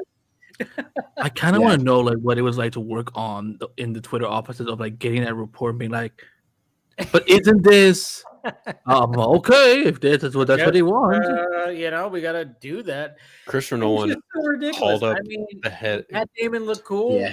Yeah, looked great. So I guarantee even though historians were like shitting on it, I kind of felt I saw that. I saw people who were like, I'm like, all right, come on, guys, it's not. Yeah, get over that. It's what not. What we're gonna say. Legit. First of all, the Odyssey isn't real. Let's exactly. get through that. Bet you anything. There's a Cyclops in there. Yes, Nolan called up Universal. Let him talk. Nolan I called actually up Universal. saw tweets about that. I was like, what the fuck? That Actual doesn't surprise me historians at were all. like, yeah, this doesn't look right. Shut up. Anyways, go ahead. I bet you anything. No one called up Universal and went, you better take that fucking image down right now. I was probably. Swear to God, you better take that fucking image down right now. This is my fucking movie. I love what he does his accents. Now. First of all, like Nolan has a reputation of releasing first looks at his movies pretty early, about a year in advance. Yeah, this is super early. I don't think I've ever seen like a first look picture for like a non like besides Batman or whatever. It could be just a test image they were. That's kind of gone on. That's kind of what I feel. Because the movie is apparently not supposed to start shooting till the spring, and we're technically still kind of in the winter. So right. They're getting all the sets ready right now. They're you need one of like they need one of those very active pre-production or something. Could be pre-production. Like a because I've seen a lot of or whatever images. Yeah, but still that's very unlike Nolan. When he's ready to release a first look, and that's the thing that I've always admired about Nolan is he's one of the few directors that has this in his contracts where he has almost full control of the marketing of his movies. How the trailers look at how he did Oppenheimer. They did a whole fucking timer for it. But again, they did that. And that's what I like about Nolan. They do that a year in advance. Andy, I can never forget how they did Bane because they dropped the image of Bane on my 19th birthday. Oh, yeah. They showed like him, like it was like the fire muzzle. I was like, but I remember why is he half naked? Why does he have a fucking muzzle on his mouth? Like, I was so cynical and dumb back then. I was just so like, why isn't he in a luchador mask? Why doesn't he have the tube? I was so just like, it needs to be comic book accurate. I really remember to go because like there was the whole like dishy dasha, and everyone like everyone and their mother came to me. I'm like, Andy, what does that mean? I'm like, that's not Persian. That's not Persian. I'm like, that's not fucking Persian. I don't know what they're saying. It's at one point like I even took it to my parents. They're like, well, who's saying that this is Persian? I'm like, apparently all friends of mine who are not Iranian, and they're like, yeah, this is not Persian. This has to be Arabic. But like, yeah, I remember like lightweight racist. Just a tad. Because there's been a lot of people that always mistake me for like either I'm Arab or Italian or I'm Persian or I'm like well it's like let's go to our Arab friend. He should be able to figure this out. It's like come the fuck on. Like context. I'm not actually saying. I'm like his friends obviously had that mindset. Like I would never say that. But it was just so funny how many of my and yes I'm gonna say it was a lot of my white friends who would come and be like, do you know what this means? I'm like, bro, I don't even I can't even write in Persian. Yeah, so I remember like the FireRises like .com website. I mean like that's why I love it with Christopher Nolan. He's a fun. I mean, I wonder if he knows how to. That man knows how to market. I wonder if he took some marketing like in like whatever he was studying or something because I'm like this is how I have never seen before. The dude is like a mathematical genius. He starts. Like I said, he starts with. I remember being. I got really lucky when I was in high school, and I got to go to one of the CinemaCons here, and so we got to see the Interstellar trailer, that very first teaser. That it's just kind of old footage of us going to space and blah blah blah, and McConaughey's narration. In high school, you got to go to CinemaCon for high school. not for high school. I just knew some people and I got a ticket to the Paramount day. That was the only day that I got. So if that had been a filter, I'd been like, I would have fucking gone to that high school. Like Jesus Christ. Yeah. I didn't want to get but because I don't know if like so Zach took a little notes from Chris when it came from the Man of Steel, because I'm like, I remember like the Kryptonian countdown and like, you know, the different sites and stuff like that. So, you know, it's the market. Yeah, I guarantee Chris had a big hand in the marketing for Man of Steel too, because 100%. Even then that teaser for Man of Steel came out a full year before with The Dark Knight Rises. Such a good teaser. Phenomenal. And then that marketing started from that point on. Do you remember for The Dark Knight where like there was like, you know, you could like almost like it was like you took part of like the campaign for Harvey Dent, and you had to go to like a bowling alley to find like this phone from Joker or something, and all these things like for anyone who doesn't know what it is, like go on YouTube and look up The Dark Knight 2008 viral marketing. It is one of the most fun little documentaries of all time. Showing like we need to go back to that with marketing. Like, you know, I mean, Matt Reeves kind of did that with the whole like website. Oh yeah, the Riddler website. Yes. Yeah. So that too, and like, Matt doing the whole first look with the theme. Oh yeah, he put it on Vimeo. I'm like, I have to get a Vimeo account for the first time. I was like, what the fuck is my password? Dude, I still remember. Oh man, I still remember when the first look. I was like coming home. I was doing the job I was working on. I was like doing fielding and stuff like that. So I was like literally in like a work truck on a freeway, and I was like, oh shit, you just dropped that right now. I was like, fuck. I was like, I gotta get home and make a video. Oh shit. And I'm like, it's not gonna be until a couple of hours. Damn it. While you were gone, we were talking about some of the biomarketing that went. Like, do you remember the one for The Dark Knight with like the whole going to bowling alley? Yeah, that was fun. Yeah. I don't remember that. That was no, they was a little young stuff. Yeah, they had a lot of cool stuff when it came to back then. They need to go back. That's what remember the Cloverfield marketing was fucking amazing. Was Cloverfield the movie that were like that? Like it had never been announced that it was happening, and then suddenly one day it's like, here's a trailer for a movie that we never announced. I'll even say this. Oh, go ahead. No, I was just gonna say, like, I remember me and my friend Vanessa, we went to go see the first Transformers movie. And we see the teaser for Cloverfield, and all it was just like the found footage party, and then all of a sudden an explosion, and everybody's like, "What the fuck?" And then all of a sudden you know they're on the street, and you see the Statue of Liberty head just get flown down the street, and they're like, "Oh my god!" And then it cuts out. All it shows is a date.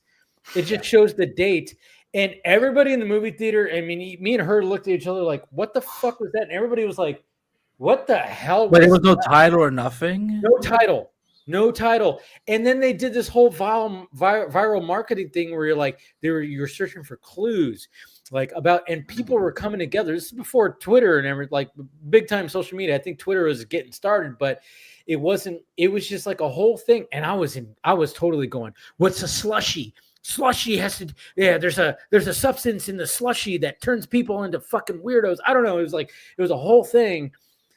Yeah, they need to really. I mean, I'm not saying they don't have that now, but they need to really bring that back a little bit. They do. I was gonna say, even going back to BVS and the marketing for that was. Oh yeah. I mean, because I was one of those people that got the you're seeing the trailer in IMAX, and then it leaked literally like an hour. It leaked while we were in line for the trailer, and they were so quick with it. It opened with Zach saying a message like, "Hey, we know it leaked and stuff, but we added a little extra thing at the end, and you're gonna get tickets to see the movie next year, 2 weeks early." Nice. And we were like, "What?" And we all did. So that marketing was fantastic. I remember. Here, this was my favorite one from BBS. So it was like a big feature piece on Lex, and it started mentioning all these other companies in the DC universe, like they mentioned Queen and all that. And I'm like, and like they allude to Oliver, and I'm like, give me Charlie fucking Hunnam as Green Arrow now. Queen Industries was there. Sorry, I didn't mean to scream. But sorry, but I was like, no, I get it. You woke Phil up. Sorry, Liv. I didn't mean to. But yeah, I remember like that was like some of the most fun. What the fuck are you talking about? I saw your eyes. I thought you were like blinking. You were like, whoa. So I thought I was like, oh, maybe He caught me off guard, which is very rare. He very rarely ever catches me off guard. I always catch him off guard with my loud voice. Yeah. Oh yeah. It's fun. No, those are fun graphics and just kind of again. Even Vixen is even mentioned. I'm not like, damn, Zack like just like threw a bunch of DC characters. So yeah, like if that's if like Zack Snyder and Christopher Nolan could like if James has any meeting with them. They should talk about marketing, like how like for example, I could imagine because Lantern is supposed to be like taking place in this like southern like small town whatever. Like, what if like a map of like that little small town emerged at some point, and we kind of like start getting a little alluded to like what is this big horror mystery that John and Hal are investigating. So, well, yeah, I think hopefully as it grows, they'll do stuff like because like Lanterns could very much be. I could see them doing something where like they did with Andor or some of these other. We put the first 2 episodes, in theaters or in IMAX or whatever. Maybe a little early, but I would like to see that happen. I would like to see like the marketing. Like Superman do something like the next IMAX trailer. You see that early or whatever. Do something like they. Like you said, go back to how they used to market. Does HBO ever do that? Like with any of their? I don't think HBO has ever done anything like that, but I think that would be cool. Especially for everything. Yeah, like especially with a big IP like DC already. I don't know. Did they ever do anything with Game of Thrones in theaters? Penguin and the Batman. They kind of tested the waters there. Yeah, that's it. So, wait, was Penguin in like the first episode in theaters? No. Oh, they didn't do that. They didn't do. No, that's what I'm saying. It's like I just meant that like there's massive crossover between the movie and the show, but okay. Yeah, no, I'm talking as far as the marketing doing something like that, where how I think Disney's done it a couple times with a couple of their shows that the first couple episodes are in theaters or whatever. I think they did it with the Acolyte. I think they did like the first 2 episodes. Yes, of the Acolyte. That, and I think they did it with Andor or one of the other Star Wars shows. Acolyte deserved it more. Yeah. Well, that's the thing is like some of these episodes, especially for Disney, like I remember when Humans was in theaters. I would have loved to see some episodes of Loki season 2. Cash it only IMAX for this limited run, and I'm like, yeah, you all wasted IMAX money on this, like, yeah. But then you have stuff like Loki's. Like I would love to see some of the Loki episodes in a theater because they are very visually well done and good. That finale of season 2 would be quite something to see on the big screen. But yeah, something like that, or there's one episode of Andor that is really visual. I think it's the one where they're leaving the planet or whatever, but something like that. Meta as hell if Marvel Studios did that with Wonder Man because it's about an actor who's a set. You go to watch a movie about a guy making a movie and he's a superhero. Right, that would be interesting. Yeah, Wonder Man sounds like Wonder Man sounds like in a lot of ways like the entourage for Marvel, which I'm kind of like, I can kind of dig that too. I'm just there for Yaya. Like, I'm just so excited. He looks so good in that. Yeah, he's always great. I don't know. I think maybe we figured it out, guys. That's why Zach was with James. He was hey, figure out my marketing on some marketing. Yeah. Even though last weekend when they did the NBA promo, hey, you know what? It was cool with Shaq and everything like that. Like I said, when people were like, "Why is James Gunn in the promo?" I'm like, well, you have to realize he is the name. He is the name. That's the thing. He's running. Besides Shaq, I'm sorry, he's the only recognizable person there. But I love the fact. Corn Sweat. He gave some really like. He gave some good Clark Kent vibes. He shows up with the stubble, like kind of beard kind of thing, which was cool, but he's looking very much Clark Kent-esque. And he really a very big boy Clark Kent is what I'm going to say. Cause I was like, damn. No, he is. And that's the thing. It's like, no, that's AI. I don't know. Hold on. Sorry. I forgot. It's AI. That's not really real muscles. Sorry. I forgot. No, no, but like, no, I think that was because everybody, of course, everybody's always critical about marketing with these movies. But I thought and then of course James Gunn just releasing the behind the scenes of them fucking up and having fun on set. I'm like, that was even probably better. That was better than the actual promo, just to see them fucking around and joking around and stuff like that. Where like Shaq was like, because I loved what David Cornswet said. It's like, oh yeah, I got called all the names, corn syrup, corn swoggle, Right. corn, and then Shaq was like, oh man, I would have protected you. Right. Yeah. You mess with Corn Sweat, you mess with me. It was just like, it was just fun to see the fucking around, and then James fucking up too, or like where he was just, and then David Cornswet had a good, like, he goes, yeah, it's not that easy, James. Right. He's like, he said that. I'm like, he I like clapped this back. guy. I like this guy. He's witty. He's witty. He's got some wit to him. So yeah. So I think it was like it was good that they obviously during the All-Star game or All-Star weekend, whatever the fuck, it worked. And then of course James is going, hey, here's the behind the scenes of us just fucking having fun and fucking up. I'm like, all right, you guys are doing good with marketing. I'm liking it. Obviously, when it came to Super Bowl, it was a little like, okay, Puppy Bowl, cool. It was a good message. The Guy Gardner thing was a little interesting, but hey, I mean, he's supposed to be a joke, so like. I know, I get it. It's supposed to be a joke. I get it. So I think this is what we can learn from it, because again, like James had never announced that there was going to be a preview for Superman at Puppy Bowl. It was that Hollywood Reporter mentioned it in one of their articles, and everyone ran with that. So but again, I'm like, and even then, I think people I kind of figured that if anything that we're gonna get from Puppy Bowl, we'll see Crypto fly. It's exactly what we got. Yeah, we did. We got the little image of Crypto flying in the bottom and stuff, and people. And that's exactly. I got what I expected, which was something. It was kind of like an interesting thing, because it was like, all right. I even thought the day of, I'm like, watch, there's not going to be anything, And sure enough, I was like, okay, But then at the same time, when I saw people just like going, oh my god, there's not going to be anything, I'm like, this is where fandom kind of disappoints me. It's like, okay, I get it. You're disappointed, but you're expressing it on Twitter, social media. The message is about animal adoption. Exactly. That's what the message is, guys. And there was so many cute dogs. You're being upset that you didn't get footage for a movie.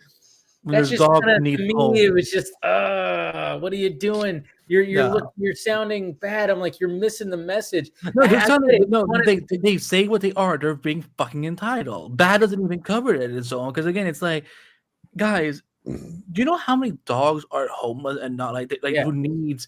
They need a family that can take care of them and so on. Dogs are put down because no one adopts them. So again, I'm like, you know what? Fuck yeah, that they brought back the Puppy Bowl and they used it and so on. And then having James be part of it. James he's a huge animal advocate. Like, why wouldn't he be involved? Yeah, it was the most rated Puppy Bowl of all time. It ended up being the most people watched it of all time. So apparently, according to what I saw when it came to ratings numbers, because obviously you could watch it on numerous different kind of streaming or whatever, or on actual cable TV. But it ended up being, a success when it came to that. It's like, yeah, we didn't get new footage. Fine. And I was like, I remember when I put it on, I was like, how much you want to bet? And I'm like, but that's fine, because it's a message. The message is there. And then, and then when I saw people just like, oh, they're not going to show anything. Warner Brothers is going to Warner Brothers. I'm like, the message is adopting these fucking pets. What are we doing here? Come on, guys. I've said this before. I am so sick and tired of idiot fanboys going, it's Warner Brothers. It's Warner. I'm like, dude, it's fucking DC Studios. Fucking at least get your shit straight once in a while. But it's still owned by Warner Brothers. It's like, shut the fuck up. You don't know what the fuck you're talking about. Yeah. Ugh. I tell you. But I know this is a little off topic, but I know Dave might. I don't know if anybody else. Did anybody watch the SNL 50? I saw a clip, but I didn't watch bits and pieces. I only saw the Ryan Reynolds joke. That's all I saw. Yeah. I also saw the the Hollywood Reporter cover of Blake Lively. Oh my and John god! Baldwin. Holy fuck, that is so bad. Oh man, I was like, dude, so many shit. people were like, "What the fuck is this?" Yeah, like this needs to be settled behind closed doors. Listen, whatever happened on the ends with like they shouldn't be. We should not be followed. We should, we should. The only thing I saw from SNL was that bit and poor little Jenna Ortega like being like fucking like almost like. Oh, she was part of the bit. That was part of the bit. Yeah. I think she was. I don't know. She looked kind of traumatized. I think she was acting. I think she was part of the bit because like the dude like literally was like, "Hey, I'm gonna put my arm on you," and I think she was leaning into the bit. I think she was okay. Both her and Kevin were part of it where they're supposed to act uncomfortable and like, what the fuck? I didn't see that, but I did see a lot of people like apparently Millie Bobby Brown had her 21st birthday this past week, and I saw happy birthday. It's supposed to be 50. And be like, finally, and I'm just like, you're fucking disgusting. Wait, finally what? She's 21, old enough to drink. His reaction to the male gender, we need to be better. You would think, right? Like, fuck you, creeps. Like, seriously. Like, yes, of course, women are not gonna like us, but like, because you post shit like this. Christ, oh my god! So people like have been waiting for her. Oh my! And it's god. like, it's even more gross when actresses turn 18. Oh fuck! Really fuck me! I can only imagine what she had to go through. My only reaction was, oh, she's supposed to still be 15 and and I'm like, that's why I made that joke when like they released that poster, and I'm like, well, you know, if you can't find 11, she might be at the local bar because my god, just that series just keeps on. That's the problem with shows like that's the problem with shows like that. Is like when I know, I get it. That's the bad part about. I mean, I love Stranger Things. Don't get me wrong. I'm looking forward to this whole finale, but at the same time, it's like it's just crazy how the COVID and the writer's strike has like really made this show suffer, and that's what sucks when you're working with kids.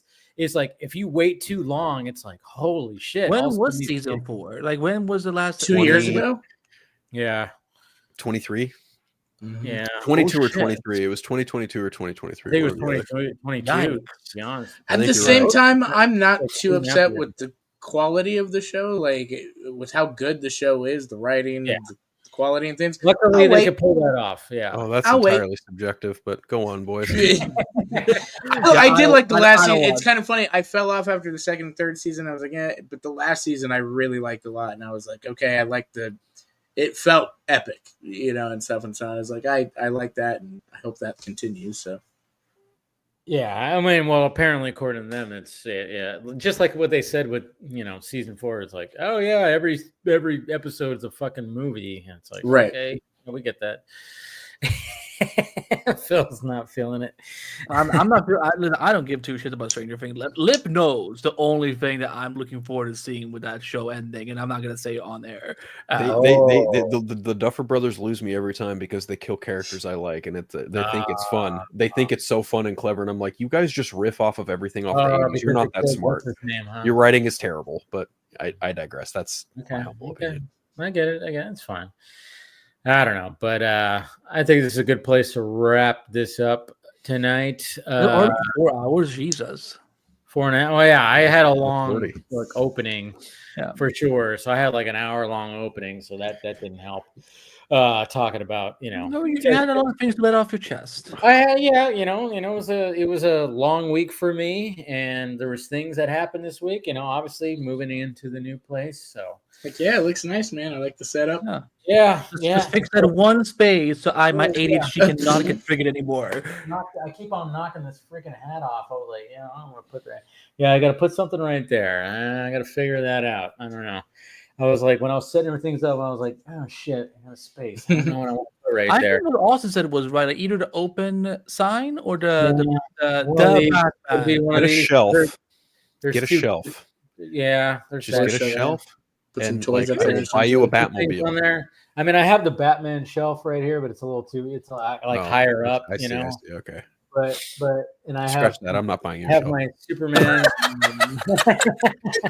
Damn. Oh, fuck, I'm not buying. Never mind. Again. You got a show. Well, like I said, it's one of those things where I'm like, what do I put? You know, but it's coming. You used to have a Spider. You had a Spider-Man, like the Spider-Man No Way Home. Yeah, I did. I had that, but you know what the problem with that is well, when I had it up, I actually had it somewhere right here. But the fact of the matter is, it's one of those tin pictures. Yeah. So when I turned on my lights for Film Junkie Live, the reflection off of it was so bright. I was like, oh shit, I can't have that. So I immediately took it off the wall because I had it I think I had it like right here or something like that, but it was so bright reflecting off the light. I was like, oh, okay, yeah, I can't have that. That's the only bad part about those, because I have two of those. I have a Batman one too. Yeah. And yeah, if I'm gonna have a light, like when I do Film Junkie Live, my two lights, yeah. If I have, honestly, I think the open sign should be moved there because it. Yeah, that probably work. Yeah, I actually might do that and then put another one of those panels for the noise thing right here and just have it go right there. And I might do that. I don't know. I was thinking about that, so maybe I'll just do that. I don't know. We'll see. Like I said, it's a work in progress. Yeah, just like next time I come back, I don't want to see that space empty because it's gonna drive me crazy. It's an eyesore. I know. I get it. No. It's because if you grew up with my mother, like she likes to decorate so much. I'm like, fuck, it's been passed on to me because now I'm thinking like, what could he put up there? Like, what could I get from IKEA? What could I, what kind of shelf or anything could I get up there? So yeah. Next Friday. Don't worry. This space will be filled. Don't worry. Yeah. It'll be filled. So, all right. Well, this has been fun, guys. And of course, thank you to William. Thank you to Chris, who is here too. Make sure you guys follow them. We'll go around the horn right now. Phil, you are up first. There, everywhere, except that cesspool run by Elmo Musk. I'm not there. I'm not on that fucking application. Fuck that place. But you guys can catch my Friday show, Friday Phil, every Friday at 4:00 Pacific Standard Time, where I do what Dave does on Monday and Wednesdays. I just ramble about a lot of fun shit that we talk about here. You can catch me on Council Creators every Wednesday. You can catch me on Party Nation on Tuesdays, except I'm probably going to start going back to the gym this week now that my car situation is pretty much fixed. So good. Yeah, I know, right? I need to get back to the gym. You guys can read my stuff at Multiverse of Color, where I just posted a season review of Friendly Neighborhood Spider-Man for your viewing and reading pleasure. And that's kind of it because the Eternal Night's on the back burner for the moment. Nice. Okay. Thank you. And of course, Austin.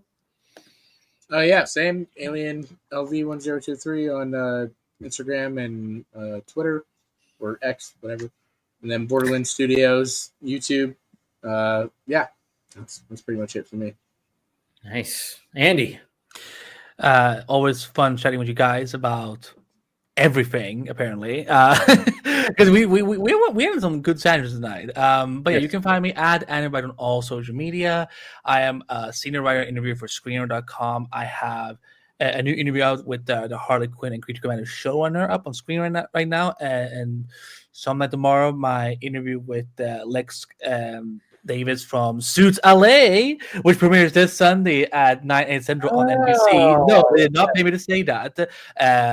Suits is back. If you love Suits, Suits LA is also it's a fun spin-off. So catch that.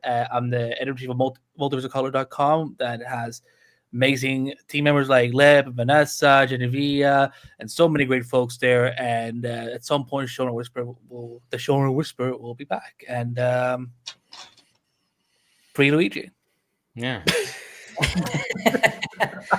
kind of like that. I'm like now, like I'm at this angle. It looks like I'm actually looking down upon. I thought you had like two monitors because I'm like he's been looking like across. Yeah. I mean, I do have two monitors, but at the same time, that's what I thought. But at the same time, it's like it's kind of cool because usually before I was looking this like the opposite way. So now I'm like, oh yeah, it's like I'm looking upon you guys. Oh, you've officially entered watch. I'm God. That's what I'm God.